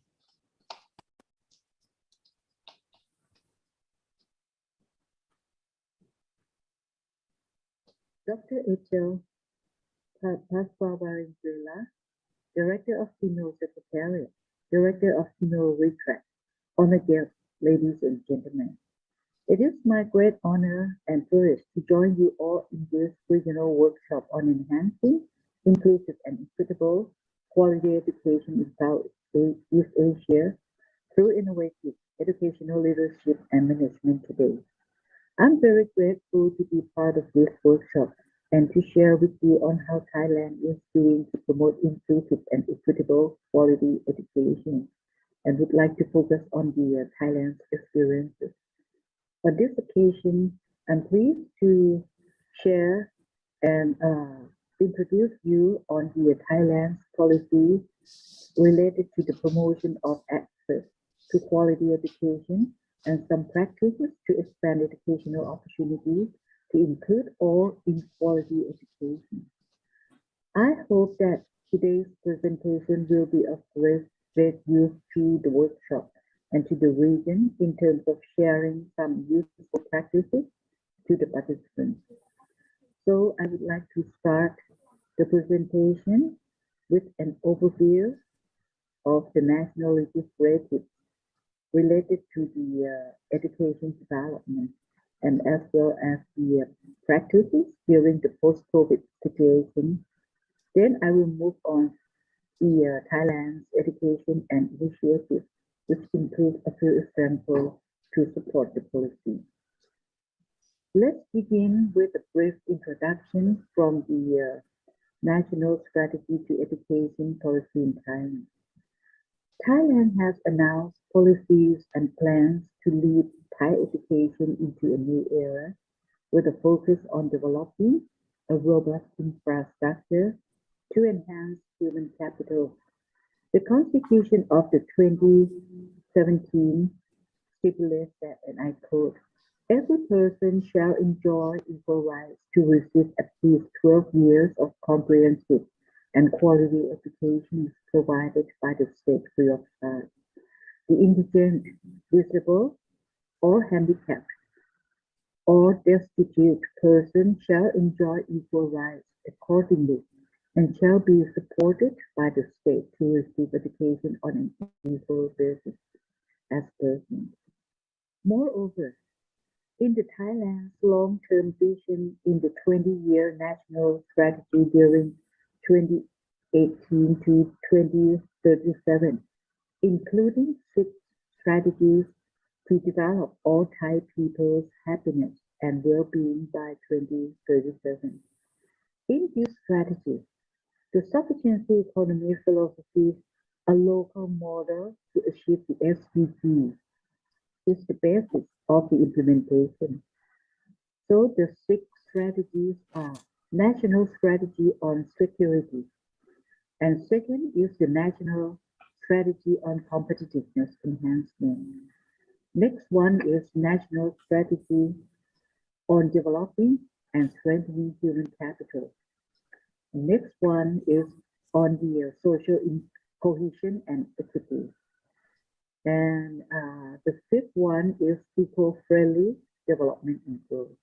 The last one related to the public sector rebalancing and development. In alignment with the national strategy, education is one of the key factors to develop the country's citizens into more competent manpower in order to move Thailand into a value-based economy or digital-based economy. As we all know, we call it Thailand 4.0. In line with this, the Education Equity Fund was set up in 2018, aiming to support the childhood, aiming to reduce the gap of the educational opportunities among the underprivileged.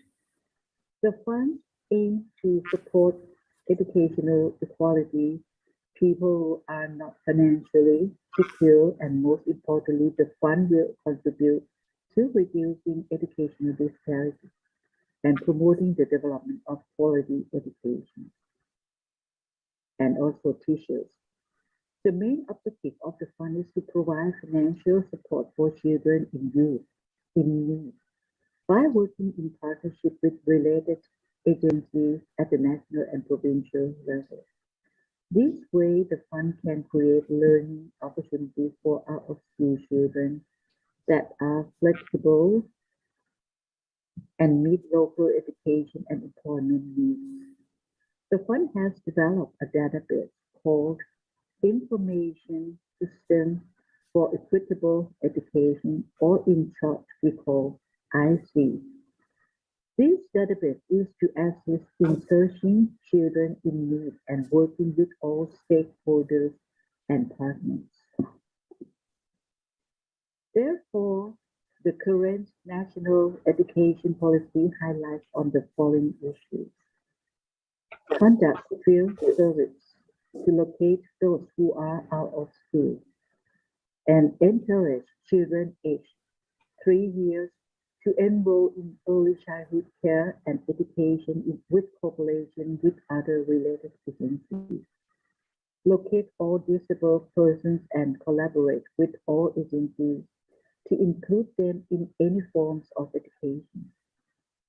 Next one is support the use of ICT in education and other necessary facilities to remote schools to enable continuity of education. The last one is develop a collaborative mechanism to mobilize resources to support education provision. As the world is changing so rapidly, an effective curriculum is one of the keys to success in making education more relevant. Therefore, the curriculum is being revised in line with global developments and new technologies. The revisions of the curriculum aim to ensure relevancies of education to make it more responsive to the rapid global changes. The revision also focused in some areas such as healthy self-management, language communication skills, management and teamwork, advanced thinking and learning, strong citizenship and sustainable coexistence with nature and science. It also places emphasis on moral and ethical dimensions, as well as the values of history to enhance international understanding of differences in cultures and values. Special attention will be given to promoting a learning environment for students, so they will be able to acquire knowledge from diverse sources of learning. Next slide, I would like to focus on rethinking initiatives. In recent years, Thailand has been accelerating efforts in education reform to deliver a real benefit to teaching and learning. However, the country is also facing some contemporary global challenges, and those factors of change include extreme poverty and growing inequalities, unequal access to quality education, and sustained learning opportunities, as well as impact of frontier technologies in all areas of life and digital divide. Moreover, the COVID-19 pandemic has had a substantial impact on education. Distance learning is essential to maintaining education. Schools have to adjust themselves to change their traditional way of environment setting, to redesign and to adapt to the new normal and 21st century. Therefore, we need to rethink and redesign education systems to prepare students for the new journey in the next decade, to ensure that people can live well together. So, I would like to point out some of the examples that might be some practice that we use in terms of promotion of the inclusive education and inclusive quality education. The first project is Bring Students Back to School project.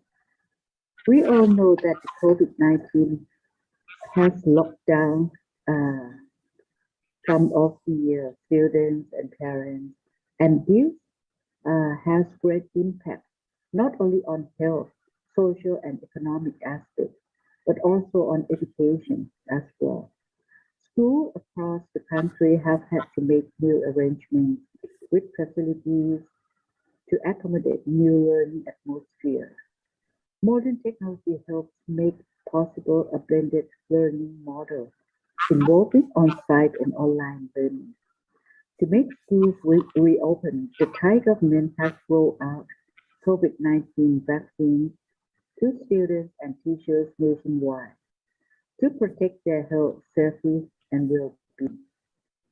At present, after a prolonged period of learning at home due to the COVID-19 pandemic, children in Thailand will soon be back in the physical classroom mid of May this year. This is a few days from now. This immediate action is in line with Thailand's strong effort to promote inclusive and equitable quality education and avoid the increase of out-of-school children in Thai society. Based on the policy, all units in the Ministry of Education are joining hands under a commit MOU to bring back all students to schools. Under this project, the Education Ministry has put efforts to find out how many have dropped out of education since the start of the pandemic, as well as find out the causes of dropping out of those students and provide them with what can be done to persuade them to return to school. However, to ensure a safe environment for students, school principals are committed to implement strict COVID safety measures on reopening schools. The measures include limiting all students' group activities into a smaller size, employing strict hygiene measures in preparing and serving school lunches, ensuring a hygienic school environment, as well as preparing isolation facilities at school. Moreover, teachers and students must carry a special pass to confirm they are fully vaccinated and so that they can fight with the virus.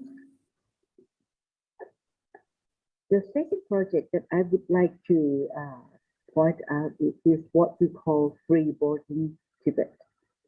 This program aims to provide inclusive education to the disadvantaged, particularly those who are forced to leave school after graduating lower secondary education in remote areas, especially due to the COVID-19 pandemic. These colleges will be equipped with necessary facilities to enhance cognitive skills for critical thinking and problem solving, as well as professional skills to enhance students' competencies. Moreover, learning environment will be adjusted to promote learning abilities of students. These colleges provide not only tuition fees, but also board and lodging for the students. Students will also be able to expose to necessary life skills, since they will spend most of the time with their peers in the college. As part of 3 years certificate, students are encouraged to join the apprenticeship and are trained in the real workplace to gain work experience. This year, 87 colleges will be selected to implement this program as the pilot stage, targeting 8,445 students in various fields. Next year, participating colleges will be increased up to 169 colleges.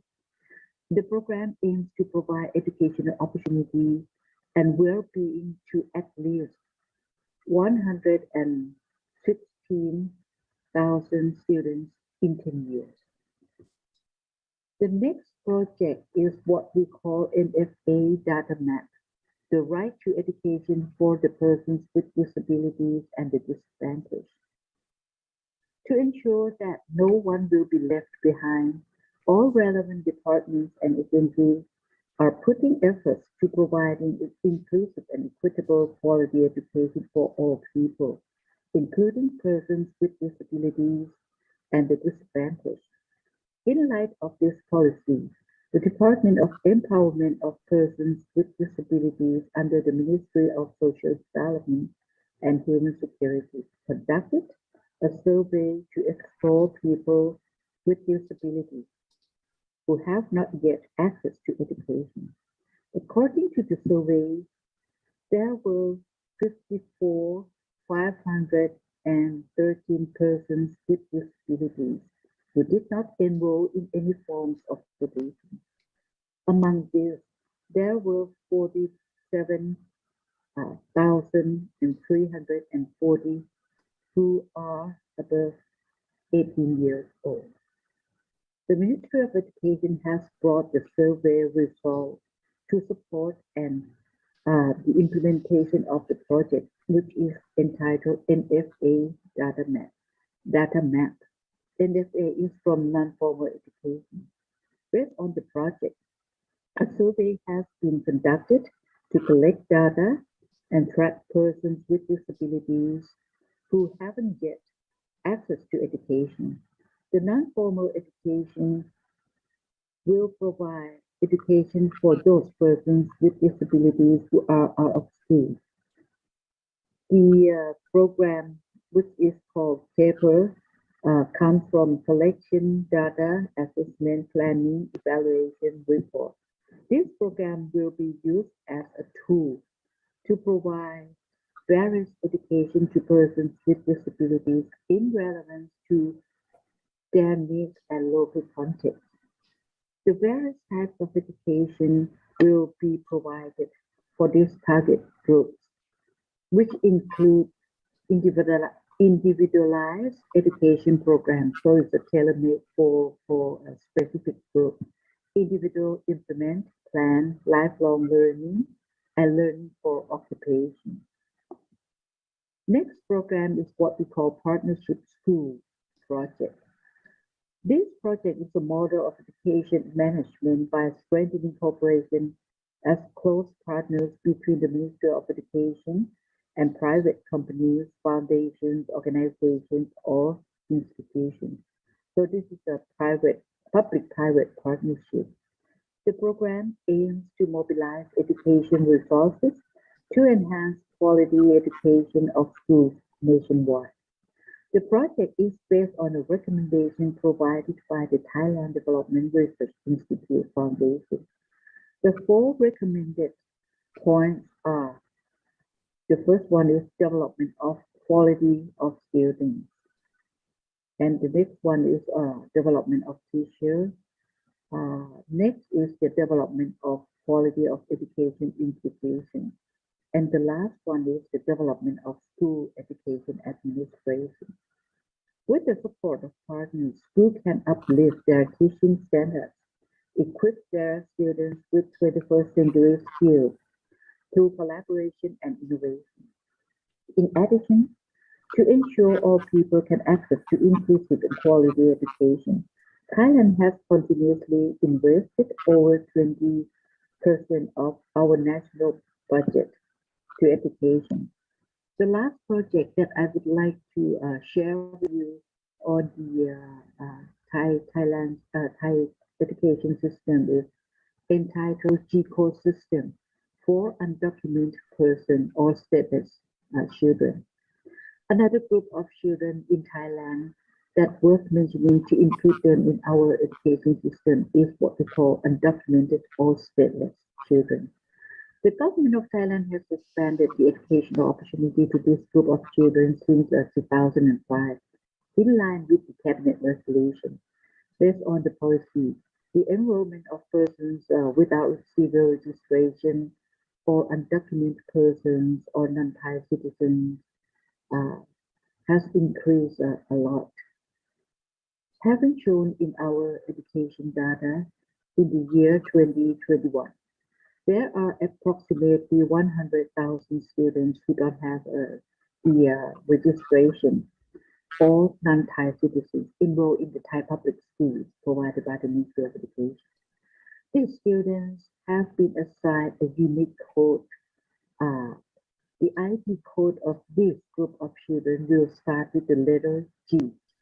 This is just to facilitate their enrollment in the school.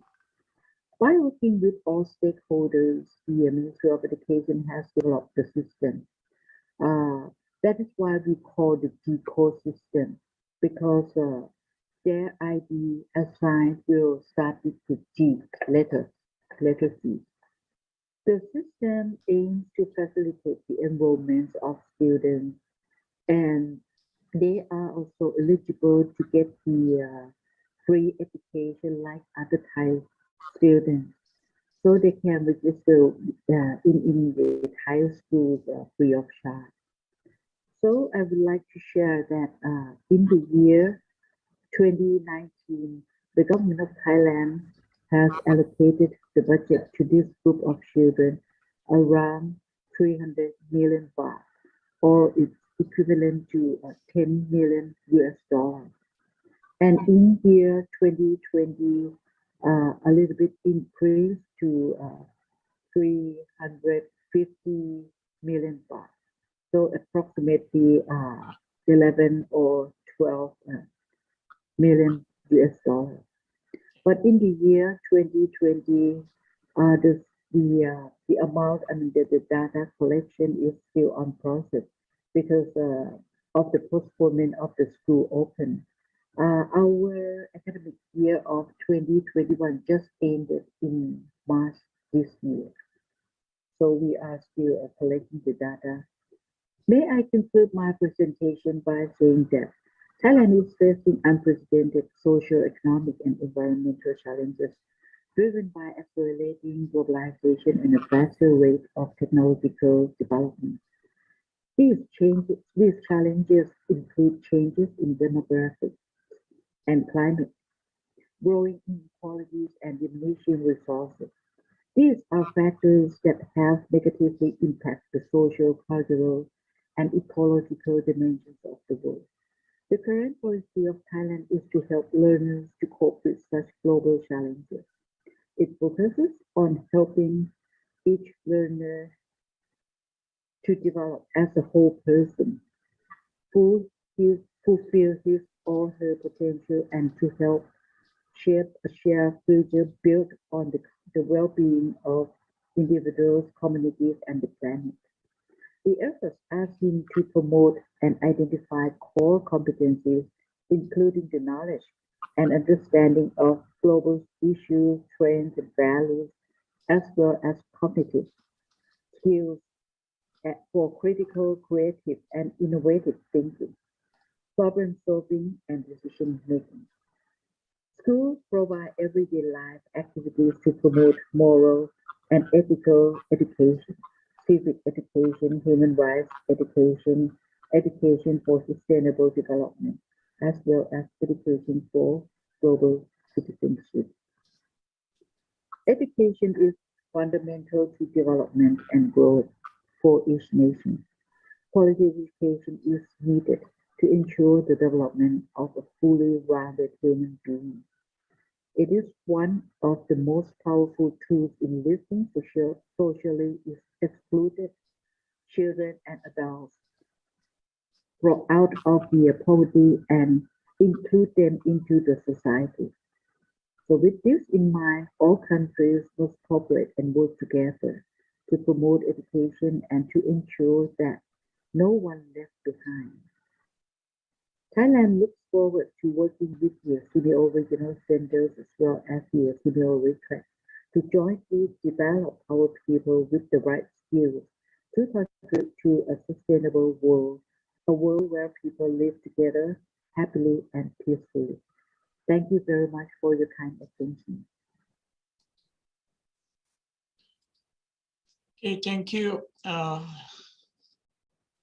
Thank you very much, Mr. Duria Matiwat, advisor of the Office of the Permanent Secretary, Minister of Education, Thailand.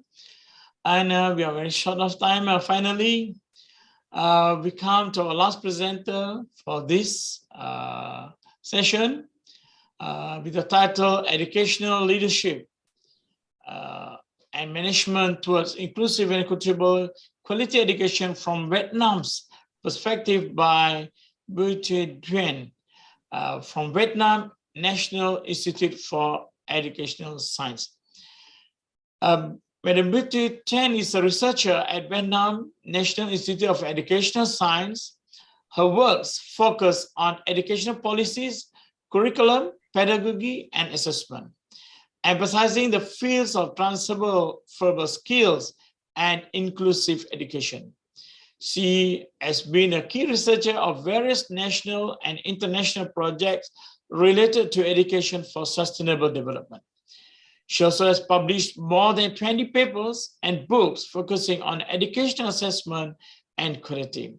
Please welcome Ms. Bui Thuy Duyen from Vietnam National Institute of Educational Science. The screen is yours.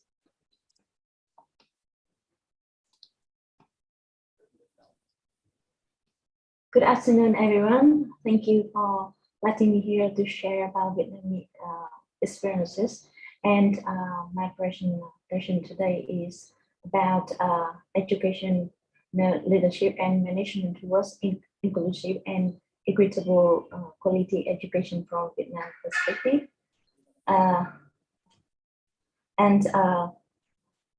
My presentation focus on two main points. The first one is about management system toward inclusive education, And second one, I will discuss and have a develop at Vietnam inclusive education and equitable education. And first of all, Vietnam, we tried our best to create a context that supports inclusive and equitable quality education. So we complete our management system to ensure this one. So at the central level of Vietnam, Ministry of Education and Training will play the vital role. And then at the sub-national levels, we have departments of education and training and also Bureau of education and training in each district. And also at school levels, we make sure that from the national policy to localities, maybe the policy will be adjusted to be suitable with each institution. So talking about the management and leadership in the toward inclusive education. So in Vietnam, we have the perspective of a cross-sectional coordination. It means that inclusive education is not the mission of only Ministry of Education and Training, but also for the government and also other ministries. And for example, in all programs, we also have like collaboration among the ministries, and we give the final decision based on the consideration in all aspects. So we have a legal framework at cross-sectional level for the problem relating to the inclusive education. So by this way, we can monitoring and evaluation from each other to make sure we can do the best to ensure the best environment for students.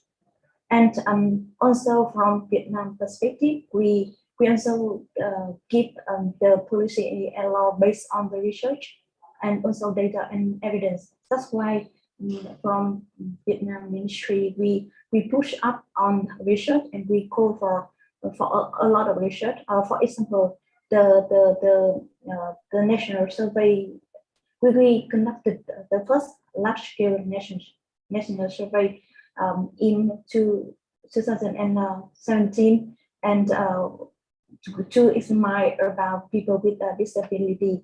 And also we conducted a lot of research at a ministry level and also the state level to find out the problems with marginalized children and also children with disability and children in difficult circumstances.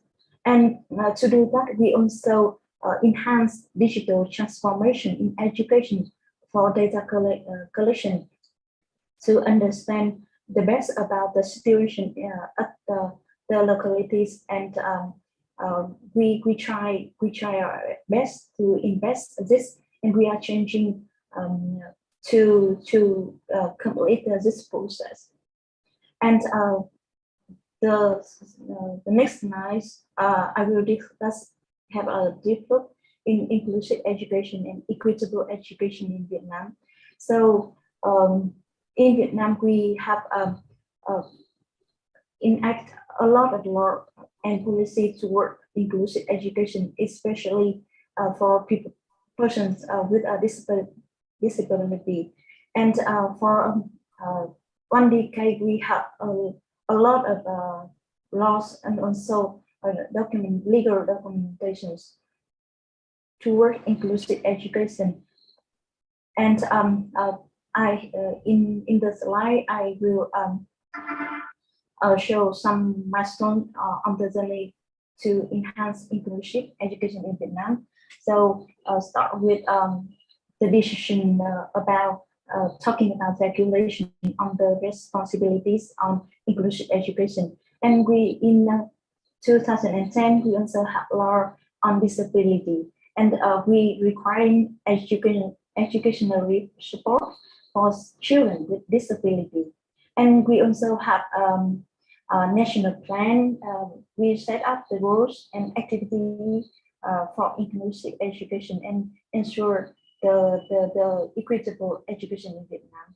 And the newest one in 2019, we have a revised law of education. And in this law, we, for the first time, national education law identifies inclusive education as the preferred mode of education and states that the state shall adopt a policy to support the implementation of inclusive education.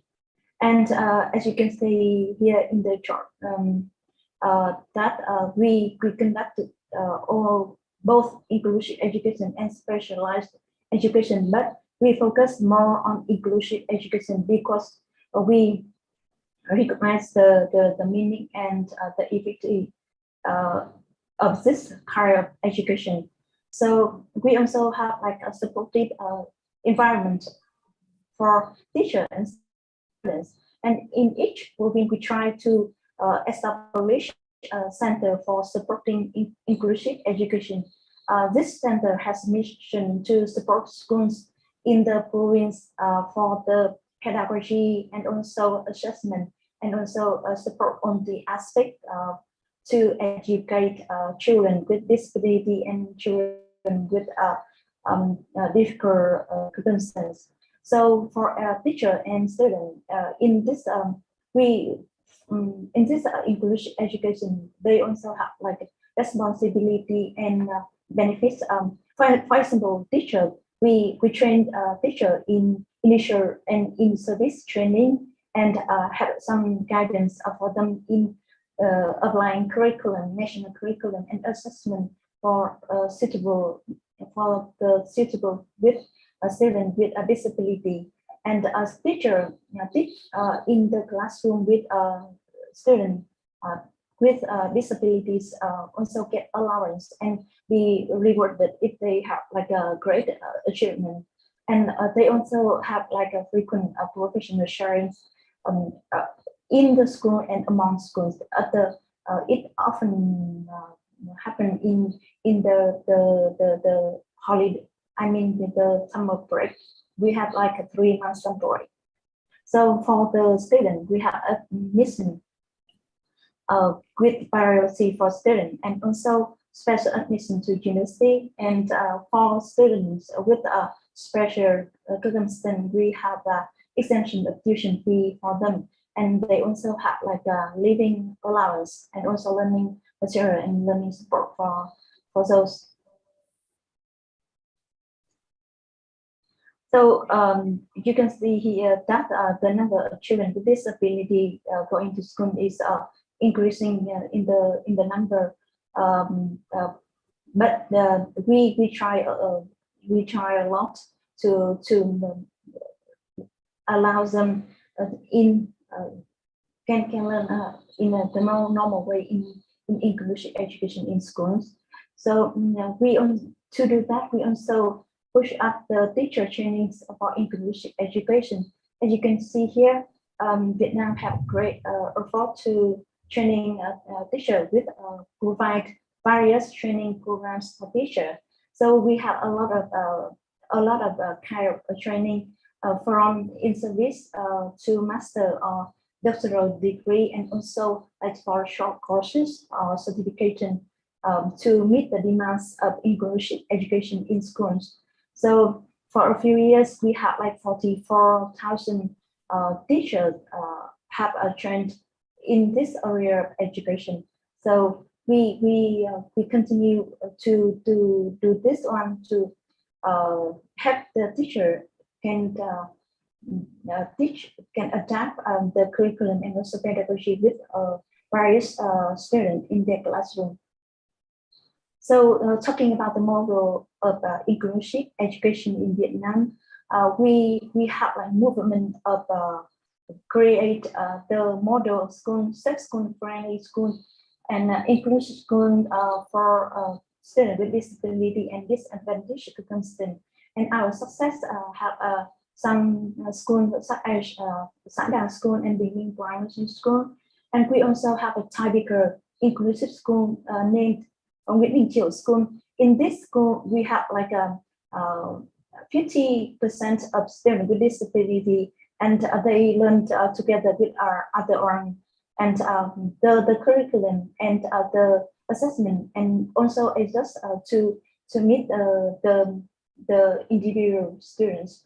So we focus on the large skills and arts, and also career education, and also this school will help support and equip with learning conditions and learning materials. So we hope that this school model will be scaled up in the nationwide.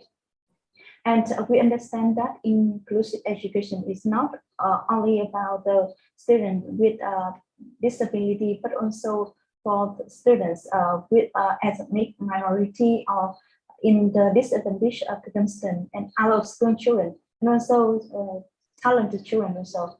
So we understand that inclusive education and equitable education means that we promote student full potential regardless circumstance or conditions. So about the policy for ethnic minority children, we also have like a great investment in these students by giving them the learning support and open enrollment to higher education, and also design a program to develop their language, Vietnamese language, to include in their school, and also they have like opportunity to learn their mother language. And we also have a scholarship for this one, and also tuition fee exemption and reduction. So as you can see here, that the number of school students got tuition fee exemption and reduction is very large.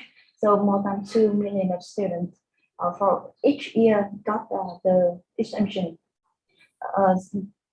It's also for the higher education students also get fee exemption and reduction from the Vietnamese government. So we from our data we recognize that almost in Vietnam we don't have much problem with gender inequality, but we can see still see here the enrollment rate of children with disability is still low, and so at the higher education levels, inequality can be found, especially in consideration of regions and ethnicity. So in the next slides, I will talk a little bit about the inclusive education and equitable education of Vietnam in COVID-19 pandemic context. So as policy of school closures, we conduct the policy of stop going to school but don't stop learning. But we conducted a lot of methods of learning for teacher and students, and blended learning and online learning. So however, we still recognize that there are learning loss and learning gaps for students in this time periods. So a lot of students in difficult circumstances, they don't have like mobile for they don't have like a laptop or strong internet connection to learn in art, and they also have like a faced with health problems.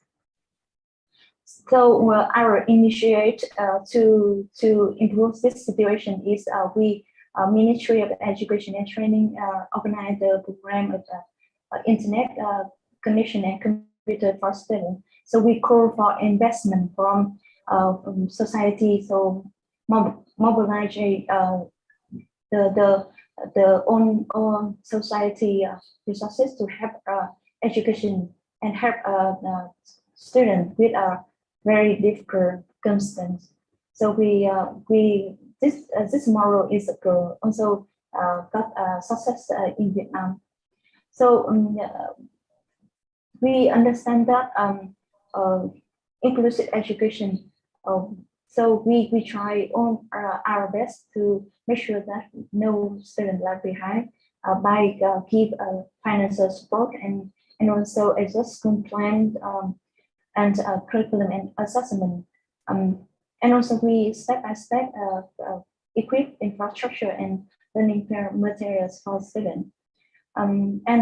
We can see the lesson learned here, like in Vietnam, we have like a strong and collaborative management system. So we have like a mechanism of cross session coordination, and also the law and policy always updated to meet the demands. And we also push up on the research results and data, to based on that we can give the decision to help students and teachers in school for better inclusive education. And also we try to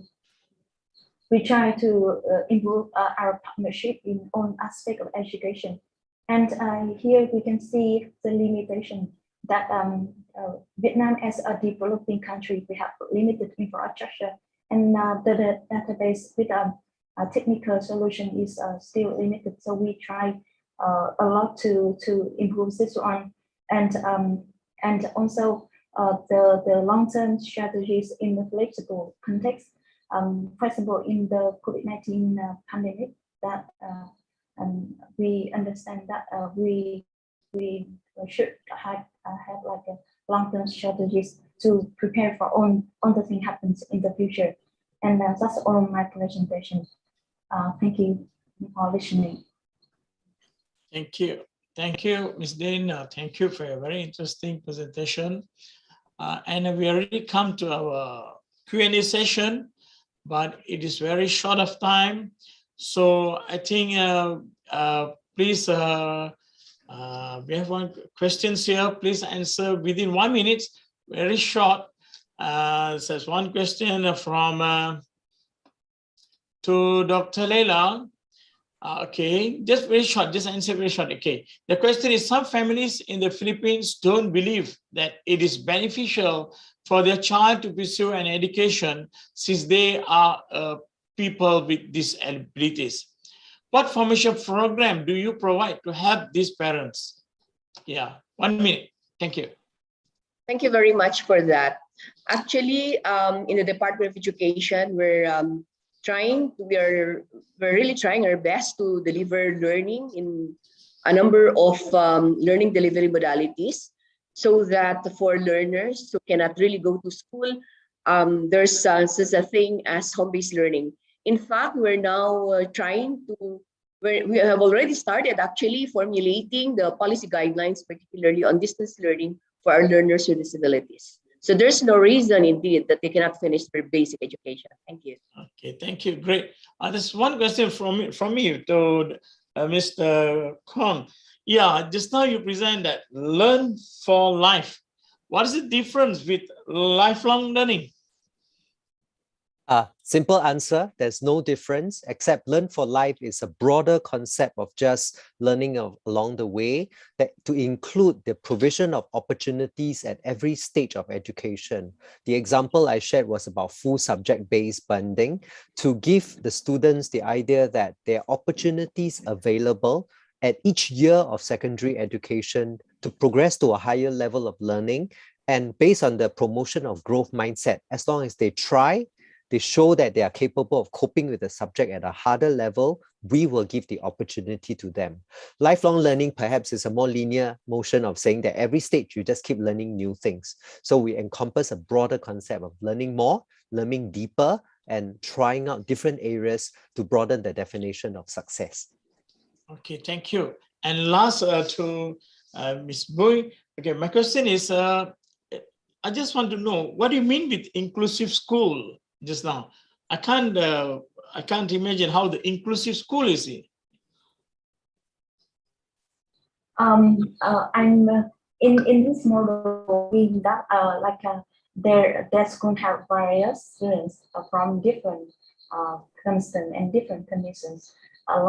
We have a lot of students with disability and also students with disadvantaged conditions. So they learn together. And they learn from each other, and so school had like a curriculum and pedagogy to adapt with in each school in the classroom to make sure that each student had like learn have the best environment to learn, and we build the friendly and equitable environment in each school. And this is our movement. Yeah. Okay, thank you, great. Yeah, I think actually I learned a lot from our great panels today, and I'm very sure that all our participants here learn a lot of new things and we gain a lot of knowledge. Hopefully we can gather all this knowledge to further to make the education great. Thank you very much. Back to our Mr. MC. Thank you. Thank you very much, Dr. SEAMEO Rexam, Director, for moderating this session. And thank you very much to 4 speakers from the Philippines, Singapore, Thailand, and Vietnam for your great presentations. And now it's time for a break because we are 5 minutes late. So I suggest we'll come back at 3:35. So 20 minutes for break. Thank you very much and see you again in 20 minutes.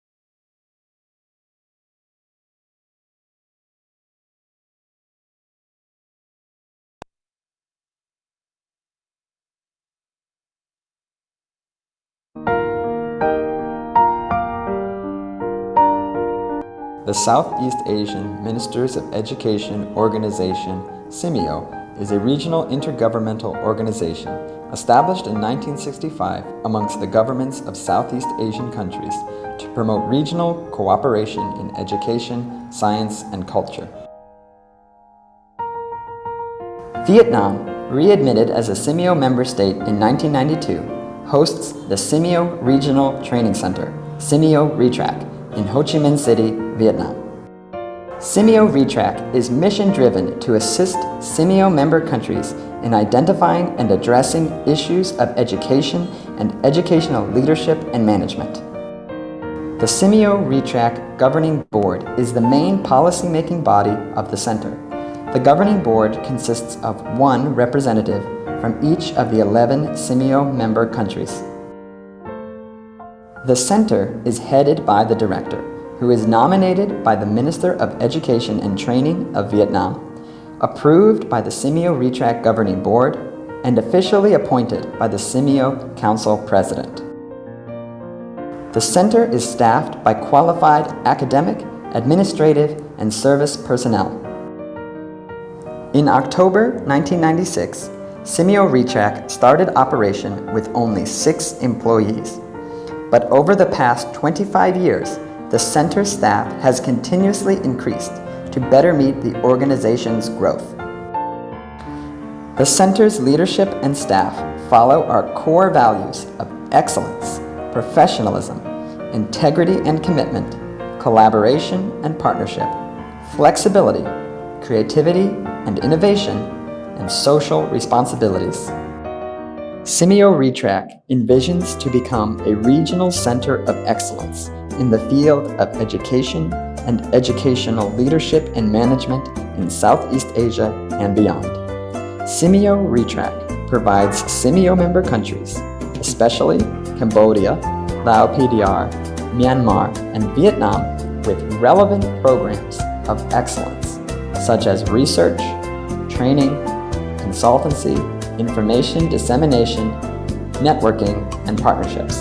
In addition, SEAMEO RETRAC offers language training, teacher training, information and communication technology, and other training programs customized for the region's needs.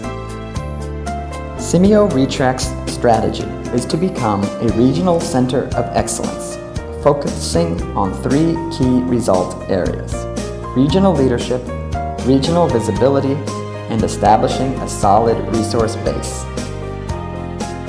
Towards regional leadership, SEAMEO RETRAC leads programs in educational leadership and management, language instruction and assessment, integration of ICT for teaching and learning, teacher professional development, research and project development, corporate trainings, overseas studies consultancy.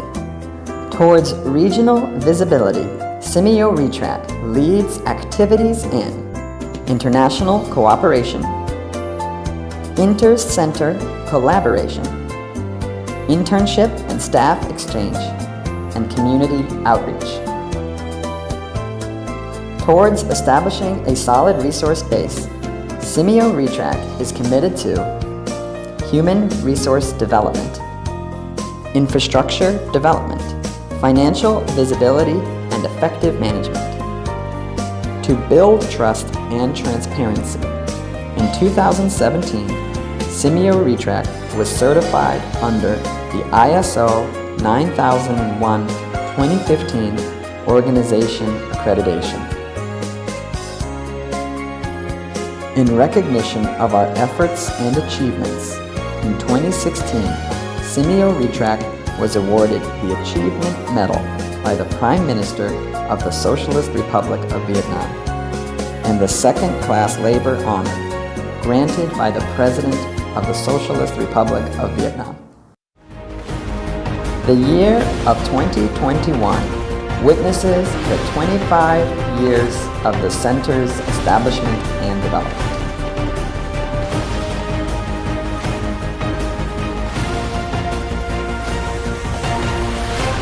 It's both a time for celebration and a chance to renew our mission to meet SEAMEO member countries' increasing demand for quality training programs in our priority areas: educational leadership and management, language education,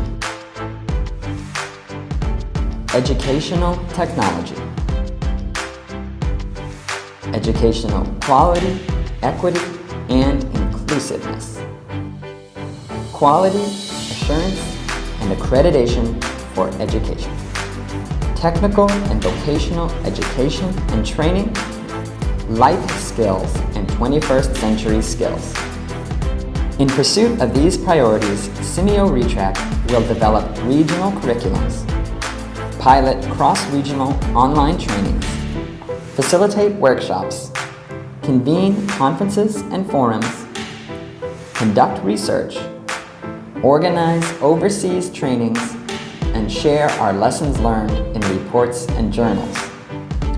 With our history, vision, expertise, and ambitions in mind, we thank you for your interest in SEAMEO RETRAC. Through collaboration, we can reach our shared aims in education, science, and culture in Southeast Asia and beyond.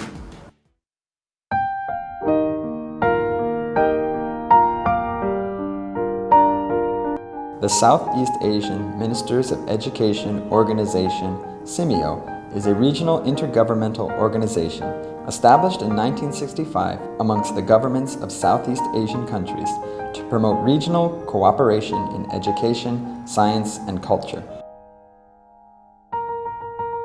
Vietnam, readmitted as a SEAMEO member state in 1992, hosts the SEAMEO Regional Training Center, SEAMEO RETRAC, in Ho Chi Minh City, Vietnam.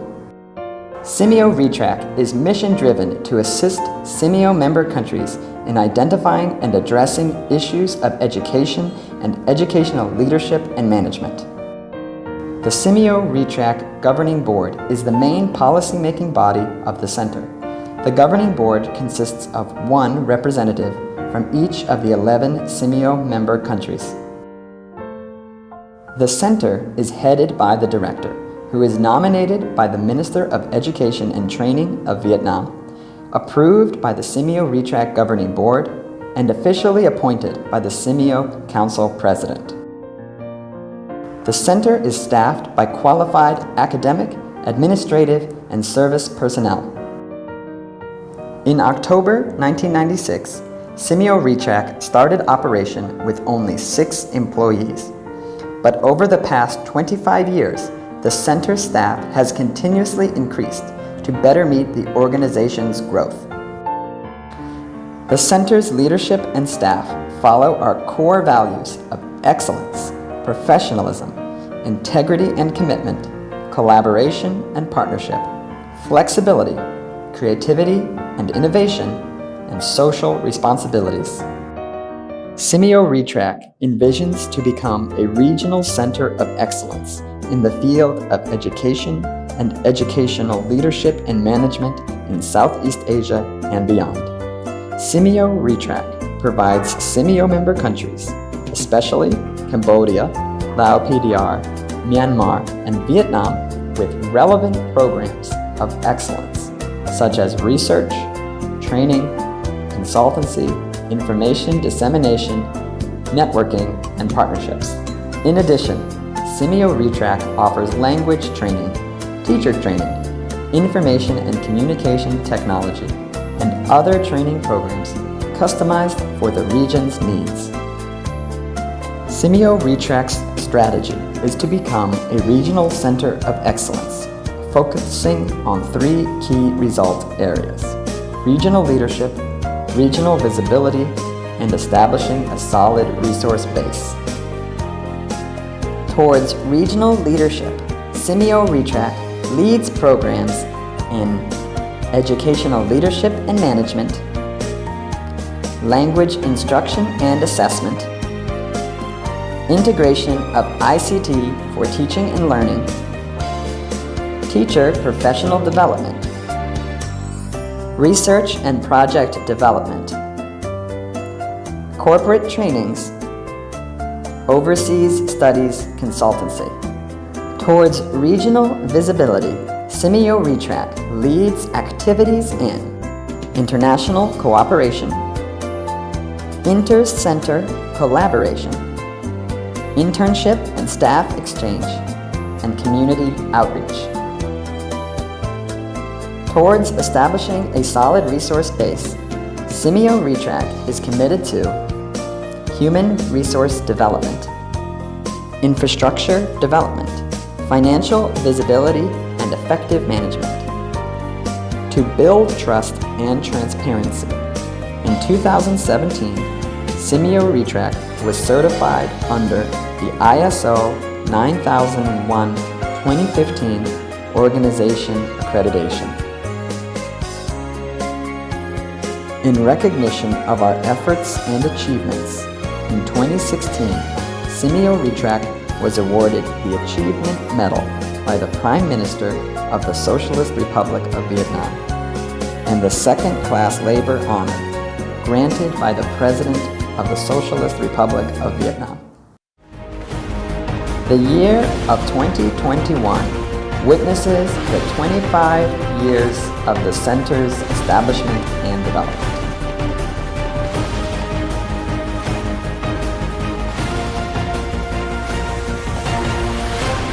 It's both a time for celebration and a chance to renew our mission to meet SEAMEO member countries' increasing demand for quality training programs in our priority areas: educational leadership and management, language education,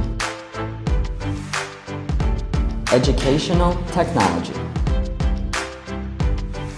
educational quality, equity, and inclusiveness, quality assurance and accreditation for education, technical and vocational education and training, life skills and 21st century skills. In pursuit of these priorities, SEAMEO RETRAC will develop regional curriculums, pilot cross-regional online trainings, facilitate workshops, convene conferences and forums, conduct research, organize overseas trainings, and share our lessons learned in reports and journals. With our history, vision, expertise, and ambitions in mind, we thank you for your interest in SEAMEO RETRAC. Through collaboration, we can reach our shared aims in education, science, and culture in Southeast Asia and beyond.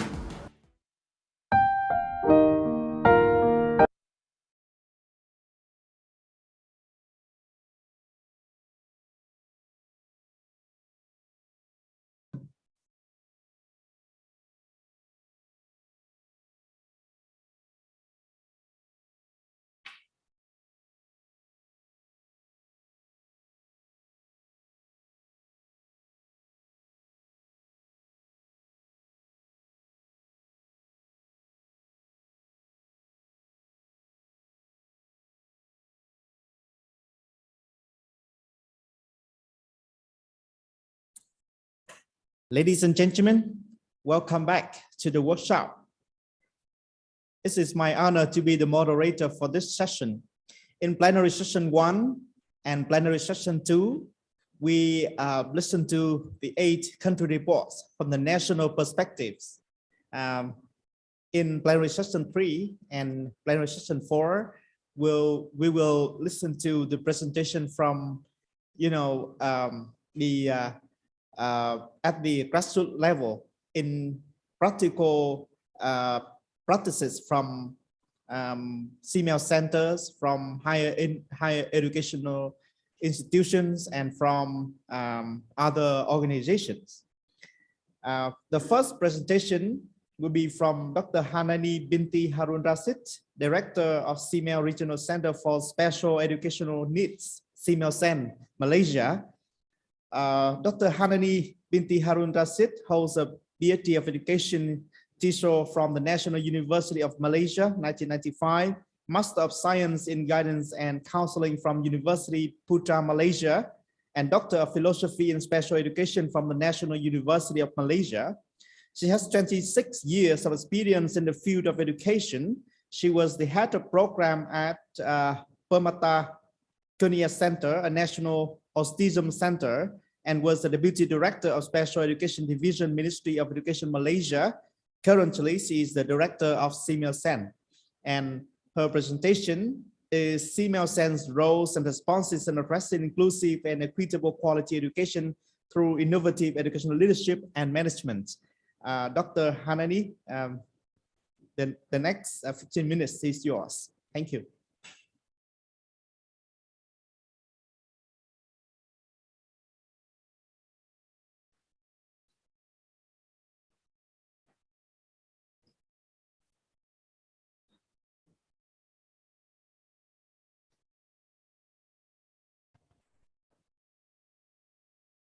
Hello, good afternoon. I think we have, SEAMEO Sen has sent the video presentation.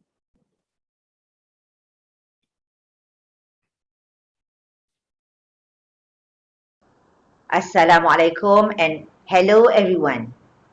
Thank you for inviting me to this prestigious workshop. I feel very honored to be part of the regional workshop Enhancing Inclusive and Equitable Quality Education in Southeast Asia through Innovative Educational Leadership and Management. In line with today's workshop theme, I will be sharing SEAMEO Sen's roles and responses in addressing inclusive and equitable quality education through innovative educational leadership and management. My presentation will cover 1. Definition of leadership, 2. SEAMEO Sen's vision and mission, 3. SEAMEO Sen's innovative programs and projects in grooming leadership in disability inclusive education. Ladies and gentlemen, let me begin my presentation today by sharing the definition of a leader. As we all know, a leader means an individual who leads, guides, or conducts. Maxwell 2010 defines a leader is one who knows the way, goes the way, and shows the way. In special educational needs perspectives, we see leaders as advocates for learners with disabilities. Who are these advocates? They are trained with specialized knowledge related to disability inclusive education. These advocates normally support families and learners with disabilities through helping them in understanding and achieving their rights, such as having accommodation in schools, accessible facilities, and opportunities to thrive in life. These advocates can be school administrators, educators, clinicians, parents, caregivers, NGO activists, and community leaders. Their roles as disability inclusive education advocates are to empower families with learners with disabilities and to give a voice to these learners with disabilities. SEAMEO Sen envisions and strives to be the leading center for quality teaching and learning in special educational needs. This effort is carried out continuously by promoting and enhancing the quality of special educational needs practices through its programs and activities. The targeted training courses, seminars, workshops, conferences, research, and awareness activities involve disability inclusive education advocates. All the activities show SEAMEO Sen's effort to define its vision and mission, and also to position itself as a regional center for special educational needs within the 11 SEAMEO member countries. Other than fulfilling the vision and mission, SEAMEO Sen's programs and activities also comply with the SEAMEO Strategic Planning 2021-2030, Priority Area 2, Addressing Barriers to Inclusion, which is also tailored with the United Nations Sustainable Development Goal 4, the Global Education Agenda 2030, Quality Education, to ensure inclusive and equitable quality education and promote lifelong opportunities for all. For today's presentation, I am delighted to share SEAMEO's roles and responses in addressing inclusive and equitable quality education through innovative educational leadership and management, which are the main focus of our programs and activities. In 2020, SEAMEO has outlined capacity building programs which address and highlight inclusive education for learners with disabilities. The capacity building programs aim to equip in-service educators, pre-service educators, school administrators, parents and caregivers with relevant knowledge and skills in disability inclusive education. These programs are meant to groom the leadership quality of the advocates in delivering support and assistance needed by learners with disabilities. As of April 2022, the Training and Consultation Division of SEAMEO has successfully conducted 6 training which comprise of various themes, namely workshop Movement for Life, best practices in promoting and implementing conducive learning environment for teachers of students with learning disabilities, post-pandemic continuity of learning for learners with disabilities, from scratch to hatch towards developing successful entrepreneurs for community with disabilities, teaching strategies for teachers of students with hearing impairments and learning disabilities, and psychoeducational approaches for supporting students with learning disabilities. SEAMEO will be conducting many more capacity building programs with various topics under disability inclusive education area, which will help educators, administrators, NGOs, and community leaders to devise an inclusive environment for learners with disabilities.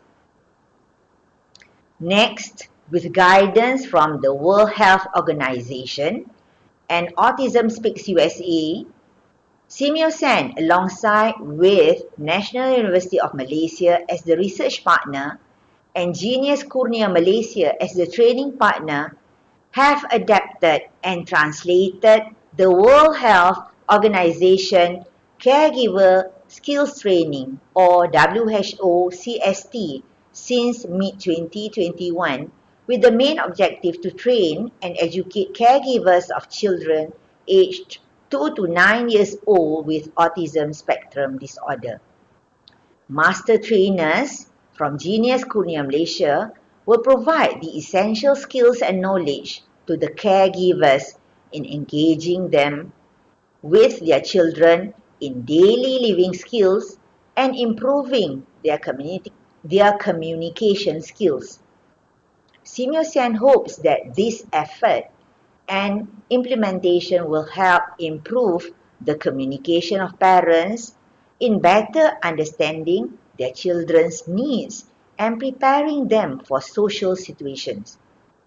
Furthermore, the core elements of CST, such as home visits, provide the sense of personalized and individual intervention for the caregivers in the comfort of their own homes. SEAMEO also initiate a specialized in-country course titled Workshop for Special Education Leadership Mentoring towards the Success on Disability Inclusion, which involve leaders from Cambodia and Laos PDR. This workshop provides participants with practical and effective techniques applicable in a variety of contexts to improve their leadership skills in ensuring the disability inclusion process can move groups forward in spite of conflicts, uncertainty, and complexity in their respective countries. Leadership mentoring, designed with comprehensive knowledge, can definitely contribute to the development of the aforementioned issue. Data is the new oil and knowledge is power. SEAMEO is currently embarking on a project titled Disability Inclusive Education in Southeast Asia e-book. This e-book will compile the key findings, data, and positive outcomes from the framework for disability inclusive education within SEAMEO member countries. SEAMEO hopes that this e-book will help in recommending way forward initiatives for SEAMEO member countries in planning the holistic inclusive education. Besides the capacity building programs and publication, SEAMEO also initiates research projects which serve as guidelines to assist the development of educators, administrators, parents, and caregivers in providing quality education and cater the needs of learners with disabilities. For example, the translation and adaptation of the World Health Organization Caregiver Skills Training WHO CST program for Malay language speakers will help in exploring the perspectives of Malaysian parents, caregivers, and administrators to adapt and implement the module in the local context. This is to facilitate them in managing children with developmental delays and hidden disabilities without clinical diagnosis, so that the children will receive early intervention. Overall, SEAMEO believes in order to enhance inclusive and equitable quality education for learners with disabilities, a collaborative effort from educators, school administrators, parents, caregivers, NGOs, and community leaders who are the advocates is vital. Therefore, SEAMEO would like to encourage all educators, school administrators, parents, caregivers, NGOs, and community leaders to be equipped with educational, leadership, and management knowledge, which will help in mitigating the learning loss and learning poverty, accelerating remediation efforts, reinventing education during unprecedented events, and last but not least, will be able to offer inclusive and equitable quality education for learners with disabilities. As a final note, I would like to express my sincere appreciation to everyone who is present in this session, and I do hope you can take home some of the messages and points highlighted earlier. Those interested to know more about disability inclusive education are welcome to visit SEAMEO's official social media, Facebook, Instagram, Twitter, and YouTube. I wish everyone a productive workshop. Thank you and Assalamualaikum. Thank you very much, Dr. Handani, Director of SEAMEO in Malaysia, for sharing the vision, mission, and programs in addressing issues related to inclusive and equitable quality education in Southeast Asia. We hope that we'll be able to access the ebook and other publications of SEAMEO. And if possible, you can share those with the participants of the workshop today. In the next presentation, we will look at the issue from the angle of, from the perspective of researchers. Dr. Hoàng Thị Nga. The title of the presentation will be Overview of Achievements and Challenges in Managing the Inclusive Education of Children with Disabilities in Vietnam and Some Possible Measures to Improve. Dr. Nga is currently the Dean of Special Education Department, Ho Chi Minh City University of Education since 2014. She holds 2 bachelor degree of education in elementary education and special education, MA in special education, and currently she just completes her PhD in educational management related to special education.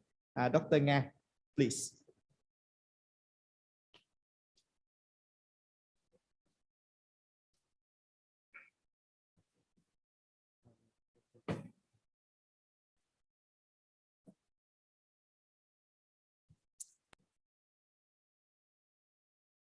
Good afternoon, ladies and gentlemen. I hope that you enjoy the workshop today. From my personal experience, I think I get a lot of useful information, and I learned a lot from different speakers today.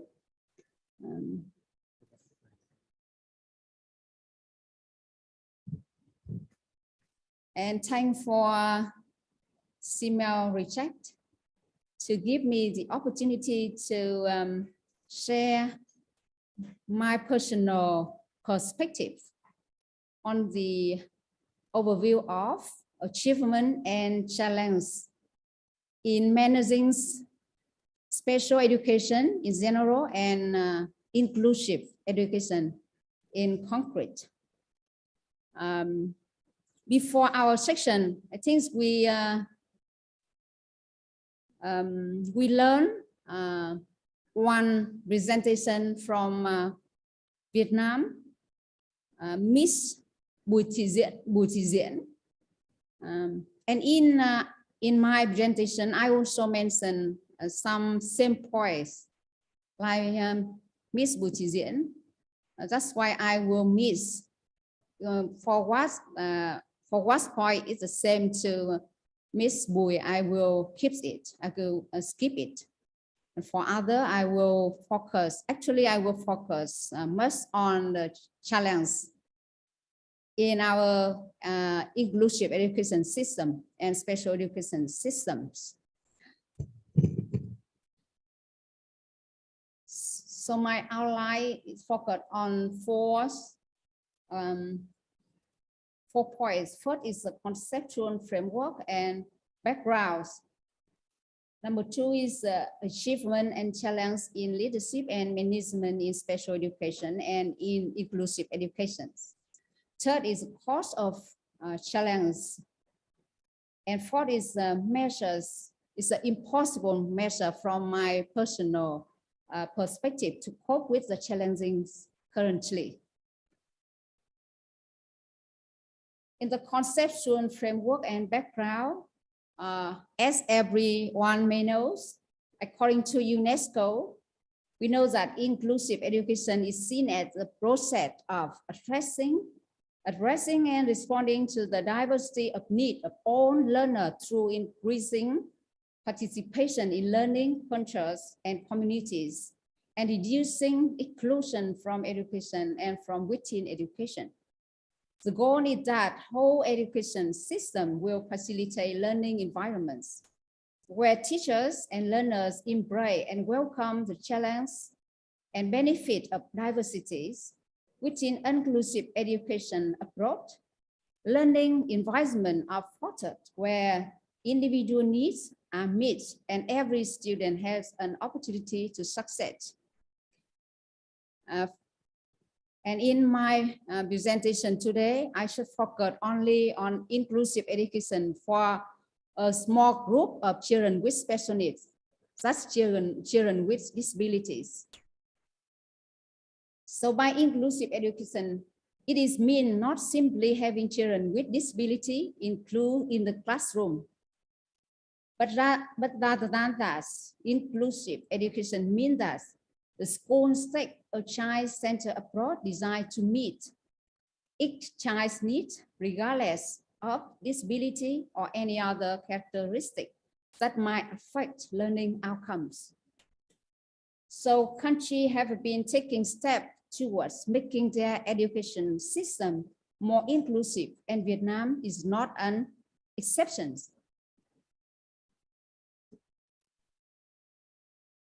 So inclusive education policy focus on some main points as follows. First is a clear pro-inclusive legal framework. And two is adopt inclusion as an organizing principle of how educational service are conducted and delivered. Number three is develop the capacity for inclusive education among teachers and administrators. Number four is a create a support system for school personnel. And number five is adopt inclusive learning standards.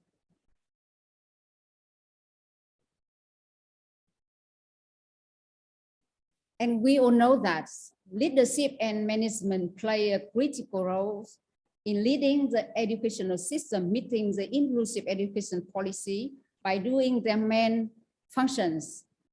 First is establishing the clear pro-inclusive legal framework. Second is the planning. Third is the organizing. Fourth is the leading. And five is the controlling the process. Now I would like to move to the second content is the achievement and challenge in leadership and management in special education. First, from the establishing a clear pro-inclusive legal framework. So as we watch and we listen to the Mr. Bùi presentation, we know that Vietnam has, I think, the full legal documents, and we have the proper legal framework for children with special needs to accept the education and to have the qualified educations. With the many of, like we have the law, we had many degree, joy, circular, and decision, a lot of. And I think the last one is the decision. Last one is very close and very like attached to how to carry out the inclusive education. Is a circular number 03/2018. Is issued by Ministry of Education and Training in 2018. So in this circulars regulation on structure and operation of institution implementing inclusive education for people with disability, individual education plan center for supporting the development of inclusive education at the province, city, district level, resource room to support children with disability, regulation on tasks and power of participants, regulation on how to organize the inclusive education have been guided and expressed in detail in these decisions. So actually we have we have like a full whole package to carry out the policy on inclusive education for children with disability. However, and also I would like to share with you, I think in Mr. Bùi also show that we have like the rate of number of children with disability enroll and accept the education, it increased year by year. This means we have a lot of children with disability. Now they are in the mainstream school. And also we have a system, we have a specialized school system where children with disability, they can separately study. But actually, we also have a lot of challenging to carry out the all the policies. First is the effectiveness of policy implementation is still limited. So from the research results, we can see that only 40% of education administrators fully understand education policy in general. Only 20% of education administrators have full understanding of law on people with disability. The majority of people with disability and their families from 59 to 77.5% do not know the policy on tuition-free exemption and reductions, granting scholarship, royalty in entrance exam, and supporting teaching material and facilities. So this cited by Nguyễn Thị Hoàng Yến, 2015. And the majority of people with disability are still considered to be in need of protection and have little access to other support service. And the rate of children with disability attending school is lower than that of children without disabilities. I think this point Mr. Bùi also mentioned before. So if we see this diagram, we can see that children with disability, the rate of children with disability attend school is much lower than children with disability, especially in the secondary school and high school.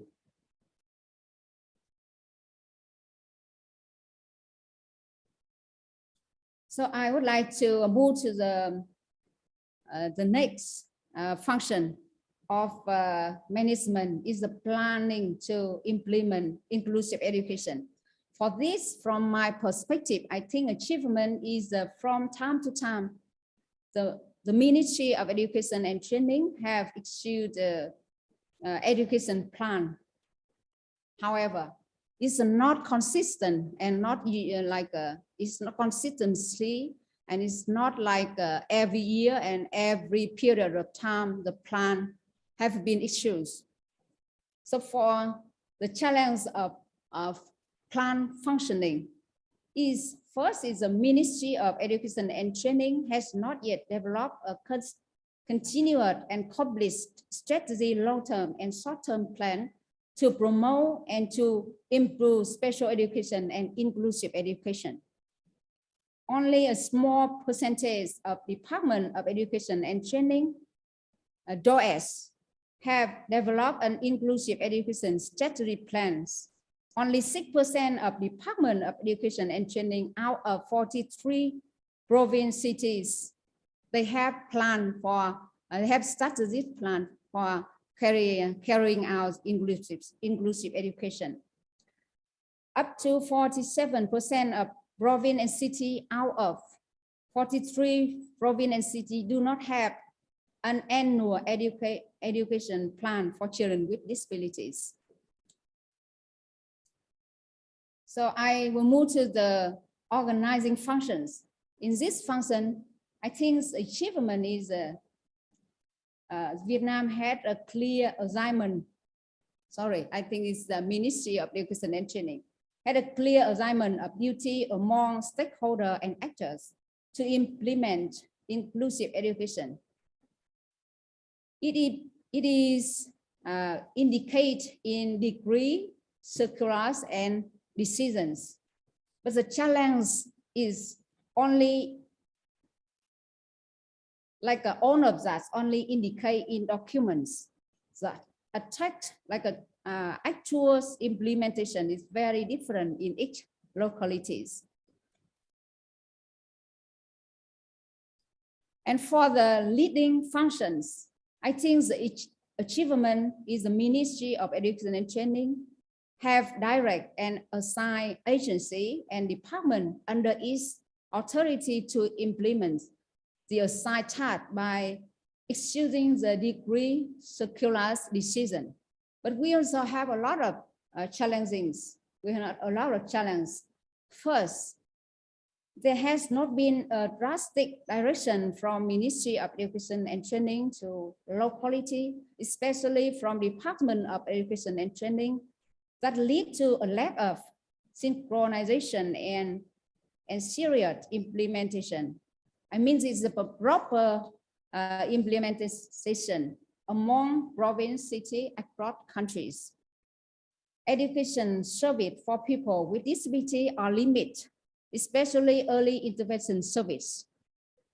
Major shortage of personnel training opportunity, inadequate in infrastructure, and lack of teaching equipment. Only 3/3 of school,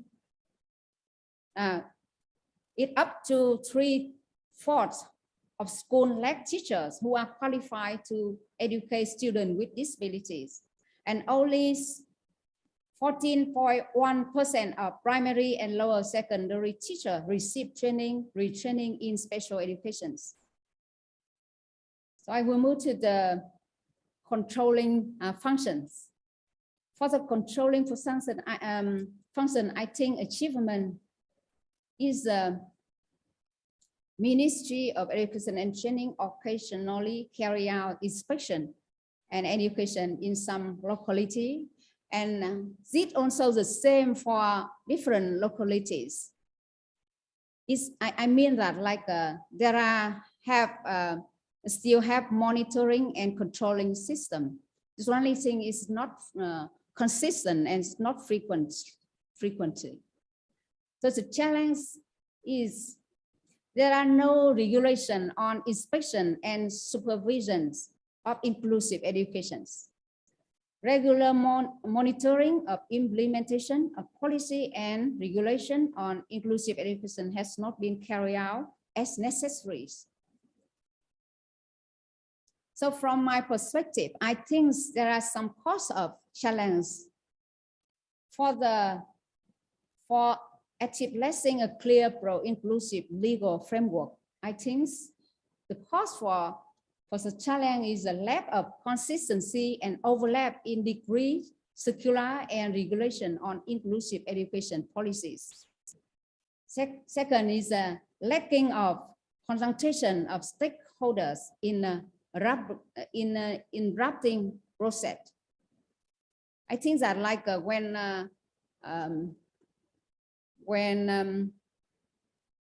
MOES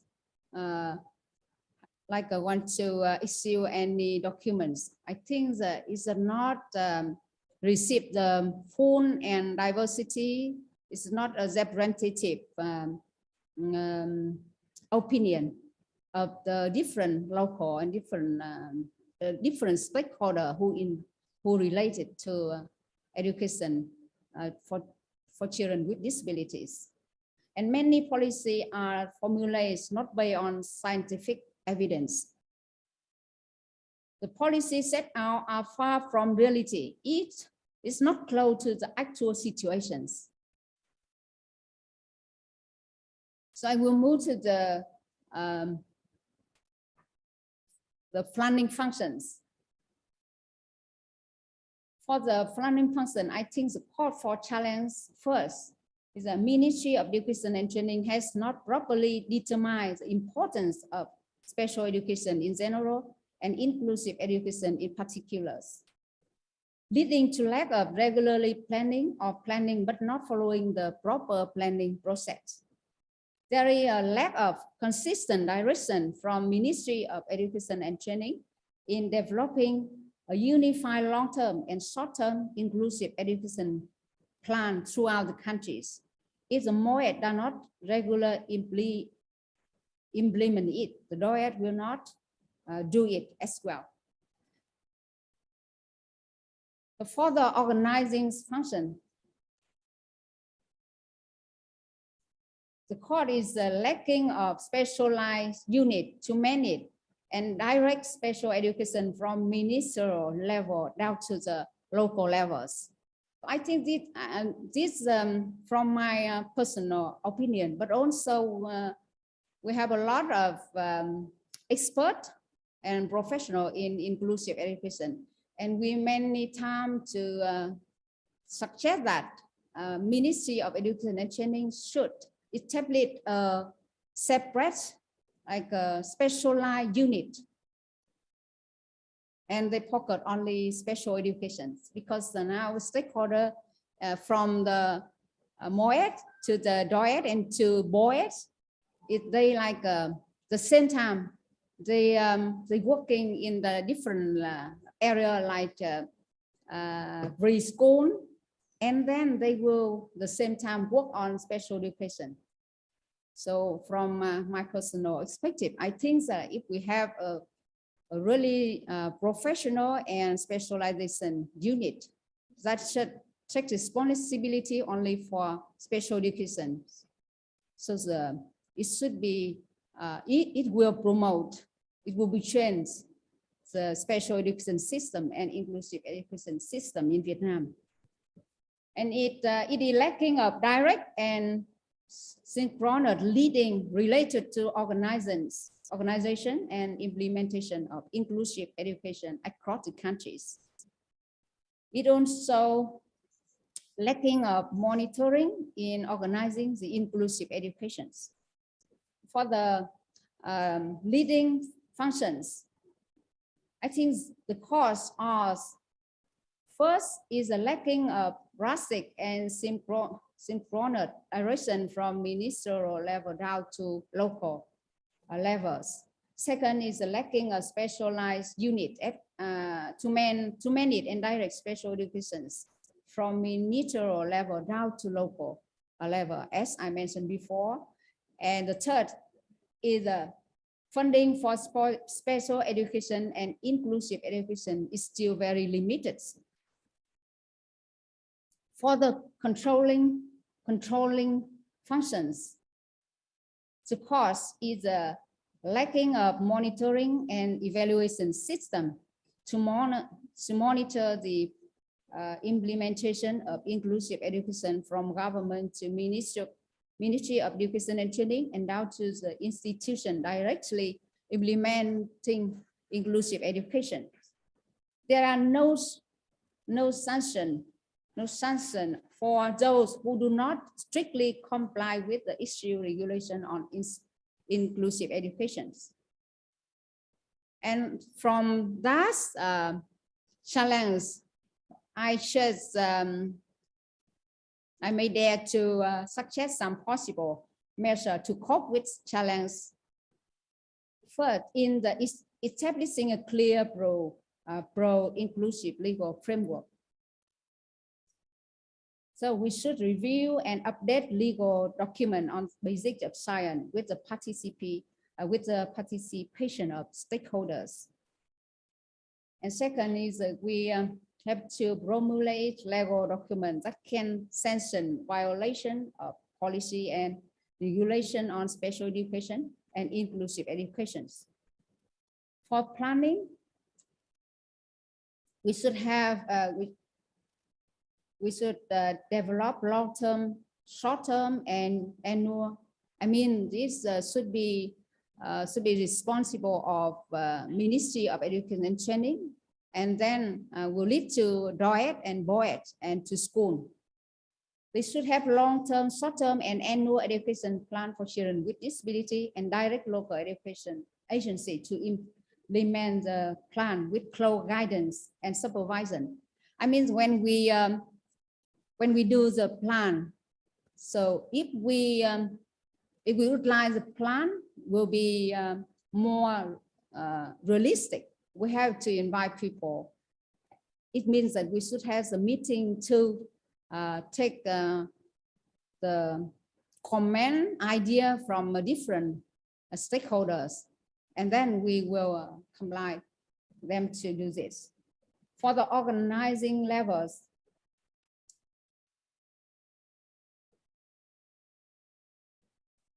As I suggested before, it is necessary to establish a special education committees from MOED to DOED to educational institution of localities.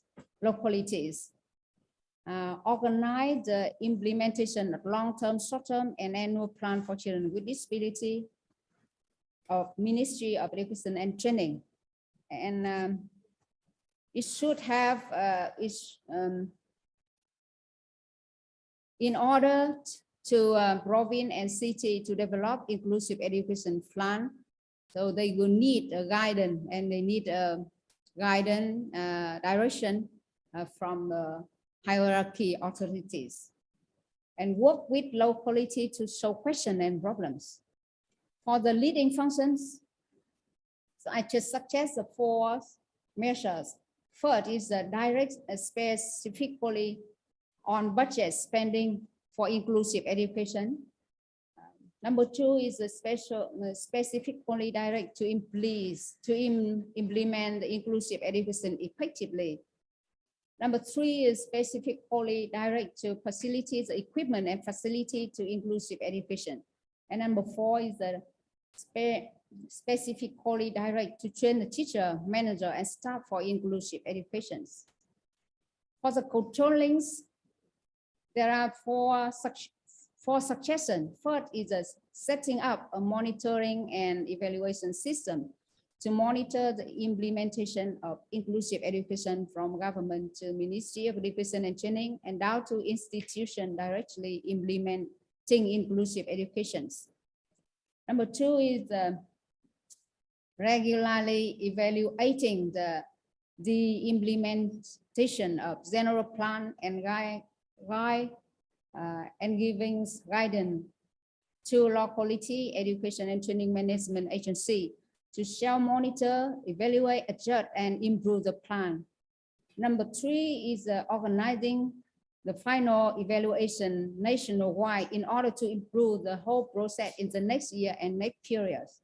And number 4, it should have a specific and clear sanction for violation in the implementation of policy and regulation on special education and inclusive education. So that's all information I would like to share with you based on really on my personal perspective. So I hope you share with me on that. Thank you. Thank you very much, Dr. Nga. Could you please stand there? There's a question from Dr. Evelyn Bickas from SEAMEO Biojob for you. Dr. Evelyn said that some time ago, I enjoyed a tour in Ho Chi Minh City to a place where there were workers with disabilities who were selling their hand-painted wood products and the like. Are these kind of skills development also part of inclusive education available for children or only for the adults? If so, what other skills development tools or strategies are available for children and adults with disabilities?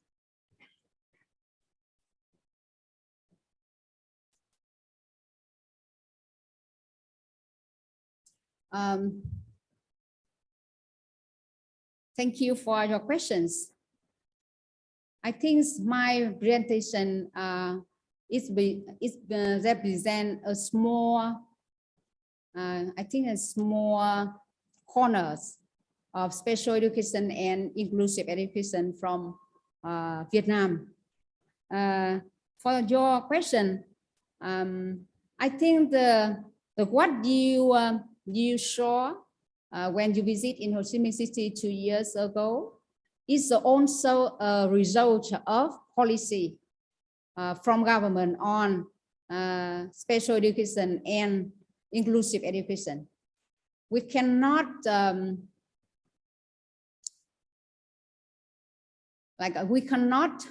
disagree that the policy lead to a lot of trend in inclusive and in special education in Vietnam. So it makes to a diversity, like a diverse and variety, diversity and variety ties of and form to provide special education service for all of people with disability in Vietnam, from small children to adults. So now actually we in the school, especially in specialized schools, we include all of life skills to teach children with disabilities. We have a framework. We call it the curriculum framework for children with disabilities. And in this curriculum, we adapt a lot of general, we adapt a lot of skill and knowledge from general standard curriculum to children with disabilities. We focus on skill, we focus on life skill for children with disabilities. Thank you so much, Dr. Nga, for responding to the question from Dr. Bigas from SEAMEO Biotop. And next presentation, we just listened to the issue of students with disabilities from the perspective of a researcher. Interestingly, we see that there is a gap between policies from the top with the reality or the implementation in the grassroots level. And now we will look at another issue, gender equity, from another researcher, Ms. Đoàn Tâm Đan, Senior Program Managers of Girls Education Program, Room to Read, Vietnam. Ms. Đoàn Tâm Đan has a lot of experience in business areas, in social works, and education as well. She believes that education and practice is an effective weapon to fight against poverty, as well as making path towards gender equality and equity to all. Education has a power to open the bright future to girls who live in disadvantaged situation. Now, Mr. Đoàn Tâm Đan, please share your presentation.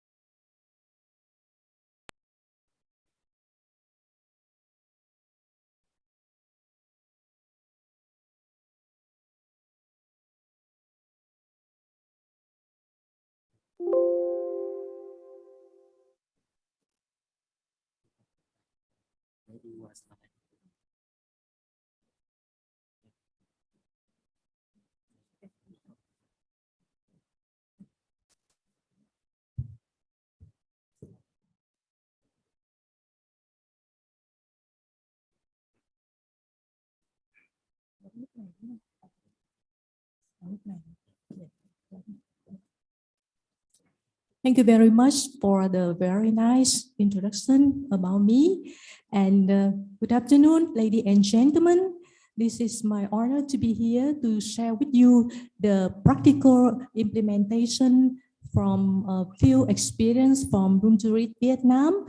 And thank you very much, SEAMEO Retract, for giving us the opportunity to be here with you in this workshop, enhancing inclusive and equitable quality education in Southeast Asia through innovative educational leadership and management. So the topic I would like to share with you this afternoon, late afternoon, is toward ending gender inequality with Room to Read Girls Education Program intervention and in our lifetime. My presentation have three parts. First, I would like to talk about the gender factor affect the girls' opportunity to education. The second part is about Room to Read stories of intervention in order to ending toward the ending of inequality, gender inequality. And the third part would be a challenge opportunity, not only with Room to Read program, but also a little bit look at the national education programs, opportunity challenge, and some recommendation.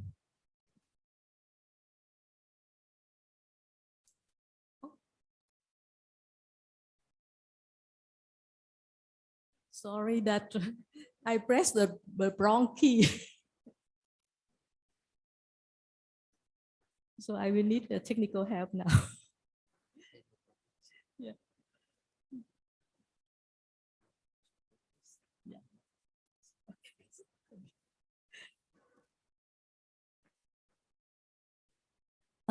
The first part, I will briefly talk about the gender factors affect girls' opportunity to access education. In this part, I will share about 5 issues. The first thing is from our experience when we work at the field, that economic limit and the gate, it related to the gatekeeper dropout, because from our experience that we measure the dropout rate from both perspective, that school year rate and as well as calendar years. So we see there is a wide gap between the calendar years and the school years, especially at the grade 9 to grade 10. The number of dropout of students, especially for the girl, is very high if we measure from the calendar year's perspective. But from the school year, the ratio of dropout is not much, because you know that during the summertime, this is the time that the parents would advise their girls, their daughter, now this is enough for you to go to school. If we measure from the school year, we don't see the number of the students leave school during the summer times. And the second thing is lack of the chances to discover their potential and lack of skill to express themselves. It means that the girls really do not have opportunity to raise their voices in the family. And you know that on the cultural, traditional, and patriarchal society in Vietnam is still affect on the families, especially in the rural areas. So girls are not allowed to speak up their voice or to express their desire, especially related to the career or the choice of their vocation, career in the future. So, and also the opportunity to express their talents and their potential also are not much encouraged by the family, because we have faced many stories that parents not allow the girls to express their deep desire, especially when the girl has something desire which is different with the expectation from the parents and from even from the communities. Yeah.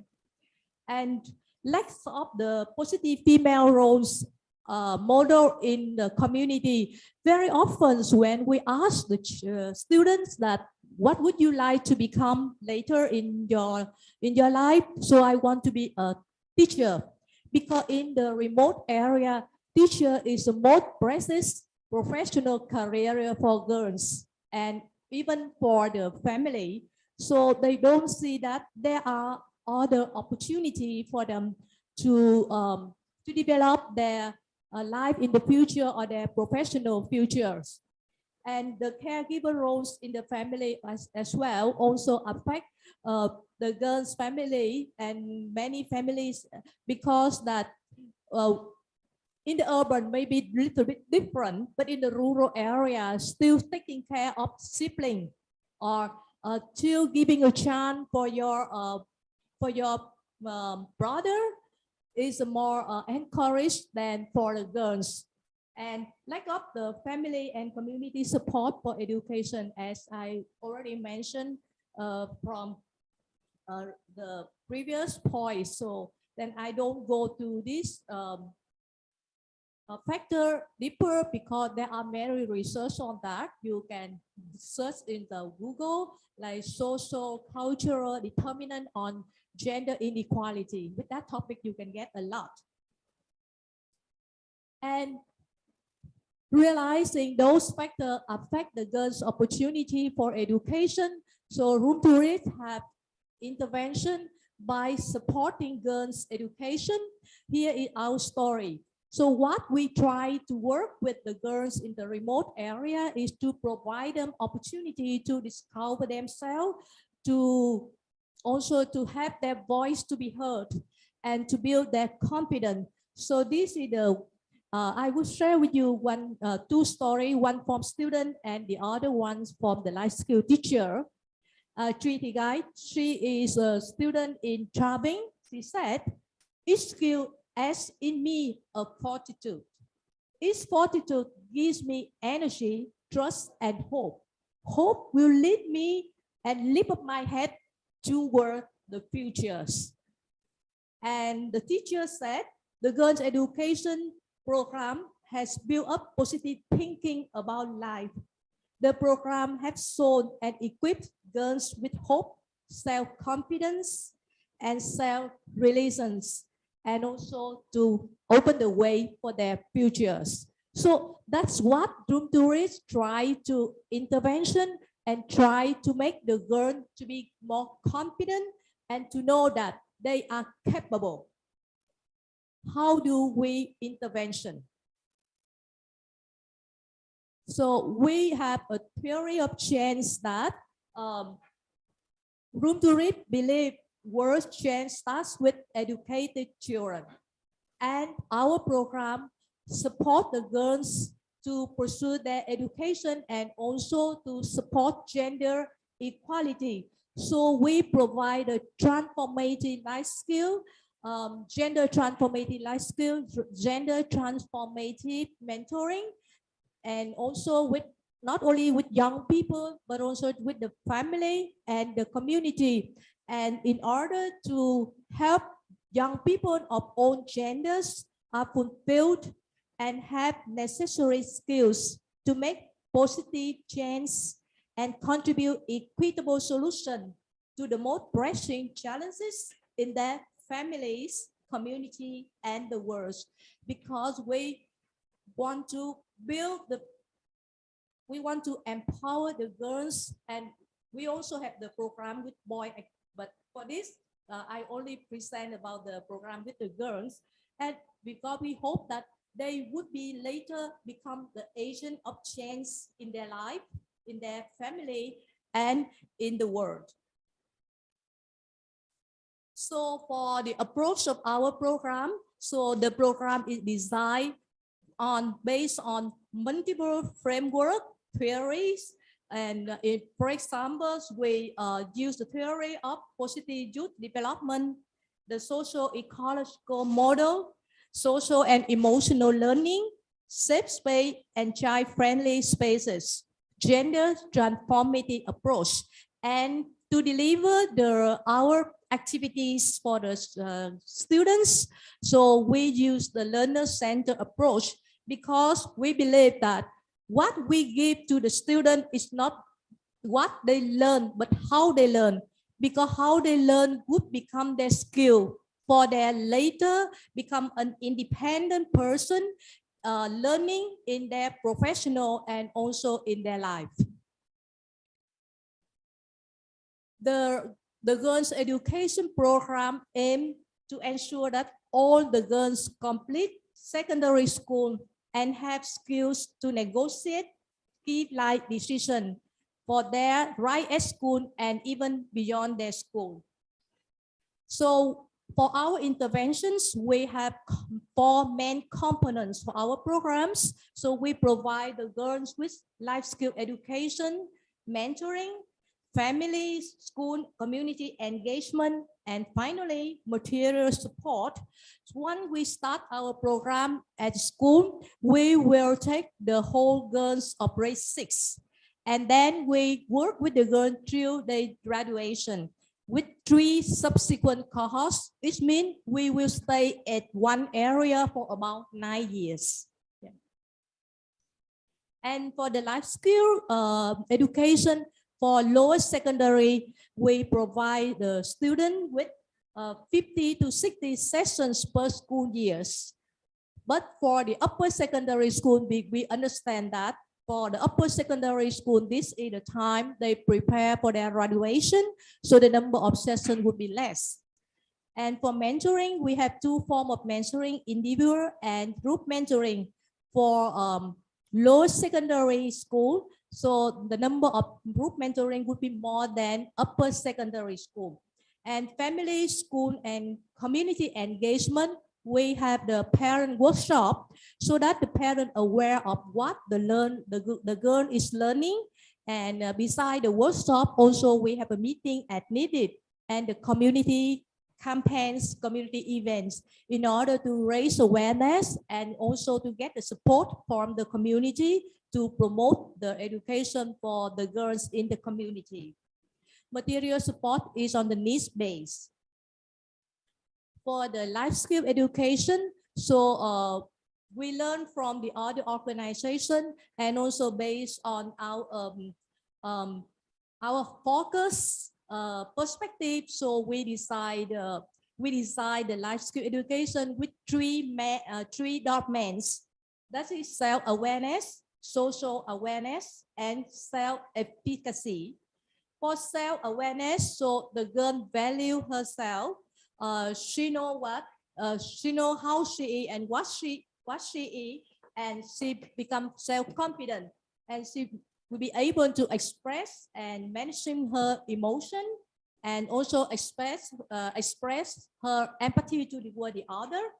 And for self-efficacy, the girl will be empowered, so she would have skill of self-control, critical thinking, and perseverance, and I think critical thinking, perseverance, and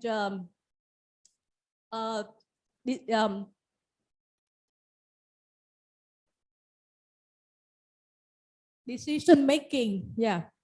And for the social awareness, so the girl know that she can do after knowing herself, after building her skill, she is able to relate with the other. She is able to communicate with the other with respect and also with affirmity to express herself, and she know how to build the relationship as well as to solve the problem. So the life skill would be building from one rate upon the other rate. For example, for the lower secondary, so we focus more on social and emotional and psychology of the girls. But going to the upper secondary, this is the time when the girls have more cognitive development. So the session would be less but more complex with the critical thinking or creative or planning skill.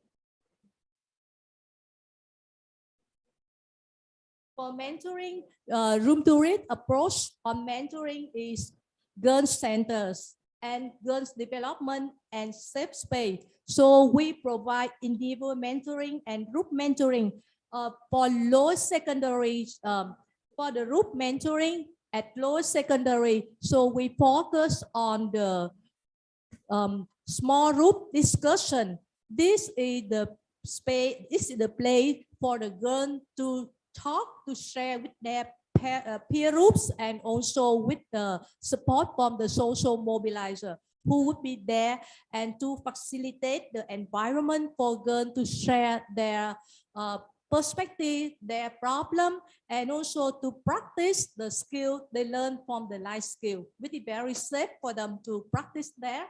And for upper secondary school, group mentoring is not just limited at the group discussion, but also exposure visits. Girls could go to visit different school or business run by women, so that the girl can see, as I explained earlier, in the community like a positive role model, female role model. So this, when she get the exposure visits, she go to the business firm run by women.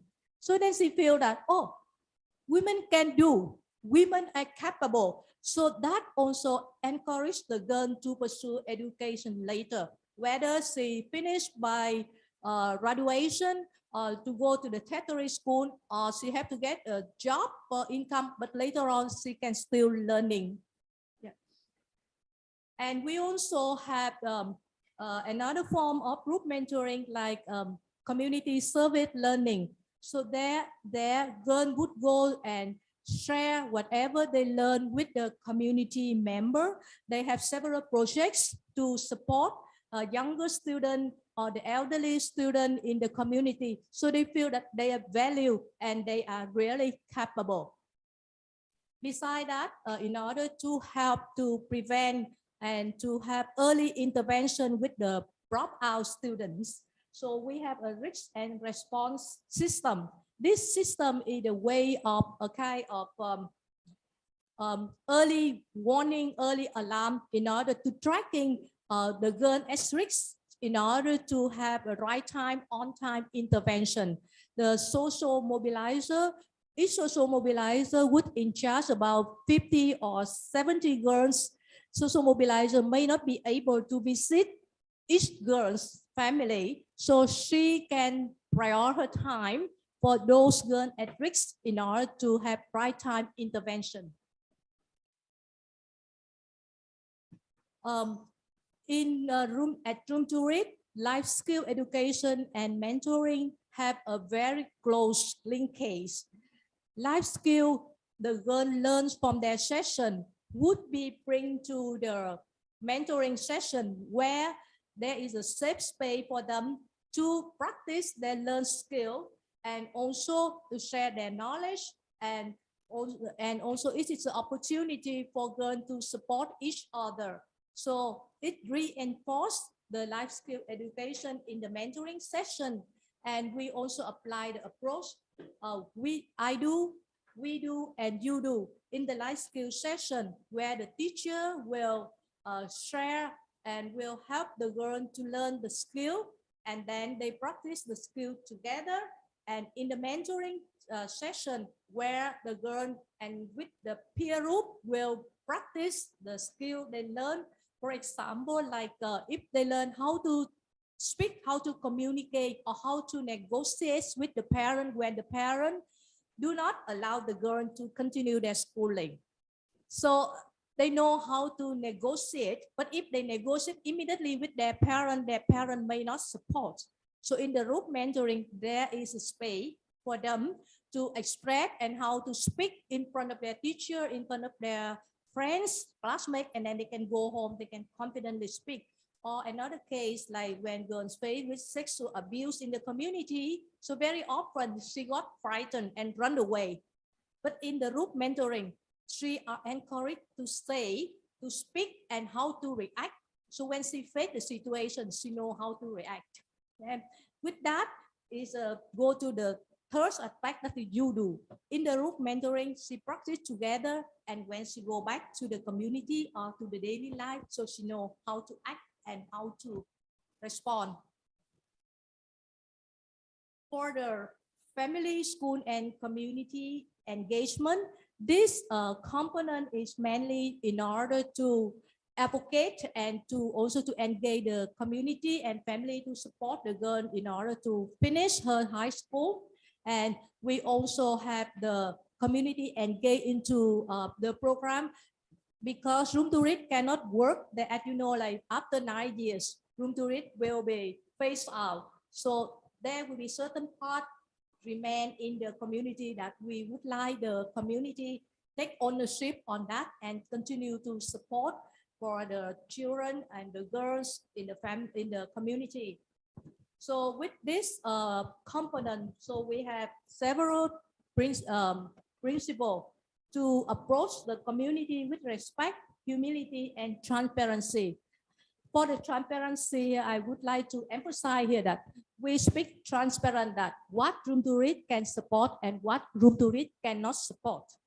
So it have to be clear right from the beginning, otherwise it creates the expectation from the community, and be inclusive, that we would involve many stakeholders in the community into our program as well, as long as the stakeholders support the program and support the education for the girls, and focus on strengths, resources of the community. We know that only Room to Read cannot have enough resources. So therefore, some of the resources from the community are also encouraged to share with us, and that not only to give the community a sense of responsible, but also a sense of ownership later. when room to read phase out from the district or from the area which we are working, and leverage existing social structure. And we also know that in order to involve the family and school and community into our program, into our activity, it's not the easy task and it's not the instant task. It is time taking because it relates to the change the mindsets and the attitudes of the people.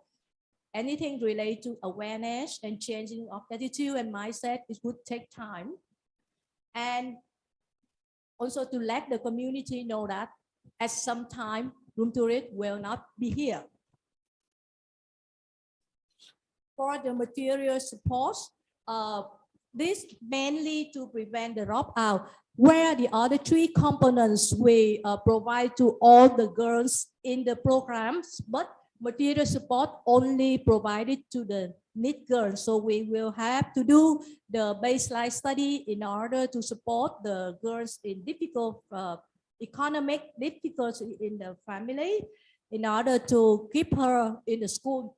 And with the material support, room to read have a main principle here is that we don't provide money, but we would pay school fee directly to the school, or we provide basic school material, uniforms, transportation and exam preparation, and also health insurance. And for those supports, we also make sure with the community and the family that we are not replay the role of the families. The families still have responsibility to invest those investment for their daughter education. To read is there only to support those families are not able to support their children. Regarding to the opportunities and challenges, for this I look at both from room to read implementation perspective and from the national education curriculum. Why I look at the national general education? Because as we know that from the new national general education 2018, so there are a lot of change in the approach and in the theory of the national education program, in which the national general education talk a lot about the building capacity and skills for the students. Could you try to make it a little bit shorter for this part? Thank you. And with the current national education program designed to ensure that the quality education based on capacity building, based on the skill building. So this leads to the dramatically change in terms of delivery approach, training approach. And it have one special program on experimental and career orientation experimental for children, for students, which this special program was not, this is recently designed for the students. So with that give us an opportunity to see that the new national education program have focused a lot of building skill, and room to read see also with our experience over 20 years working on building skills for the children. So this would be the opportunity for us to contribute into the national education program in building skill for the student. And recently also we have a research. We work in collaboration with the Department of Secondary School and also Venice to publish recently the reports on toward the better skill development in Vietnam for the general education curriculum when we joined the 21st century skills for education. So with that report, we provide a lot of strategy how to build skill and how to assess the skill in the national education program. So we hope that would contribute into building skill for students in general and for the girls and for the boy in particular. For the challenges from our experience and from our look at the skill building for the student, we see that for the skill buildings for the student, we need the space, we need the facilities, but currently we have a lot of, in our school, we have a lot of limits on facilities, such as classroom space, insufficient room and time, and it play a lot of pressure on teachers as well as students. And the learner-centered approach, it requires a lot of dynamic activity during the classroom, and it also play a pressure on the teacher who are used to with traditional way of teaching. And we go through the system, the textbook which we have seen recently during the last 2 years, that the skill and capacity in the national education curriculum generally apply to all students. So it may not address the specific needs of girls and boys. And for the teacher, if we look at toward ending gender inequality, the gender perspective would be also trained to the teacher. That also will help the teacher to apply gender responsive teaching, gender sensitive into their classroom, but this aspect is also limited. So, and I come to the last slide. We hope that in order together we work for education to promote gender equality in education. So we hope that the curriculum would notice the aspect of gender sensitive in building skill and competency for students. And in the teacher training, also we, for several years, we talk a lot about learner-centered approach, but we mainly focus on what students learn, but not how the way students learn. So this is again, we look at how we apply the learner-centered approach into reality and into implementation. How and what should go together. And gender transformative and gender responsive teaching should be also introduced to the teachers in any training for the teacher, at least with basic knowledge and basic skill for this gender approach. And the last one is when we decide the program, so we know that we have different target population. There will be the program and activity for the girls target population, and also the special program target to boy population, and for both genders should notice in into education curriculum. Thank you for your attention and listening.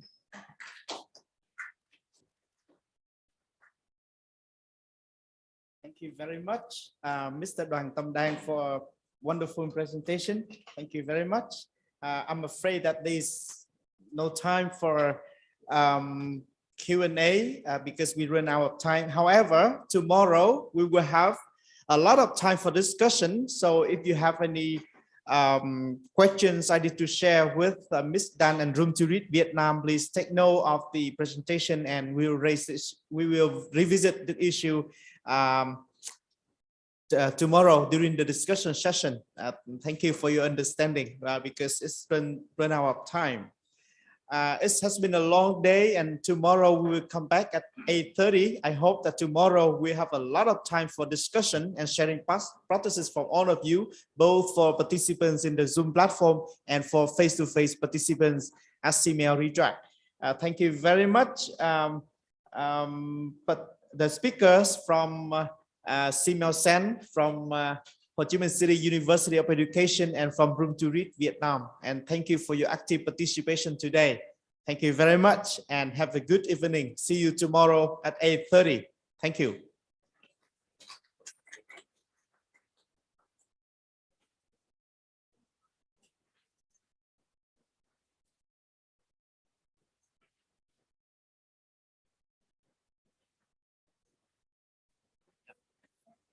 Trễ quá.